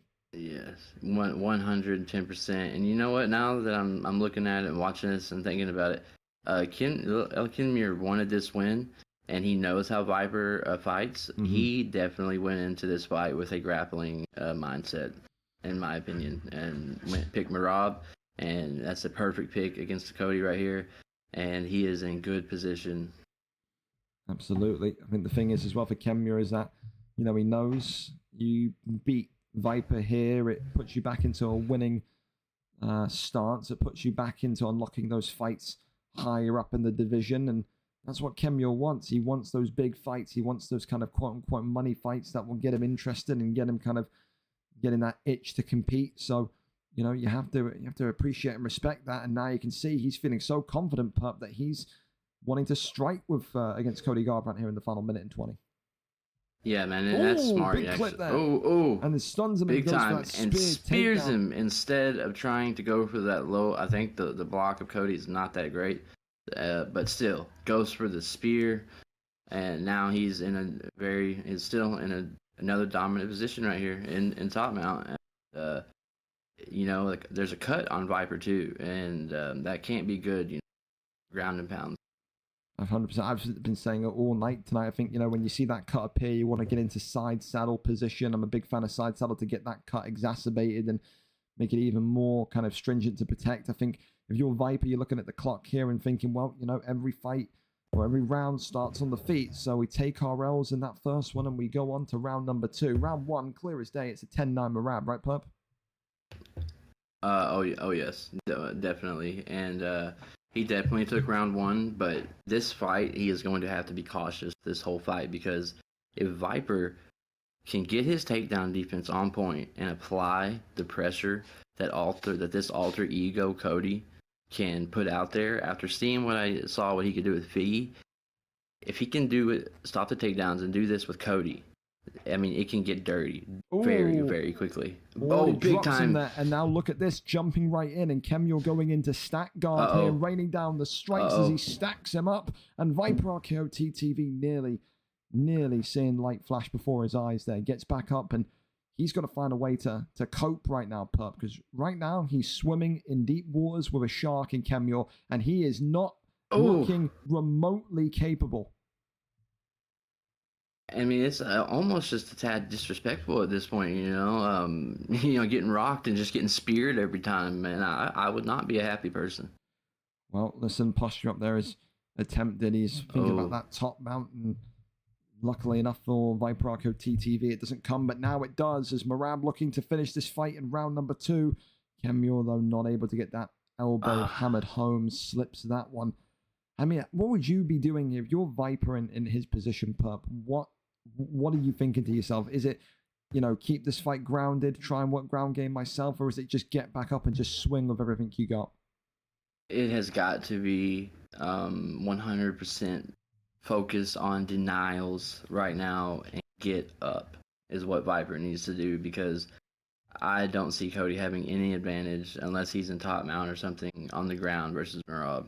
Not at all. Gets back to the feet, and now here we go again. Garbrandt with another opportunity with 2.5 minutes left of round number 2 to get some big damage and big strikes off here. However, Kemure continues to work off that jab so eloquently, and then being able to just kind of get out of the pocket, get into the pocket, and just continue to pop and burst Garbrandt, pop and burst Viper RKO TTV is something that you can't turn your nose up at, especially when we saw how much pressure he was competing with Figgy a couple weeks ago, like you said. But there you go. There's that big kind of counter shot from Cody Garbrandt. But that head health, Perp, I can't lie to you, man. It just feels like there's too much damage been done.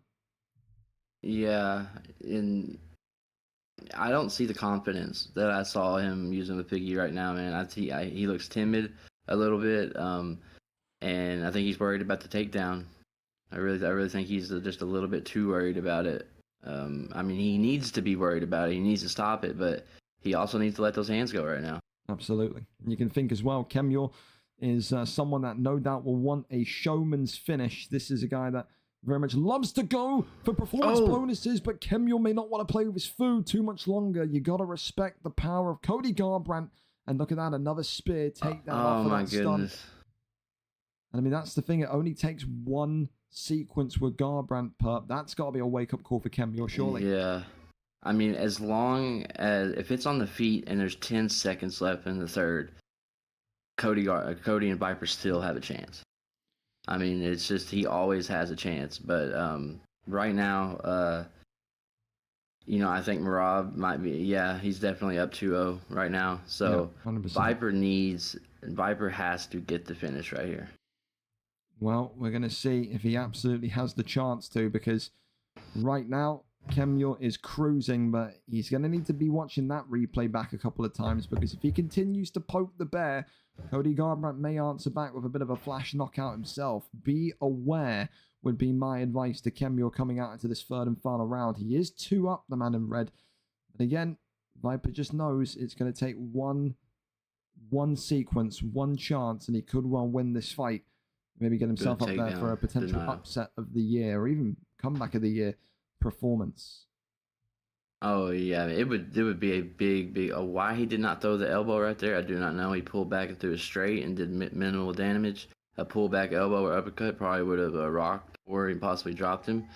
But yeah, man, Cody, all he needs is one counter, counter, and another good denial right there. And Viper's doing exactly what he needs to do in round 3 to be on the path to get the knockout finish. So far, you can just see the left and right hands of Cody Garbrandt and Marab continuing to connect. But look at this now. Cody Garbrandt stunning him again. And 3 minutes left of round number 3. And Kemure is again having to dive for the legs and try and save himself. Good takedown defense right there. Look, that's what we're saying. It only takes one. And if Kemure throws this away, it would be one of the most devastating losses he would ever have taken, because he has been in control for so long. Shoots the takedown, gets the slam. Boom. And now you got to think he can do both here. He can either hold the fight out for a decision here, Perp, or he can go obviously for that kind of knockout victory. So, I mean, he's in a good place here. Yeah, I mean, Kemure is obviously, he was in a bad spot right there for a second. Viper was making it very, very tough on him, and he was actually wanting to strike, and for the rest of the third round it looked like, but here we go. Well, and I think he's going to stand up. Yep, and that, if I'm Kemure, I'm diving right for the legs here, Perp, and look at that, takes the back and avoids that one. Oh, the elbow there was nearly inches away from connecting. I tell you what, Viper's getting confidence here in the final minute and 20, but look at that, nothing like confidence destroyer than a big double leg, Perp, and that's going to be Kemure back on the feet. Hang on a minute, Cody Garbrandt my gets goodness. right back up.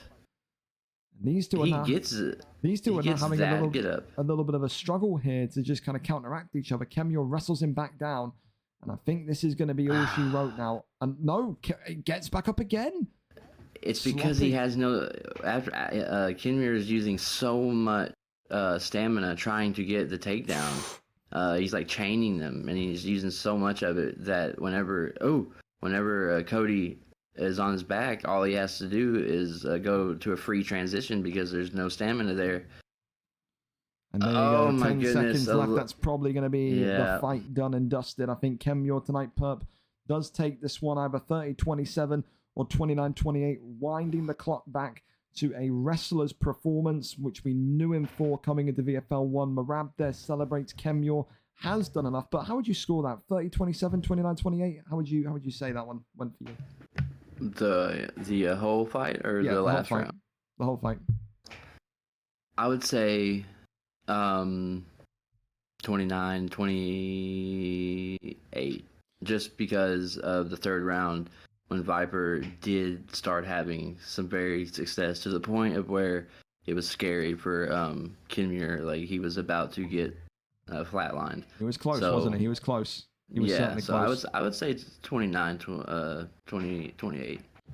Well, there you go. Of course, we will keep our eyes peeled still for Showtime, who is not there. So we are going to start to now reach out to other lightweights and prepare for Showtime to no show. Again, we know he's going through stuff, family stuff, personal stuff. I just, again, I do wish instead, like, he would have just taken a couple more weeks off and just would have taken maybe a month off to just kind of get himself kind of straight, because it's derailed the card a little bit now. But we're going to talk to Edgy. I want to see if Edgy and Charlie have faced each other before, because that would be a decent fight, and it would be Charlie at least fighting upwards.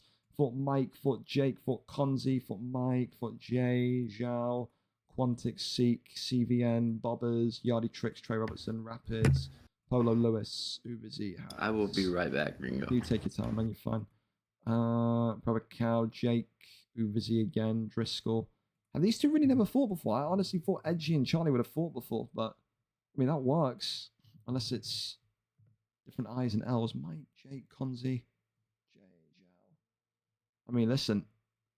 I honestly was not... I wanted to book Edgy and Charlie before, and I never did it because I thought they'd fought before, and I was like, nah, I don't want to do a rematch. But I mean, these two are never scrapped, man. These two are never scrapped. Let's go and talk to Edgy and see if he's down for it. Let's go and see. I have fought Edgy, haven't I? Well, not according to this. First win in 151 weeks. That wasn't a KO or TKO, says Kemure. There you go. 25 takedowns. Great. Didn't know I was playing a virgin. Reeks of piss. Wow. Viper RKO is not happy whatsoever. Not in the slightest. I mean, I'll double check it again, Charlie, but Mike, Jake, Konzi, Mikeinho, J.O. Salmon, Zhao, Quantic A, Seek and Destroy, CVNR, Bobbers, Yardy Tricks, Trey Robertson, Rapids, Polo God, Lewis 98, Uvizi, HGO Has, Kronks, Was Jr., Shax, Seek and Destroy, SMFC on top, No Jr., Lord Lagout, Stanex, Brother Cow, J Kennedy, Jco 5, Uvizi, Driscoll, Tom LFC, me, D9GZ, Beckham, Deco D, Spawn Peking, Jay Boa. Never fought him before, Charlie. So, yeah, if he's about it, then let's do it.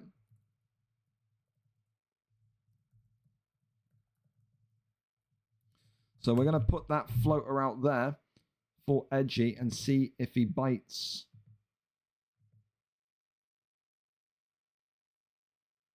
I am back. No worries. I'm going to shoot Edgy a DM on Discord, not Discord, on Xbox as well. So the reality is maybe the Edgy fight can't happen because Edgy is a guy that just like doesn't stay up late. I mean, this isn't really late. 10:41 isn't late unless you're about 85 years old, but It's 4 p.m. for me. yeah, you're fine. Discords. Send that. Did I miss anything interesting? Absolutely not. Absolutely not. And in the backup, if it isn't going to be Edgy, then the other one that I could point to, again, I could point to Konzi, but I think Konzi's going to be... I can see if Konzi's back yet. I wouldn't mind Konzi either. Is the only PlayStation fight left Spooky The title and fight, Reese one? yes. Okay, Okay. Realistically, you could do Jay or Salmon, but it doesn't really make too much sense. Noble wouldn't be a bad one either. Koros has already fought. It's a sticky one. It's a sticky one that Showtime has put us in. But we will find something. I'm committed to getting Charlie a fight. He's been practicing and waiting all week. Do you want for me? this. I can message a guy in my camp that has that. No. It's got to make sense. I'm not going to do anyone else at 0-0 coming in. That would make no sense. Let me hit Noble up as well, see if Noble's down.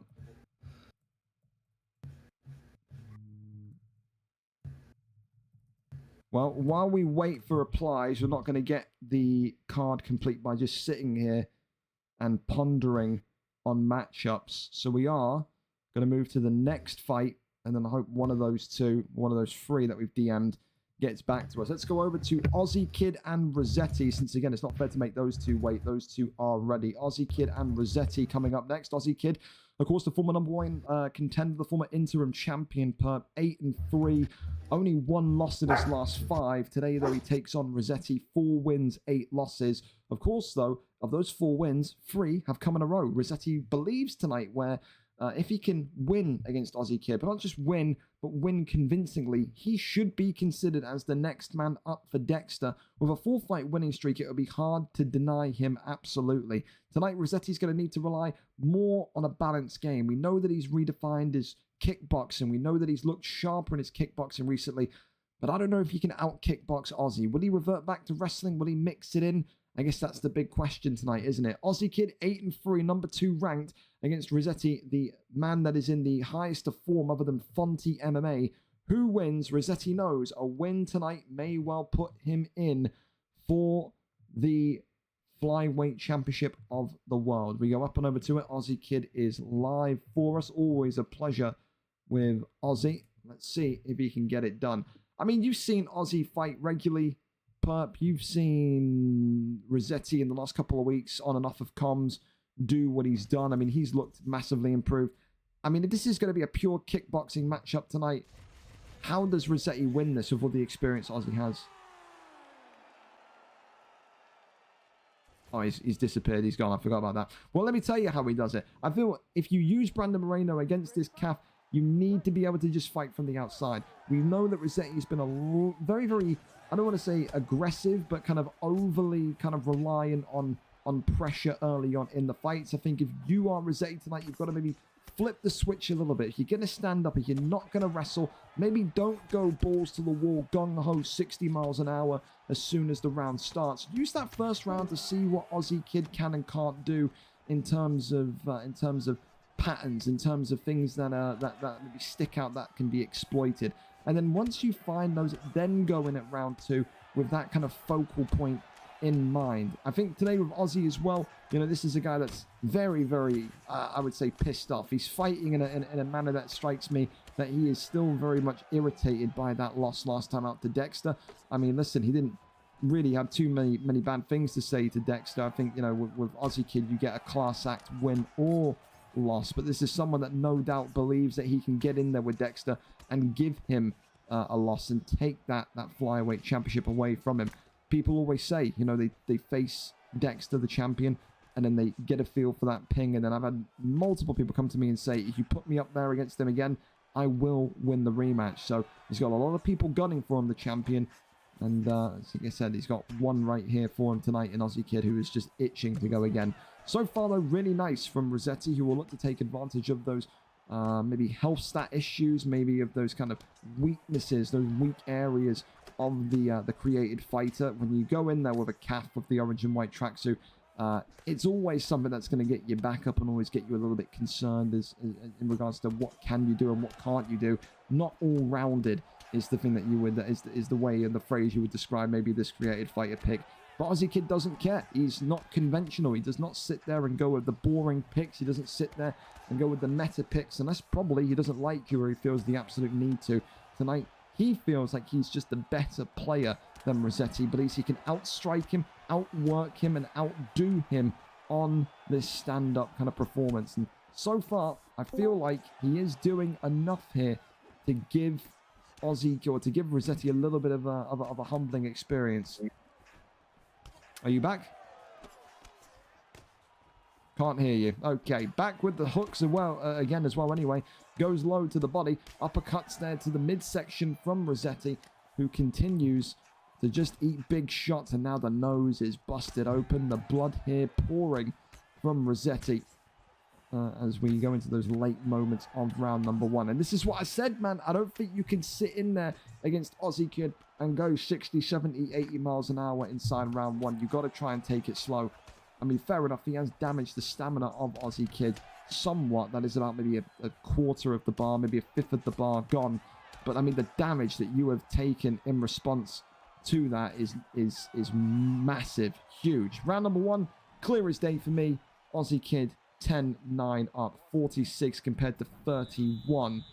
And the calf doesn't even look like he's out of first gear. Yeah, that's what you gotta love about Aussie. This guy is relentless.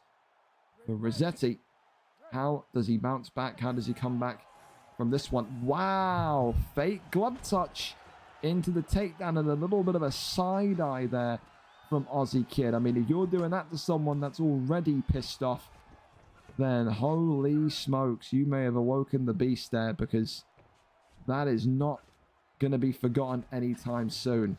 Listen, no rules against fake glove touching, but you better hope it works, because I tell you, that there will not be forgotten.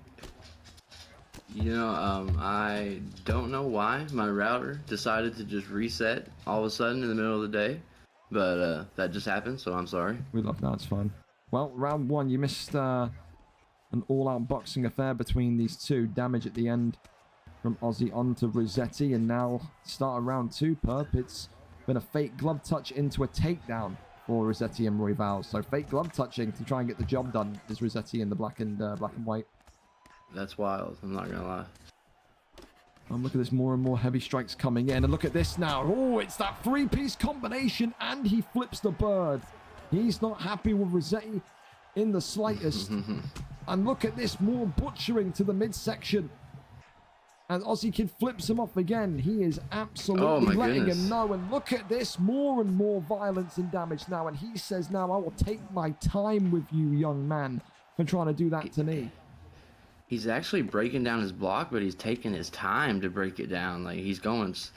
That's crazy. And Aussie Kid obviously is still using that created character to, you know, just dominate here in the bantamweight division. I'll tell you this much. Aussie Kid so far is looking like he is even more dangerous than what we saw in the lead up to that fight with Dexter. He is just toying, chewing up, just dissolving Rossetti here tonight. Everything is going. The head health, the block, everything, the body health. It's just a typical A1 performance. And Rossetti here is going to need a Hail Mary shot from the heavens if he wants to win this one tonight. More and more stabbing shots to the body as he extends his arms, points at him and laughs and says, "You are not on my level, son." What a knockout from Aussie Kid, who bounces back from that fake glove touch takedown. And that there is one of the most humiliating and humbling knockouts that maybe Rossetti will ever take in his life. And I think that for me tonight is going to take the knockout of the night bonus away, because let me tell you, it was the combinations again tonight, Perp, that just looked phenomenal. Looked phenomenal. That's a round 2 victory there. So gets that one done. With the calf, I need to get a screenshot of your calf, Ozzy. If you ever hear this, then try and get me like a screenshot on Discord. I can actually put them on the poster. That would be quite nice rather than just I don't know, a Nate Diaz render like I did last time. But Finn Taylor, listen, held on to that knockout of the night bonus for a long enough time. But in the end, listen, always difficult to keep it against someone from the main cards. And that is big. Well, let's go over and see what we've got in terms of options then for the fight. Showtime is here.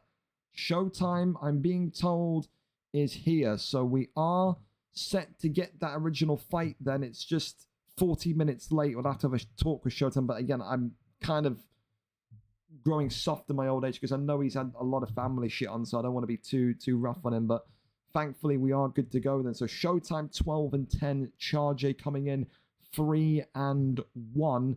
Let's get right back over to it and see what the picks are going to be. And we're also going to bring in Jack Hanna as well to compensate in case Perp can't get his internet back. Clearly, the cabbage router tonight is a problem for a lot of people, but that's okay. So Jack, come on in whenever.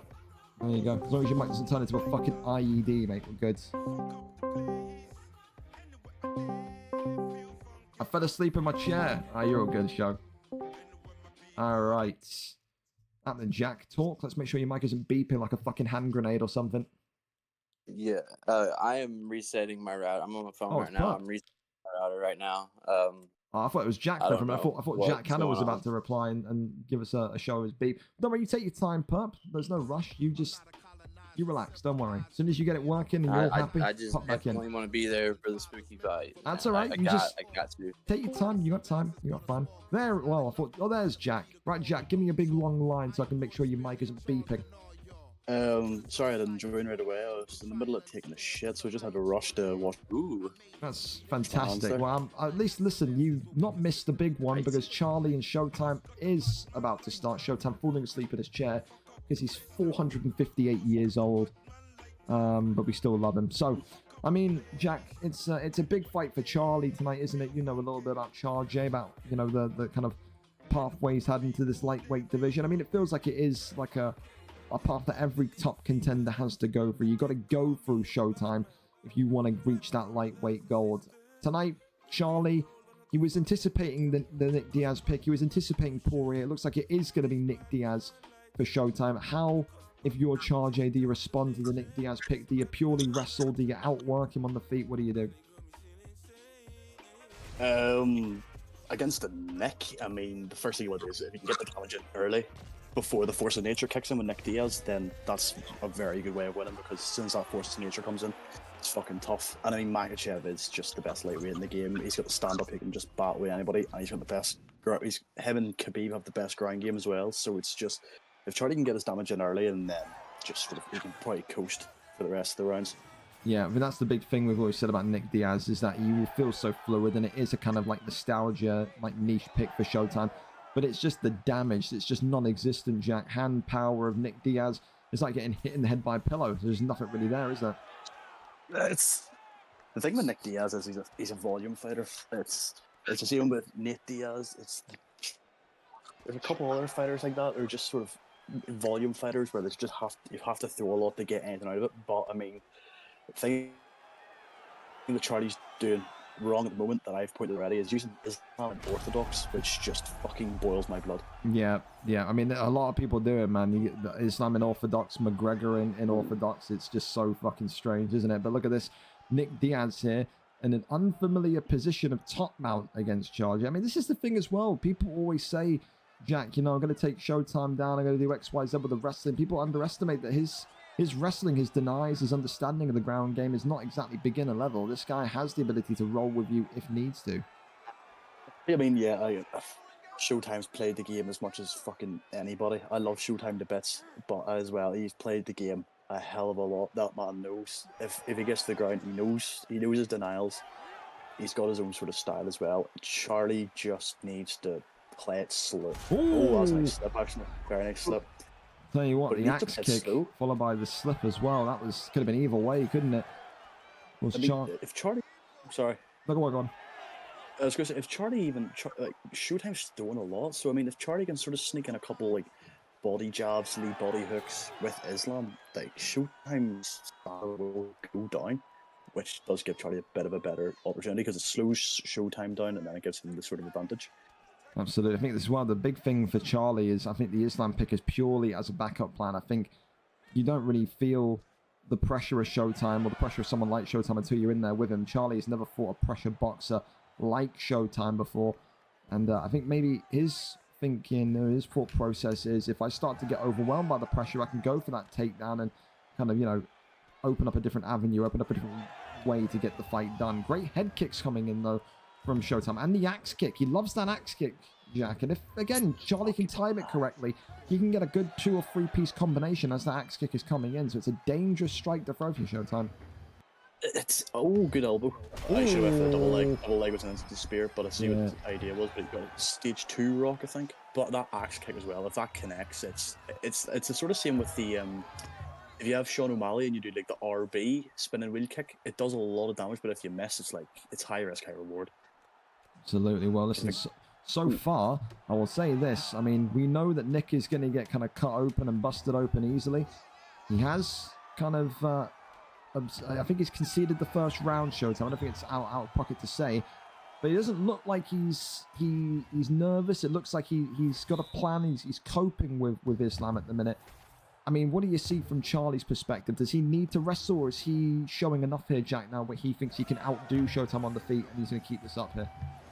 Honestly, if I was Charlie at the moment, I would just keep it on the feet and just play it slow. Just choose his shots rather than trying to fucking fight fire with fire. Just choose his shots slowly and it'll come to him, I think, because that's just sort of what he's doing well at the moment. But he just needs to watch for fucking kicks to the head. Jesus Christ. Yeah, that is. And I say you what, Nick Diaz, long, lengthy, and then oh my goodness me, look at that, gets that head kick off, and that splits open Islam on the temple there. And there's a big knee from Showtime here as he marches forward with Nick Diaz again. And now this is when, if you're Charge, this is when the backup plan, the ace in the back pocket comes out here, and you've got to shoot the takedown. You've eaten the first stun in the round. Maybe now take this one into a safe zone and try and work that ground and pound on Diaz. But a really nice comeback inside of round 2 from Showtime as it stands. Charge, wow, eats a big one from nice. Showtime here. Continues to swing for the fences, does Showtime with Nick Diaz. And these two are now going at it. It's good damage that Charlie got in there, but I mean, Showtime's starting to catch him a lot. There it is again. Yeah. Oh, the head kick's beautiful. Spin kick to the body. Oh my Ducks goodness. the head kick. Oh my good God, it's the Bass Inferno treatment. Drops him down. Oh, good. That's a big denial. That is a huge, huge deny, Jack. That is big, because I mean, I think even if Charlie jumped, he would have got the stack guard, because he had the stamina advantage. But I mean, that's a big denial from Showtime to get on top there. Yeah, it was a very good chance that stack guard was going to finish him right there, especially off of a knockdown off of a ducked head kick. Look at that, he denies the triangle choke as well. Speedy reactions here from both of them so far. Charlie's going to be looking for that sweep though, isn't he, Jack? Maybe try and sweep him into top mount position. Showtime maybe recognizes that, gets back up to the feet here. Stamina though on Showtime is starting to really show a compromisation, because I don't think he's going to be able to throw as much volume as he wants anymore. And Showtime cannot step back at all. That cut is red, and I think if he steps back right now, I think that's what the doctor will be doing. He'll be barking. Well, he'll be saying to Nick Diaz, "Come on, get out of there." But continues just to stay within the presence of Charge here. Continues just to get a hook or two off, and Charge just sticking him with that jab, Jack, with 50 seconds remaining. I think the big thing that Charlie's got to watch out for is that follow-up strike after the overhand. He's catching Charlie with that follow-up overhand afterwards. There's a big front kick, though, as now he's on Makachev. Charge, can't get that uppercut connected. What a fight this has been. He's catching on now to that overhand uppercut combination, which, I mean, is, again, Showtime's doing a lot of strikes that are doing damage, but again, it's a lot of risky things he's doing. It's just, it could kill stamina here. Yeah, absolutely. Well, listen, we are going to somehow, some way find ourselves into round 3. Jack, how do you score this one after 2?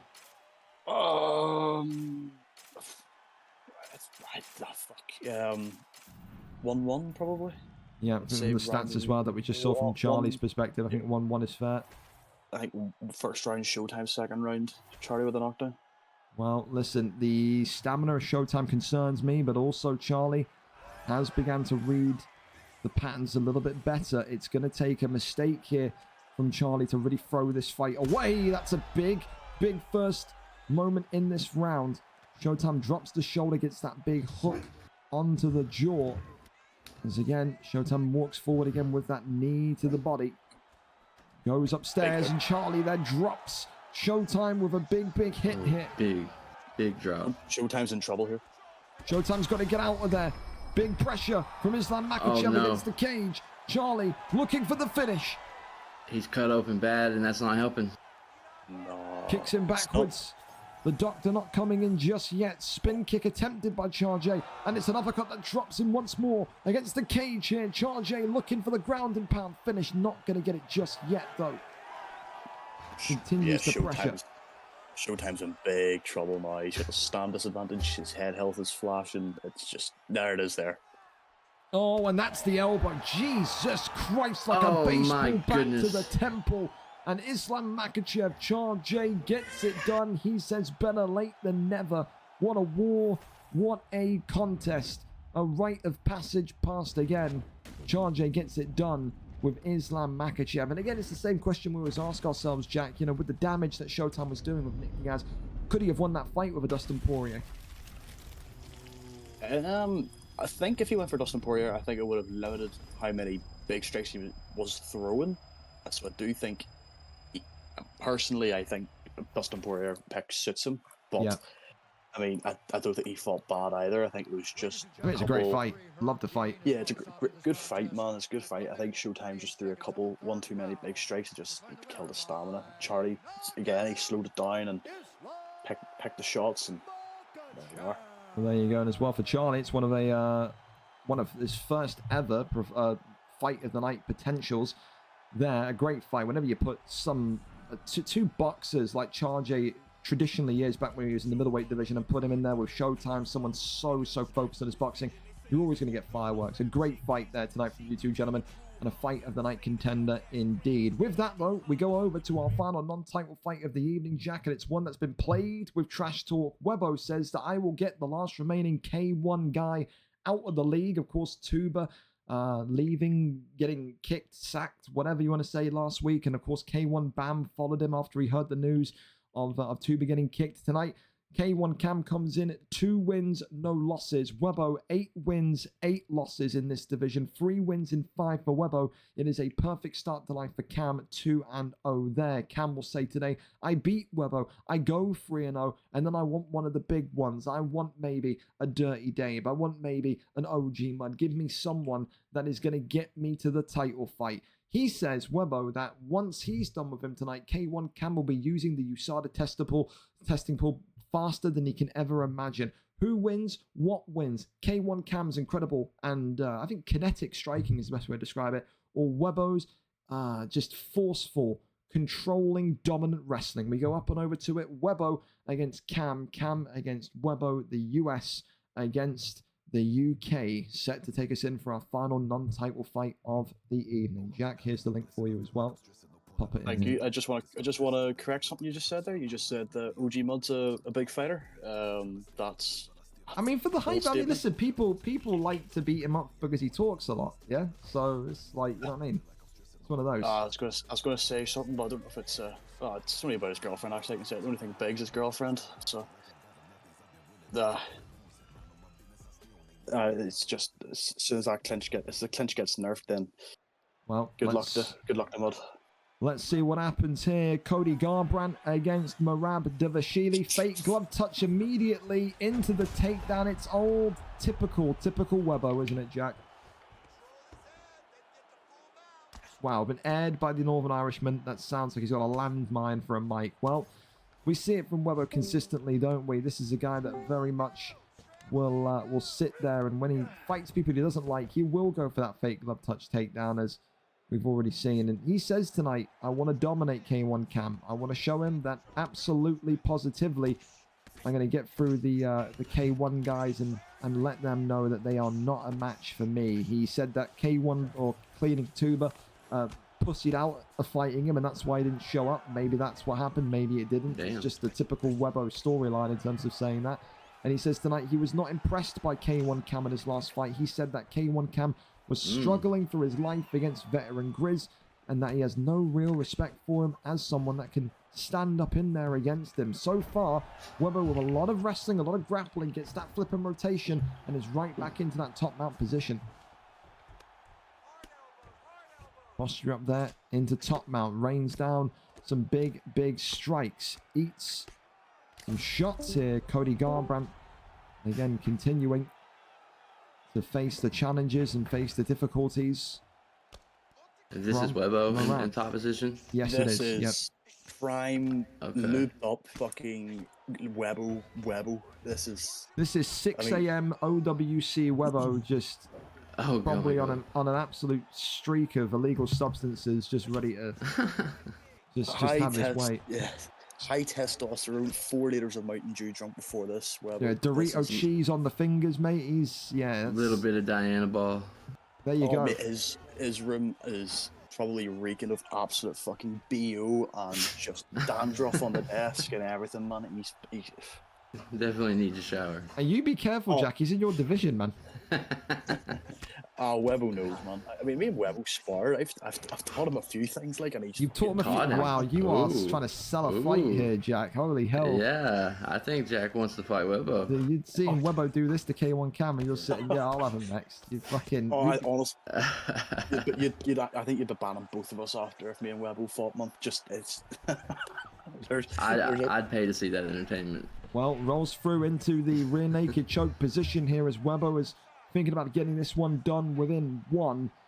As K1 Cam here struggling to shake him, and the rear naked choke is in, and that is 70% of that submission bar gone.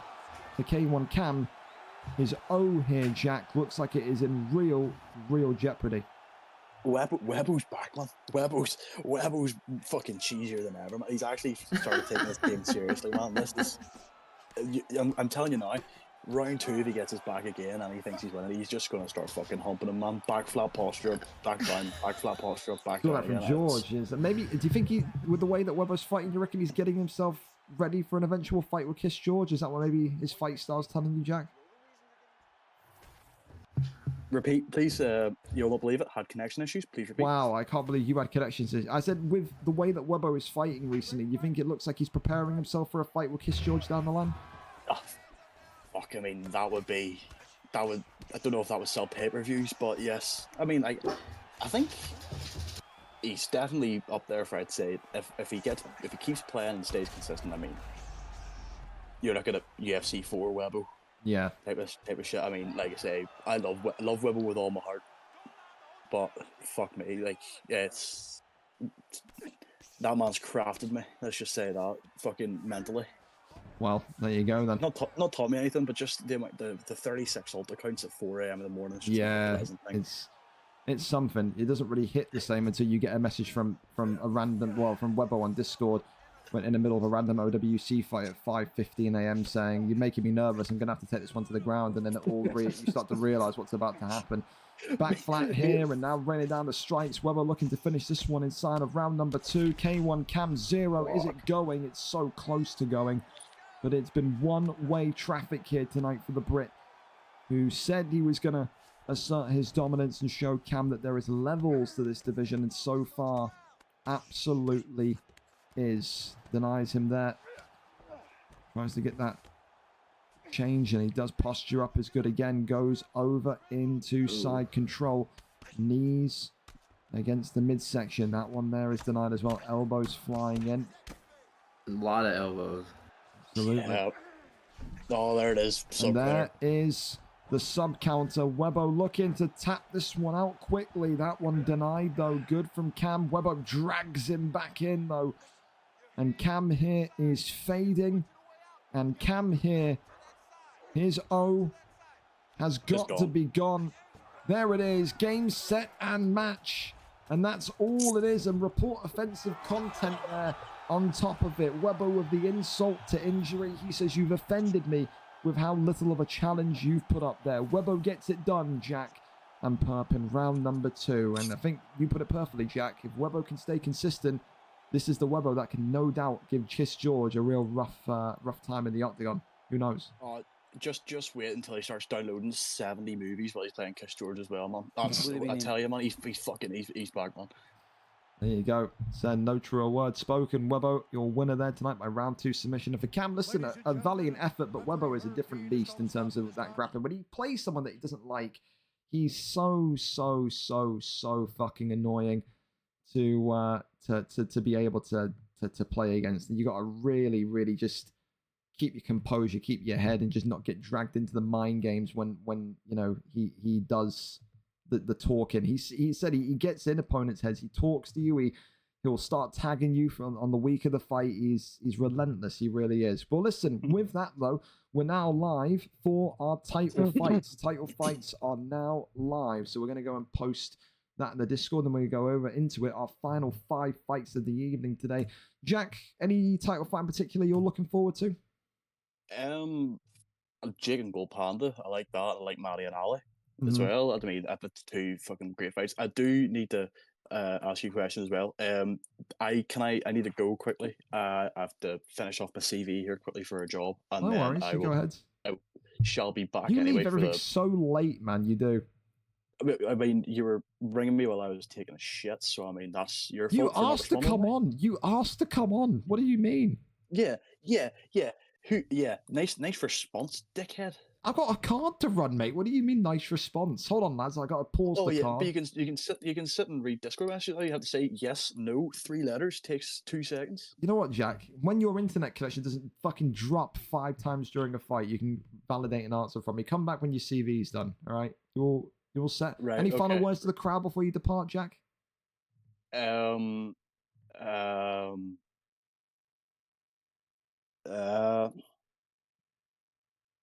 No? Okay, wonderful. Right, well, let's go over then into our title fights tonight. Trixie against Neddy, formerly known as Kessler, up first. It is a kickboxing machine in Trixie, who outdid Trey Robertson last week against the man that used to be known as Kessler, now known as Neddy. These two have history as well. Recently, back over at VFL UFN 21, the UFN last month, Trixie beat him by decision. That was only on the 30th of July, less than a month ago. Who would have thought that only a couple of weeks later, these two would be stood in front of each other once again, fighting for the undisputed middleweight championship of the world. Neddy, of course, is 6-8, but his form has been phenomenal since kind of coming out into maybe more of his own as a boxer / grappler. This guy can box with Nick Diaz. He can tap you out with anyone who he chooses to tap you out with. He can alternate and fluctuate his style in order to get the job done. However, Trixie, maybe a little bit more one-dimensional. Maybe you'll take offense to that, maybe you won't. I feel like when this fight hits the ground tonight,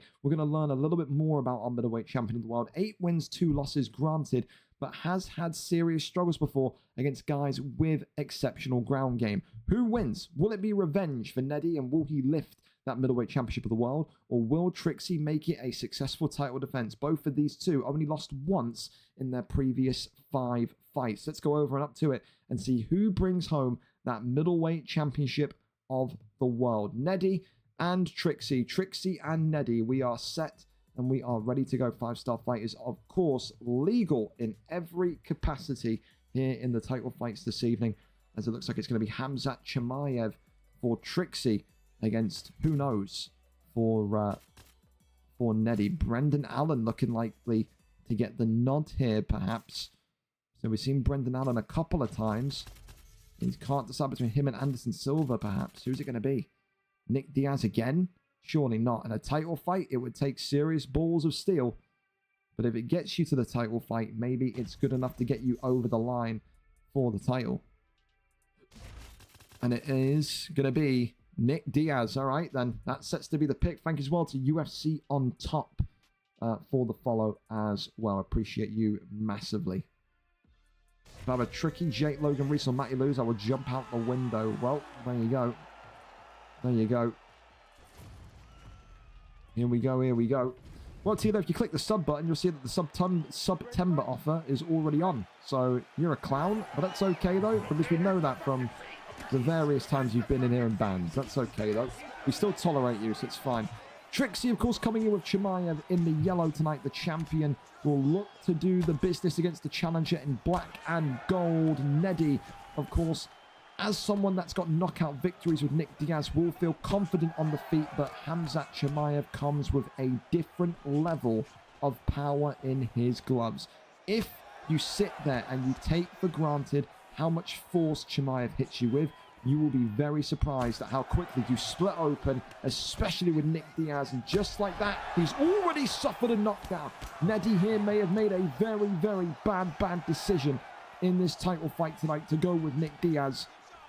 He wanted to live by the sword and die by the sword, and he may well die here quite quickly if he doesn't get himself moving in a better and faster fashion. Takes that one down into side saddle we go.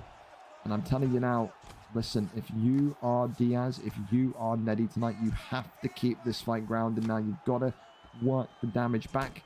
Again, a 5-round potential, and you're already on dark orange for the cut. And again, fantastic reversal there from Trixie. I said we're going to learn a lot about our middleweight champion tonight.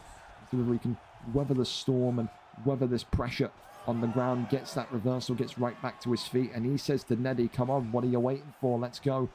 You can see Neddy clearly does not want to be on the feet here with Khamzat Chimaev, conceding a lot of space already. Big right hook there comes in from the Dagestani. And from the Chechen, should I say, excuse me. Same thing. Different part of the world, but same thing. Doesn't fit my agenda. Right hand comes in as the stream hits a little bit of a buffer, but we're still there. Boy, big right hand again. That slip hook continuing to just trouble and damage Neddy. And I tell you, if he keeps eating that right hook, the doctor could come in already and stop this fight. It's only a couple of elbows away from this being a doctor's stoppage early on into round 1 in this middleweight title match.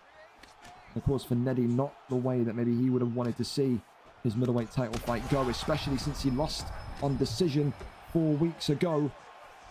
And already there is serious concerns about that cut, about that eye, about that damage that Nick Diaz, the challenger in black and gold, has sustained. Got to be a little bit more cautious in these next 4 rounds, and you absolutely cannot allow Khamzat Chimaev to get distance. Right now, for example, if Chimaev stands up and walks backwards, I think he's going to win the fight. I legitimately think he'll win the fight. Because that damage is holy motherfucker, God. There we go, you're back. Holy crap. Welcome back. Yeah, there was someone in my house, left the front door open. All my dogs ran out, so I just went on like a 300-mile sprint. And I'm too old for that, so I'm back, but yeah. Well, I'll tell you this much, the talk of a 300-mile sprint there. Chimaev tried to do a 300-mile sprint backwards to get the doctor to come in. Nick Diaz flexes in his face, almost to say, you haven't done enough damage yet, but I'll tell you this much, he is not going to be far away. Round 1 in the books. Chimaev clearly 10-9 up, and that damage on Nick Diaz is not looking good for a 5-round fight. If you are Neddy, you cannot allow any sort of distance, and you have to somehow find a way to come back in this one. Big shots continuing to come forward. Ooh. The straight there drops him. Nick Diaz in serious trouble. Yeah, Nick is in bad trouble, man. That cut is not looking good. Uppercut there was maybe going to be followed through. As, again, Chimaev backing away. Nick Diaz staying tight to him. This is when the teep kick should come in. And Trixie may well teep kick his way into a doctor's stoppage again. Nick Diaz staying tight, staying close. Chimaev just biding his time, knowing he doesn't even need to throw a potential strike here. Big elbow comes across. Oh my goodness me. The counter shot there could have been lethal as well. Oh my. Neddy there continuing to be pull elbowed into oblivion. Trixie, of course, says he wants back in that welterweight division to right the wrongs of his last stint in there. And look at this, double leg takedown slams him to the canvas. Elbows here with 3 minutes and 10 seconds left, and crosses over into top mount. And it may well just take one posture up position in top mount, and this could be all she wrote. Gets up, circles round. Diaz continuing to get tight to him. He knows he can't let that distance open up. Overhand continues to come in. Pressure from, oh my god, how did that elbow not connect? Trixie's going to be a little bit furious with that himself. And look at that, a flying armbar. Look at that. And hang on a minute. The fake here is Neddy saying, I've got a way to get back into this one. Trixie66 got to keep composed. He's not in serious damage yet. It's a big deny from Trixie, though. That's going to be rolled back through into back sitting. A big denial. He's got to keep himself calm and composed here. Again, this is where we were going to find out about Trixie tonight. And, I mean, fair enough if Diaz, if Neddy can come back from the amount of damage he's taken in rounds 1 and 2 and win this fight, that would be something exceptional. That would be one of the biggest wins of his career, no doubts about it whatsoever. Yeah, I didn't see the very beginning of this fight, but if he comes back from this, it's going to be very, very impressive. Well, 56 seconds left of round number 2. As Chimaev again has top position. A lot of denies, postures up, and I'm surprised he's not just getting up. There we go, he does get up. And now he's going to walk backwards again. And there's the doctor, and the doctor says this one's over. We said all it was going to take was one departure, departing move backwards.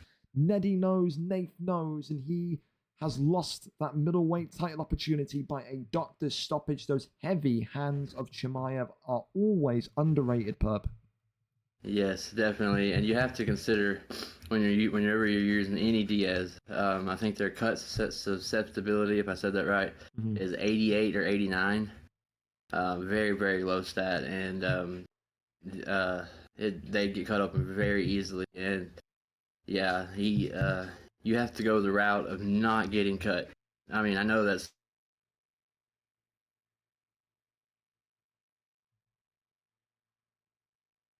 Well, seems like we've lost Perp again. Anyway, we move on to our next one. Everyone's internet tonight is shitting the bed that I come into contact with. Jack, Hannah, Perp, all of these guys, man. Up next then, Jake05 and Gold Panda. I don't know what's going on in the lightweight title fight. Here we go. The vacant title vacated by Gabe2098, who of course retired after that victory against Mikeinho. Tonight, a new lightweight champion will be crowned. Jake05, 7 wins.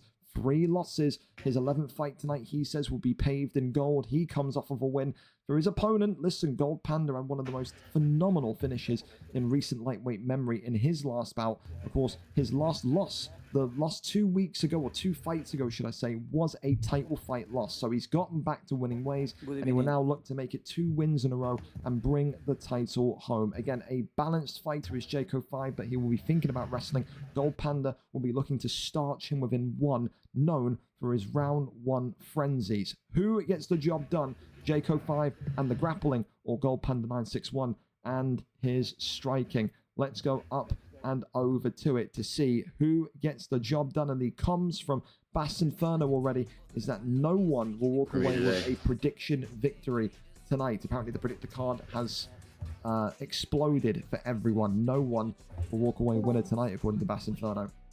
Yeah, and Gringo, I apologize. Everything seems like it's trying to kill me and get me off of this concept today. That's fine. But I'm doing my best to stay here.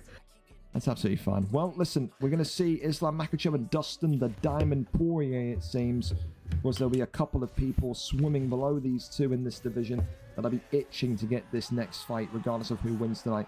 Jake05 with Islam Makhachev in the black and gold against Dustin the Diamond Poirier for Gold Panda in those floral shorts. Who gets the job done? Knockouts, knockouts, knockouts for Gold Panda with the floral shorts. Control, wrestling, and patience for Jake05 in the black and gold. 5 rounds to get that lightweight championship around your waist and begin your reign as the new king of the 155-pound division. Of course, don't forget as well, the action does not stop after UFC tonight. 2 games on the VFL Madden field as the 12:30 UK time kickoff or 7:30 p.m. Eastern kickoff between the Commanders and the Cardinals, followed by our 1:15 a.m. or 8:15 p.m. Eastern game between the Carolina Panthers and, of course, the Cincinnati Bengals. So it should be a very, very good night of American football tonight as well, if you will listen to the late hours of the morning. So far, of course, a minute and a half. Right now, both guys being really patient. Yeah, I think it's a very, very, very nice start. Oh, welcome back, Jack. I'm back as well. Oh, hi. I got my CV complete. That's good. Well, I was going to say, Jack, you know, in this fight, if you're the Islam Makhachev pick, if you're Jake, if you know that Gold Panda is such a fast starter, an aggressive boxer, you want to take the first round a little bit slow and just kind of frustrate him a little bit, don't you? I mean, if I play fast, I mean, every time I've tried playing Viper, for example, who is just autistic and just wants to throw, I mean, if you can take it slow and just try and work like teeps again, body jabs. I mean, the body jab is just fucking beautiful. If you don't use it, fucking get using it. It's just slow him down, take away the long-term stamina. I mean, it's a 5-round fight. You're top man for Makhachev though, Jack, because I tell you this much, immediately going for the elbow though. I think if you're JCO5, got to get those punches going a little bit. Again, we've all seen Islam Makhachev in that top mount position just win fights within 1 or 2 trips there. I think you've got to be a little bit more kind of, I don't know, trusting of Makhachev's top mount there if you want to get there. Doesn't need to just drop the elbow instantly. It depends what type of game plan you're going for. If you're going for ground and pound, then you don't really want to throw the elbow too early. But I mean, this could be a big amount of damage there coming in. If you're someone like Webo or like a fucking submission nerd, the elbow 9 times out of 10 gives you a rock, and then you just posture back up again and get a free armbar. Isn't it free? It is. Yeah. So if you get the elbow posture, that's a good get up for Panda. 30 seconds left as well. I mean, still time to get some damage here on the feet, and you can know Gold Panda is going to absolutely bring the funk to him. Immediately standing in front of heavy traffic of Islam Makhachev and saying, let's just throw it down and fight here for the final 10 seconds. JCO5 keeping himself distant, not getting embroiled in that kind of frenzy, but round 1 results in Makhachev knocking Poirier down. That's the hand power of Makhachev right there. And that may well be Gold Panda's plan backfiring against him. That's got to be absolutely positively now. Round 1 to Jake05, 10-9 to the Islam Makhachev pick. I mean, like, Matty, please tell me you're listening. Why just fucking calm down, my man. Like, he done so well when he got back up to the feet there. He got the body kicks in, worked the body, and then just fucking, I don't know, got too excited, I think. But I mean, if I'm Panda at the moment, I'm trying to find sprawl, even from half guard. LB and up sprawl, but you don't want to let him get top mount like you just did. Well, top mount here, and this could be a big moment of the fight again here in round number 2. The lightweight championship on the line. He's got a little bit of a crack there through the block of Poirier, and I mean, this is a really devastating position now because you've got to use that's a great dodge there, Jab. But I mean, he's got a real, like you said, I think the best advice you said was he's got to calm down. He got up after that kind of exchange in round 1, and he looked like he was almost rushing, like he was anxious. He's got to remember it's 5 rounds. He's got time. I mean, there we go. He might have the stream on because he's literally went from half guard into sprawl, which is right to do. Even if he takes the body damage, I mean, Jake is just wrestle heavy. So I mean, see if he even sits on backside, if he knows his denials, it'll drain his long term. It's just if he can get it back up to the feet and try and prevent taking damage from the top, then he's okay. But I mean, if I'm him, every time I'm in half guard, I'm going straight to sprawl. Fuck sitting in half guard trying to get full guard. Well, look at this, back into top mount he goes here. 2 minutes and 37 seconds left of round number 2. And then again, only a couple of shots. I mean, that's the saving grace for Gold Panda so far, Jack, is, you know, he's only getting maybe 1 strike or 2 strikes off in that top mount position. He's not as comfortable striking from top mount as maybe we've seen previous Islam Makhachevs, but sweeps the arm there, crawls back over again into top mount, as no doubt Jake's coaches have got to be yelling at him and saying, you've got to make this count. Kicks him off though, didn't anticipate the get up, and now here we go again, 1 minute and 45 on the clock, and Gold Panda's got a chance to strike with Makhachev.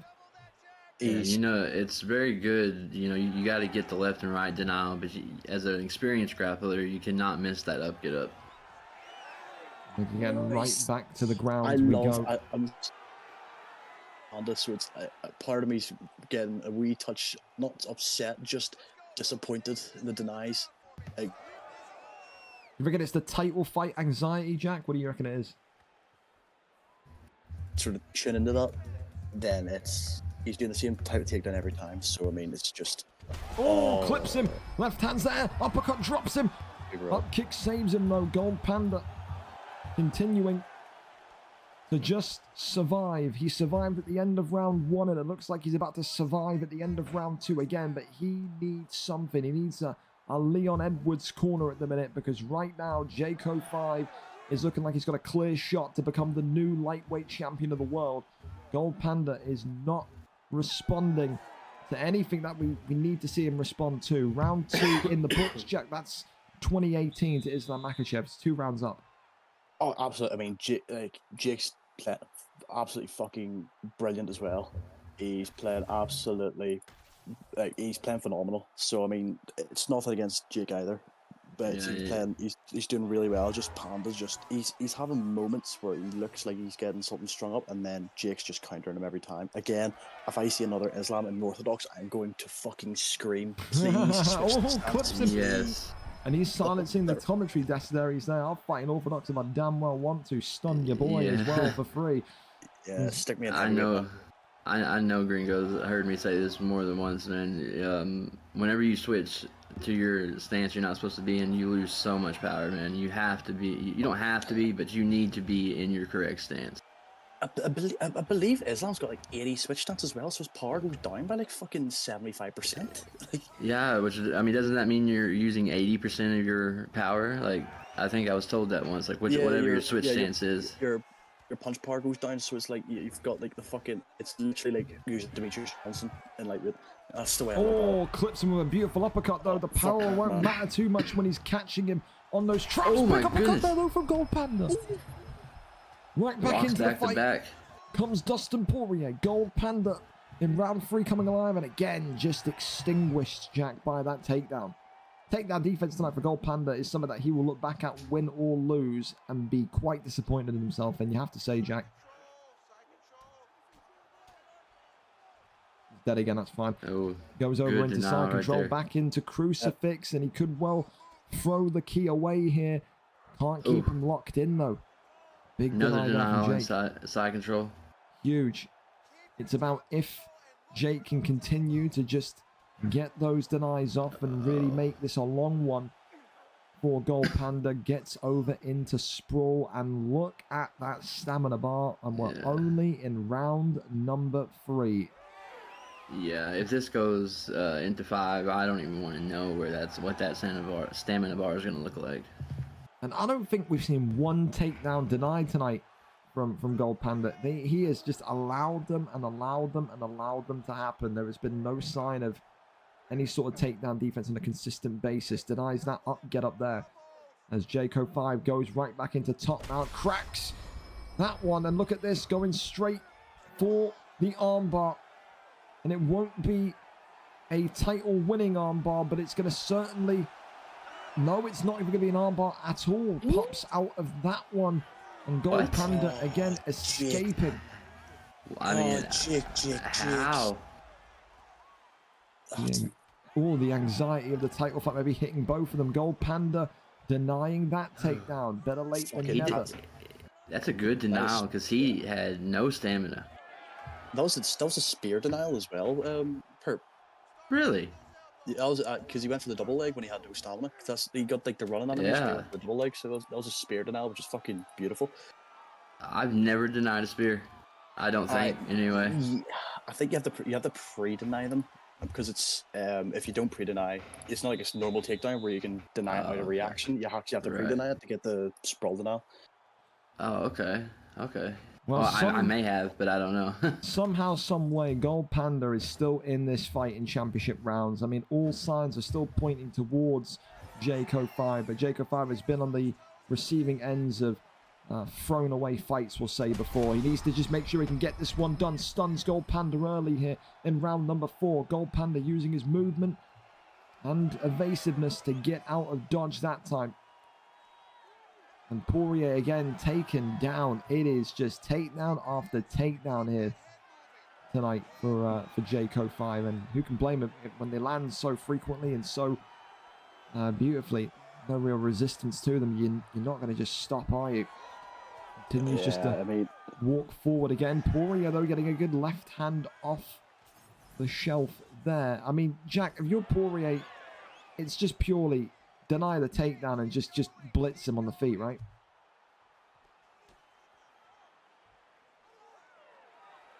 Jack's internet doing backflips. Please, yeah, please repeat. Cheers. No, I'm not going to repeat. Top mount is hit. Oh, that's all right. Gets the posture up, and Islam Makhachev rains down the strikes again. The elbows there, and surely the armbar this time. No, that one's denied. That is absolutely phenomenal, that. Posture up again, no. Stops him there. The get up this time is denied as well.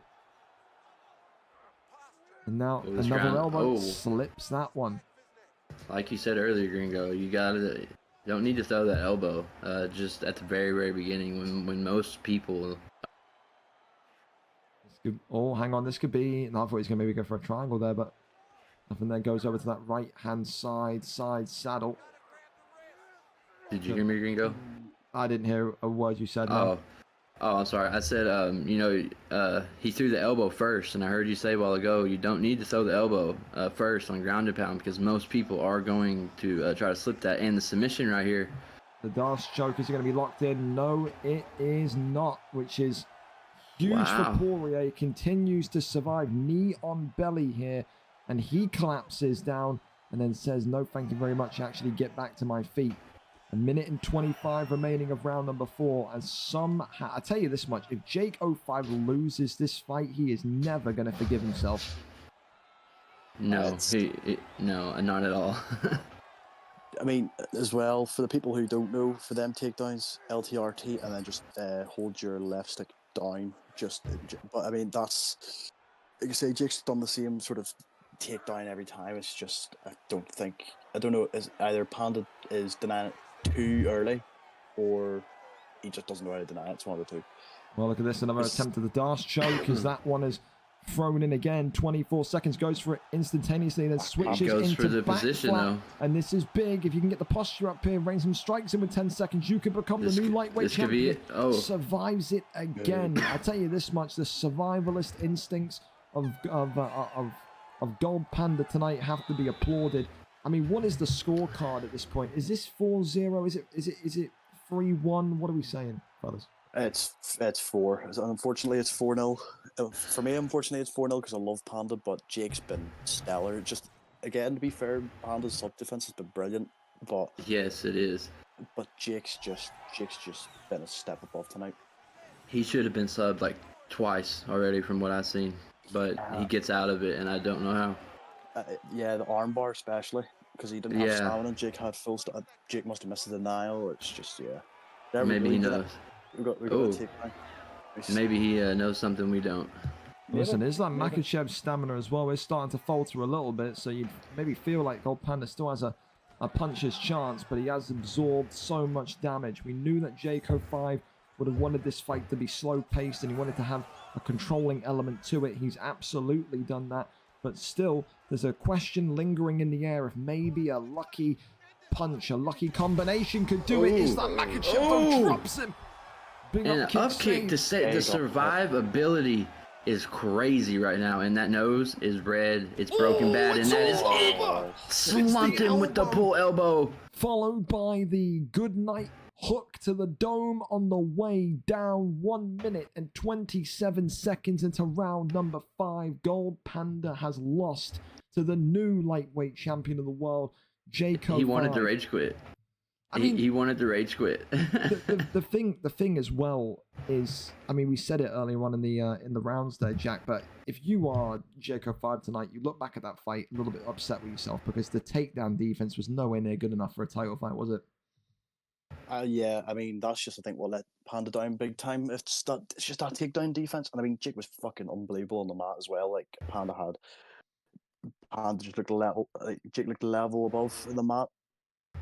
Good evening. But, I mean, Panda's takedown defense just let him down. Then, definitely. Thank you as well earlier on to Kai Sunix, a gifted sub to Know the Killer. Goal for the follow. Lawboss for a gifted sub to Keza. And Eden Bucks for the follow as well. There you go. Well, listen. On to the next one. We're going to go over to Pastor JB against Logan. Neddy saying, move me to welterweight. Thanks for having me. Shocking performance, that one. Not a problem whatsoever. Yeah, I couldn't I couldn't care less, Reese. I don't care. Like, Benji PP is like 14 years old and has like surreal levels of autism. I'm not going to hold it against him because he's got a disability, man. I don't really care. Pastor JB against Logan up next. Well, there's the one lingering factor that potentially Logan isn't here, but thankfully there's a stream link from him, so he is here. So no need to panic on that one. This welterweight title fight is a go, and I tell you, I've been excited for this one, Jack and Pert, because the records are nearly identical. 4-0 for the champion, Pastor JB. 4-1 for Logan, who's on a 2-fight win streak. We know Logan's all about his wrestling. We know JB is all about his showmanship in terms of knockouts and high-level ability. Tonight, realistically, is it maybe more so about who gets the more consistent of the takedown denies? Is it more about who gets consistent control time? A very, very interesting matchup. We've not seen this prime GSP in welterweight since maybe back in the winter months. So it's prime GSP against Shavkat Rakhmonov. Perp, what do you make of that matchup? We'll start with you, then we'll go to Jack. I think in a way they're very similar, except Shavkat, probably a little better with the submission game. But both love their ground. But I think Shavkat does have the advantage on the feet. Some people might think different, but I think he definitely does. And I think he's more well-rounded than GSP on this game anyway. Well, I mean, we will wait to go again. Don't know what happened with the game there, but we will need to wait and see for the next one. Don't freeze glitch Logan, JB. There you go. Jake saying you would like to fight Charlie next. Well, unbelievable. Ariel Tilo there. Tilo Hawani there in the what's the word for it? The interviewer of VFL. Yeah, exactly. Right, well, here we go. The welterweight title fight up and ready to go. The champion tonight, Pastor JB in the blue trunks with prime GSP, Shavkat in the red for the challenger. Jack, what do you make of this matchup then? Prime GSP not been seen for a while. What do you think of that? I've used him a couple of times. Like, GSP, if he hits you, he hits you. It's fucking, like, if you know how to use him, if you know how to use his fucking weird niche fucking stand-up, like, he's got a Superman punch, a fucking axe kick, 5-star kickboxing combos, 5-star jab. His wrestling's fucking sublime as well. If you know how to use him, he is dangerous. But yeah, he's got a Superman jab too. Oh my goodness me! Well, there's that Superman punch already that you just talked about. Let's Logan know he's very much here, ready for a striker's performance as well as a wrestler's performance. As the leg kicks now being checked immediately by JB. JB, who of course has openly already said he is relishing that move up to the lightweight division. He feels like maybe there is the chance of potential double title status there for him. I wouldn't go that far yet unless we see a phenomenal victory tonight, but he's one of the fastest champions that we've ever seen crowned at the welterweight division, undefeated, undisputed, no doubts. And tonight he says against Logan, a worthy competitor, 4-1 compared to 4-0. It was the most obvious challenge he was going to face. I mean, Logan, previous experience on Xbox, Jack, in terms of being in that lightweight division in UFC 4. When you're looking though at Shavkat against GSP, usually you talk about if you're a Shavkat pick, you want to wrestle, you want to use those submissions. Is he going to want to just use Shavkat's stand-up today and avoid the ground game with GSP because of those juiced ground stats for GSP, or would you say it's quite the opposite? Personally, if it's me and I'm using Shavkat, I'm taking GSP to the ground. I actually think Shavkat's actually fucking... I think... Well, Bongwater, you could probably correct me on this anyway. I'm pretty sure Shavkat's actually got more stuff on the ground than GSP. I'm pretty sure GSP is quite basic, but he's just got very good stats. Mm-hmm. What is GSP's sub defense? Because it's 95. not 95. Okay. Well, still, Shavkat has. Cracks him already. I was gonna say Shavkat has very, very good submissions and a lot of them. Rains down the big punches again. Shavkat, and it's done that quick. Wow, it's out in one. I think he slipped to the left. Doesn't matter. Wow. He slipped to the left and got hit with that hook, and I don't think even he expected that to happen. I don't think he expected that to happen either. 3 minutes and 48 seconds into round one, and Pastor JB again silences all the critics. 3 minutes and 48 seconds of round number 1. The GSP top mount proves to be too much. I mean, Jack, you see a performance like that again from JB. 5-0 now. I mean, he's talking about potential double title fights going into lightweight and wanting to put both the belts on the line. I mean, is a performance like that exemplary enough? Do you think he's got anything left to prove in welterweight? What do you think? I'm not being funny. Like, personally, after seeing that, I've watched a couple of JB's fights as well. I'd say he could even squeeze in that featherweight division, no bother. I'd say the double champ is actually quite viable. Like, we've had double champ fights before. We've had Alba go from light heavyweight to middleweight. I do think JB could. I do think he would be very viable for the double champ. I think featherweight, if anything. I actually think I think he'd easily win that lightweight division if he fights like that every time. Well, listen, maybe that's the fight to make. Maybe that's something that JCO5 is going to need to keep an eye on. Maybe that is the big money fight to make. Who knows? So there you go. A big one indeed for Bastard JB, who gets the job done. Now, of course, one of the most intriguing and interesting PlayStation fights of recent memory. Reese 786, who not only is up there for a contender for knockout of the year, upset of the year, and comeback of the year, he tonight looks to put his PlayStation belt on the line and show everyone that he is a credible champion. Some people have said it's going to be one of the shortest reigns in PlayStation history.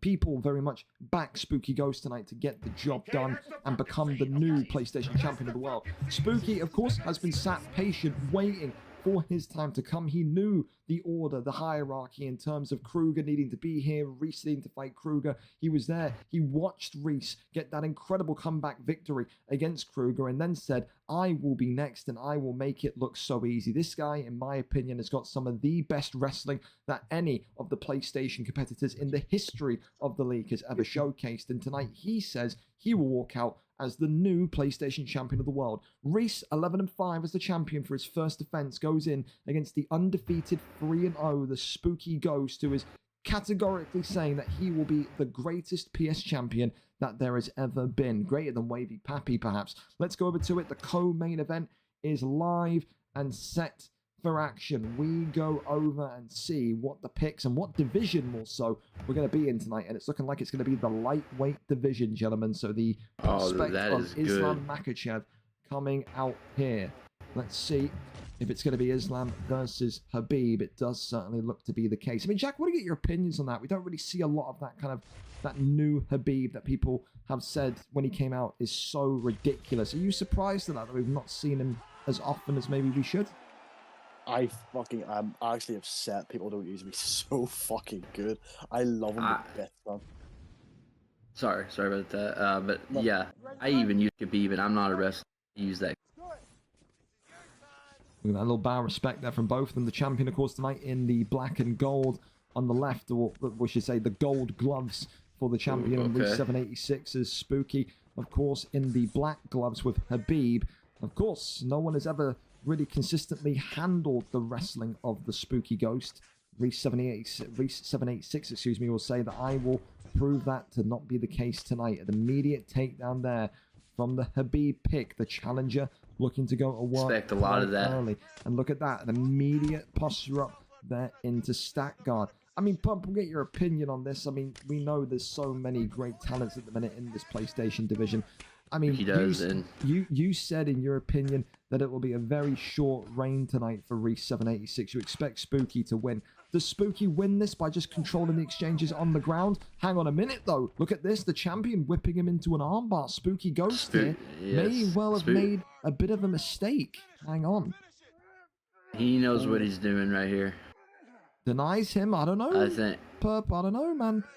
Denied again. This could be the first one, so the arm's going to be extended here. And Reese 786 is going to take not only the block down, but about 1/5 of that submission bar down. I mean, it's not exactly a title defending winning submission, but it's going to get the confidence and the juices flowing, right, Perp? Yes, definitely. And Spooky knows now that he went for the armbar. And, you know, he's going to be looking for it again. So Spook, Spook pretty much not jotted that down in his brain, and I don't think it'll be a problem again. And rotates and gets him through, and now, of course, 2 minutes left of this round number 1 as the Spooky Ghost on top as the challenger. looks to get some GA built here. Of course, the block of Habib, that could be pivotal, especially when we go into the later rounds of the fight and we maybe talk about perhaps that ground and pound of Islam Makhachev. Again, Spooky Ghost has never tasted the painful scent of defeat in the VFL Octagon yet. This is bad. This is very bad for Reese. Crucifix here, absolutely Spooky. locked in. And the key may well be thrown away here as the elbows continue to drop off, but then it manages to pop out of that one. I mean, maybe because it's the high standards I set for Spooky Ghost after his first 3 fights, but are you maybe a little bit disappointed tonight in how maybe Spooky has started this fight? It seems like it's a little bit slow from him. The first round for Spooky, he's always gonna read his opponent more than just go after everything. But he's showing right now that he's settling in. Look at the cut on Makhachev already in the red right there, and I think you'll see a different pace Spook in the second round. And this might. I was about to say that might be it right there. Could have made me eat my words of maybe the slow start comment, but we're going to go into round number 2. And anytime it gets inside control, start. Everything is going exactly like we planned. So he studies it. He knows. He's just a master. So, yeah, it could be a very short night if Reese does not get advantage. Well, talking to that as well, Jack, 0 significant strikes for Reese in the first round. Wow. I mean, realistically, that's never a fun stat to read. Is it going to be purely for the champion tonight about if he can just continuously catch Spooky in submissions, what you've seen so far? Oh, I mean, I don't think it'll matter. I mean, I've sort of just been sort of watching. I mean, Spooky just looks fucking relentless. And here we go. To get that on the map. Like, I think. Here we go. Yeah, I think Perp's right in saying this could be very, very short. Unless Reese gets back to the feet. But do tell you, he reminds me of Perp a wee bit, just from the Xbox side of things. You'll know him, Creasy. Who? Like, just, you know, Psychotic Sloth? Where it just comes to fucking, no.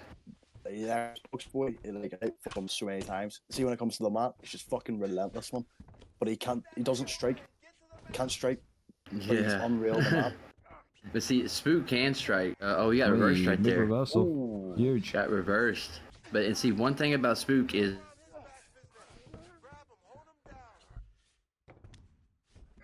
hard to catch a deny because he's throwing so many fake.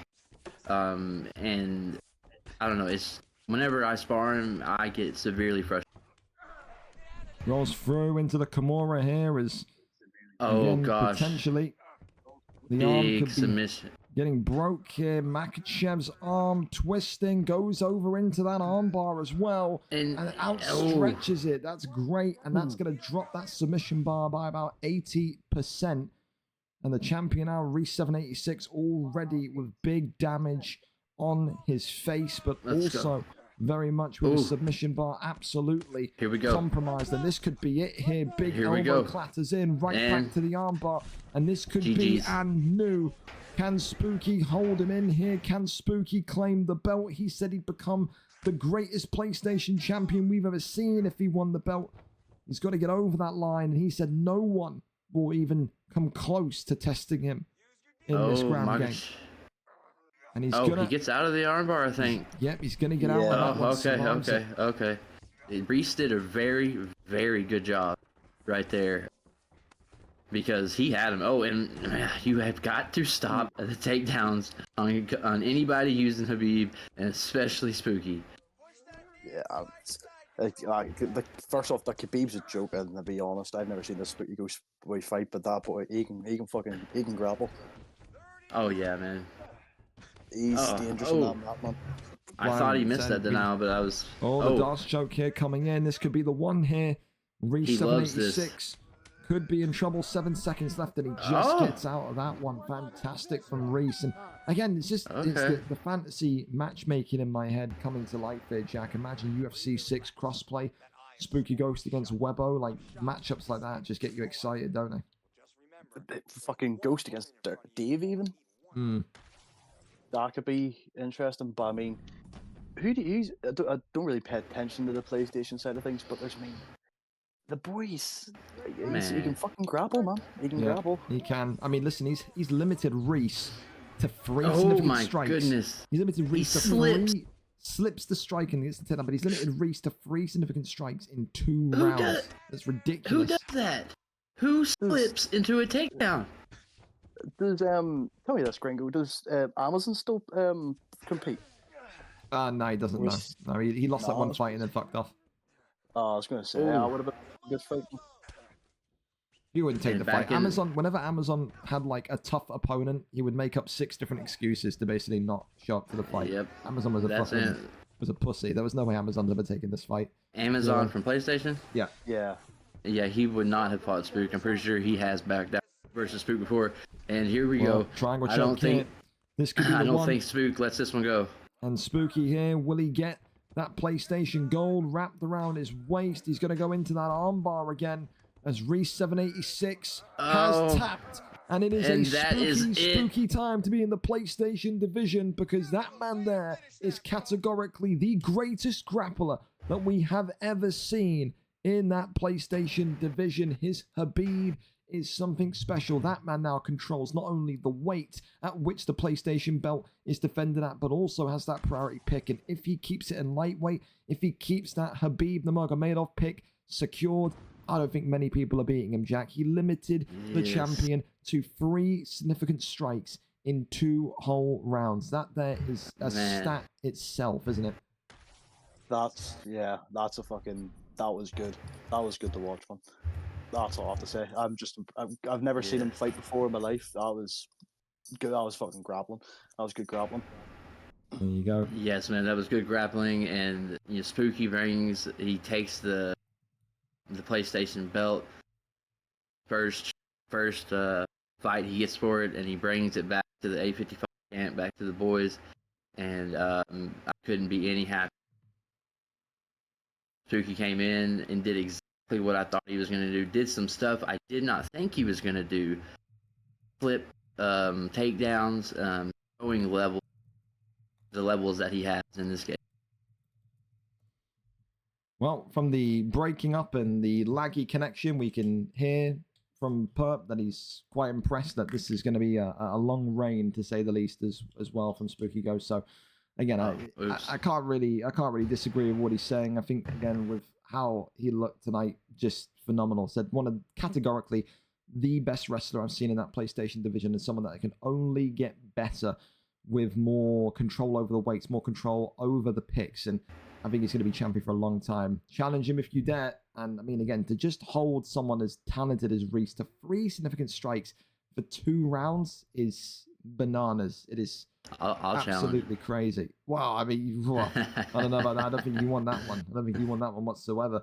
I do it every day. We go over into our main event of this evening, mxttie against xJack9, the final time that we will be live in action tonight, and it is, of course, for that main event slot. I mean, Jack, you talked to me about this one here. Who do you like? mxttie, incredible boxer, incredible kind of resume, but xJack9 on the form of his life in this featherweight division. Who do you like in this? Fuck that, mate. Just sit back, relax, enjoy. That's all I have to say on that well, one. Okay, well, answer me this. Does this go longer than a round? Because both of these are known for their round 1 finishes. I don't even know if them boys know what a round 2 is, man. That's that's just a barnstormer, man. It'll just be a good fight.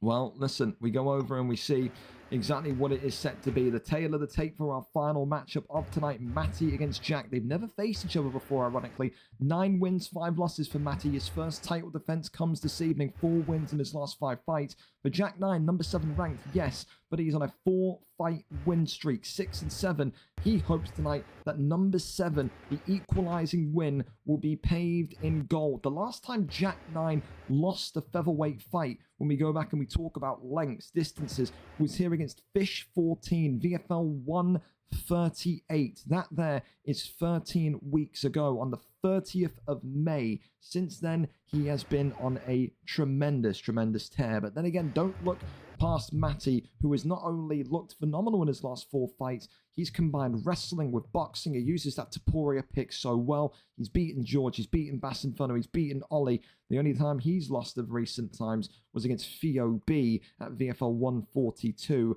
nearly 9 weeks ago. Matty will say he's ready for a move back to that proven ground of bantamweight flyweight. He believes there's unfinished business there. What a way it would be to sail into that division with 10 wins and 5 losses if he can get that title defense on the resume tonight. Who wins? Is it Matty or is it Jack9? Keep in mind, Jack9 has one of the worst records in title fights that we've ever seen. We'll actually touch on that because he has not been able to get it over the line consistently when it comes to title fights. I mean, he's had 66 fights or something like that. The last time he won a belt was VFL 133, beat Sabertooth on the 26th of April. But then just look at some of these title fights he's lost in. Lost to Kyle MCC at VFL 125 in a title fight. Lost all the way back here in VFL 111 to Lord Lagout in a lightweight title fight. Lost at VFL 99 to Odran in a lightweight title fight. Lost all the way back here to Bless Style, VFL 58 in a title fight. He has not got a winning record whatsoever. Lost at VFL 42, 109 cards ago against Para in a lightweight title fight. He's only ever won a belt once in his career, and that has been this UFC.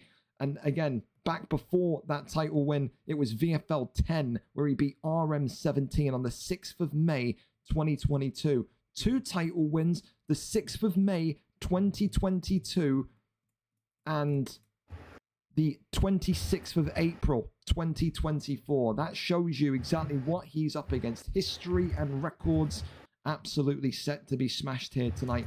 Can he get the job done, or will Matty reign supreme? We're up and over into it.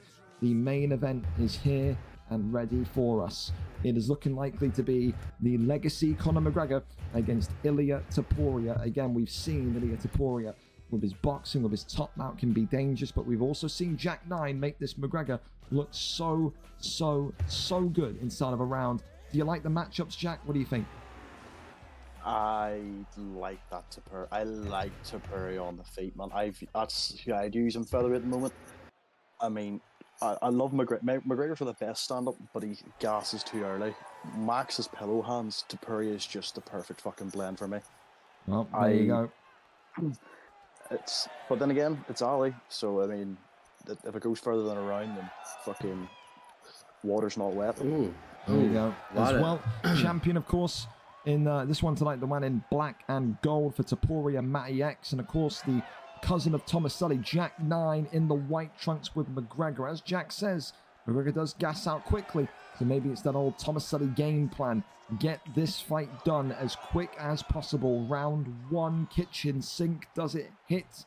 Or does Jack9 keep himself a little bit contained? Drops it, Matty, my goodness. And look at this, running out the strikes here. McGregor to The get it power done. of McGregor. He finishes him 1 minute already. and 16 seconds into round number 1. Jack9 has done it. Blink and you will miss it. Jack9. That is a Conor-esque type finish right there, as quick as it can be. 1 minute and 16 seconds into round number 1, and as quick as he wins the belt, Matty X loses it. These two known for their quick starts, their quick round 1s, and it is no different here tonight. It is a 5-fight win streak, 7-7. Jack9, the new featherweight champion of the world. Jack Hanna, immediate response to that one. Title switching everywhere. Well, what can I say? Cousin of fucking Tomaselli, man. I mean, hear me, fucking that was stellar. That was a fucking absolute stellar fucking show there from Ali, man. That's what he can do, man. If he just fucking stays like that, if Ali stays consistent, that he can do that every fucking week. But again, you touched on his titles before. Like sometimes he just seems like he freezes in title fights. But I mean, that was just fucking. I mean, he's got over that duck now. I mean, yeah. Matty's not bad either. Matty's fucking good. I definitely know how it feels to freeze up and do terrible in title. I haven't fought in a bunch of title fights here and haven't won one. But right now, it is a dangerous time. It looks like to hold a belt in VFL because switching hands one after another. I tell you, man, it's, I mean, people saying is it the fastest ever title win? I mean, it's certainly up there. I mean, we've had teams, or we've had belts change hands in about 30 or 40 seconds of game time, but I don't know, man, that's up there. That feels like it's a big moment for Jack9, because Jack9 was a guy that beforehand on Xbox was always yo-yoing between lightweight and featherweight and lightweight, never really knew what division he fit into. Now you have to kind of stand up and appreciate him for what he is, one of the most lethal in that 145 division. Again, he is on a 5-fight winning streak, isn't he? He is perfect in his last 5, not lost since VFL 138, and has finally won that 145 strap, and maybe he's not too far away from being in the big time of bantamweight flyweight with his cousin Tomaselli. For mxttie, I guess the question will be, where does he go from here? Does he say, congratulations, move me to bantamweight flyweight? Does he now climb the mountain again and look to compete against Jack9 again? Where will mxttie be? What will mxttie be saying to himself, and what will mxttie's immediate reaction be to that defeat there tonight? I guess we'll have to wait and see regarding that. But listen, a great card overall. We're going to leave our commentators here as I do the wind down. Anything from you two to say or no? I have something to say. Okay, go on. You can handle not lagging through it, Jack. That'd be great.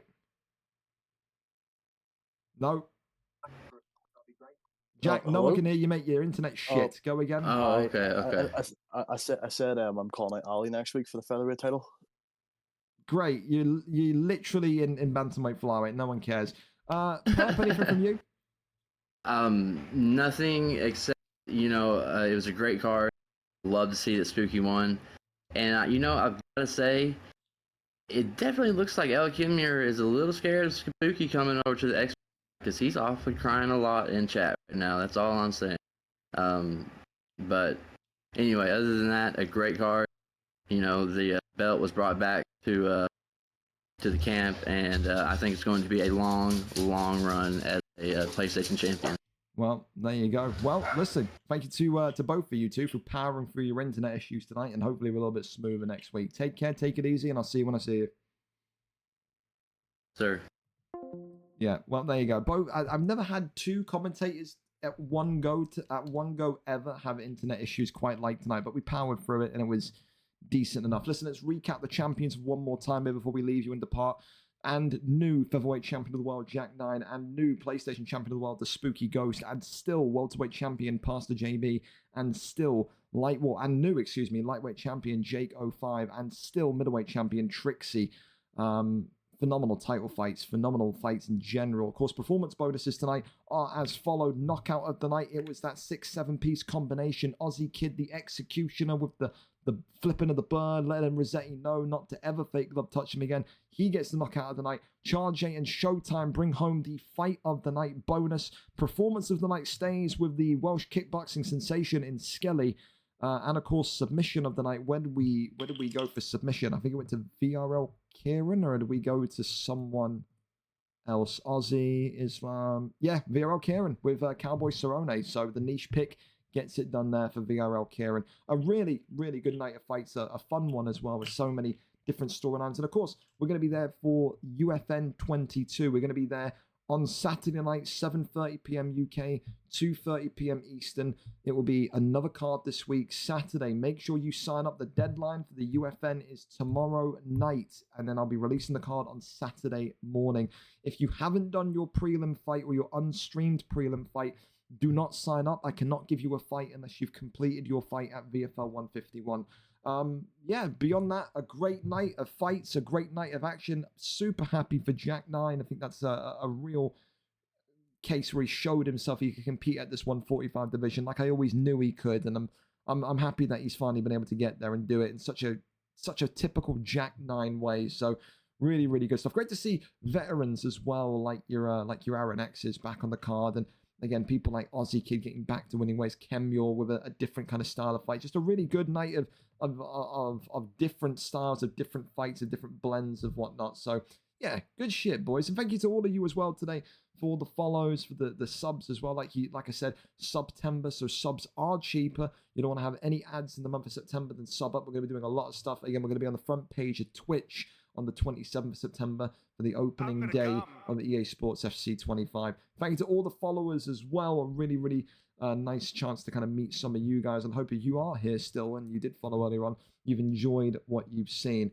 For now, listen, we're going to take a 20-minute break. I can go and take the bins out and I can get this to save and whatever, and then we're going to be back at 12:30. So in 20 minutes for VFL, NFL, 2 games of NFL action tonight. So do not miss it. Beyond that, if you need me, thank you, Wonderlight. If you need me, I'll be on Discord. Hit me in the DMs. I'll reply to you after we get done with Madden.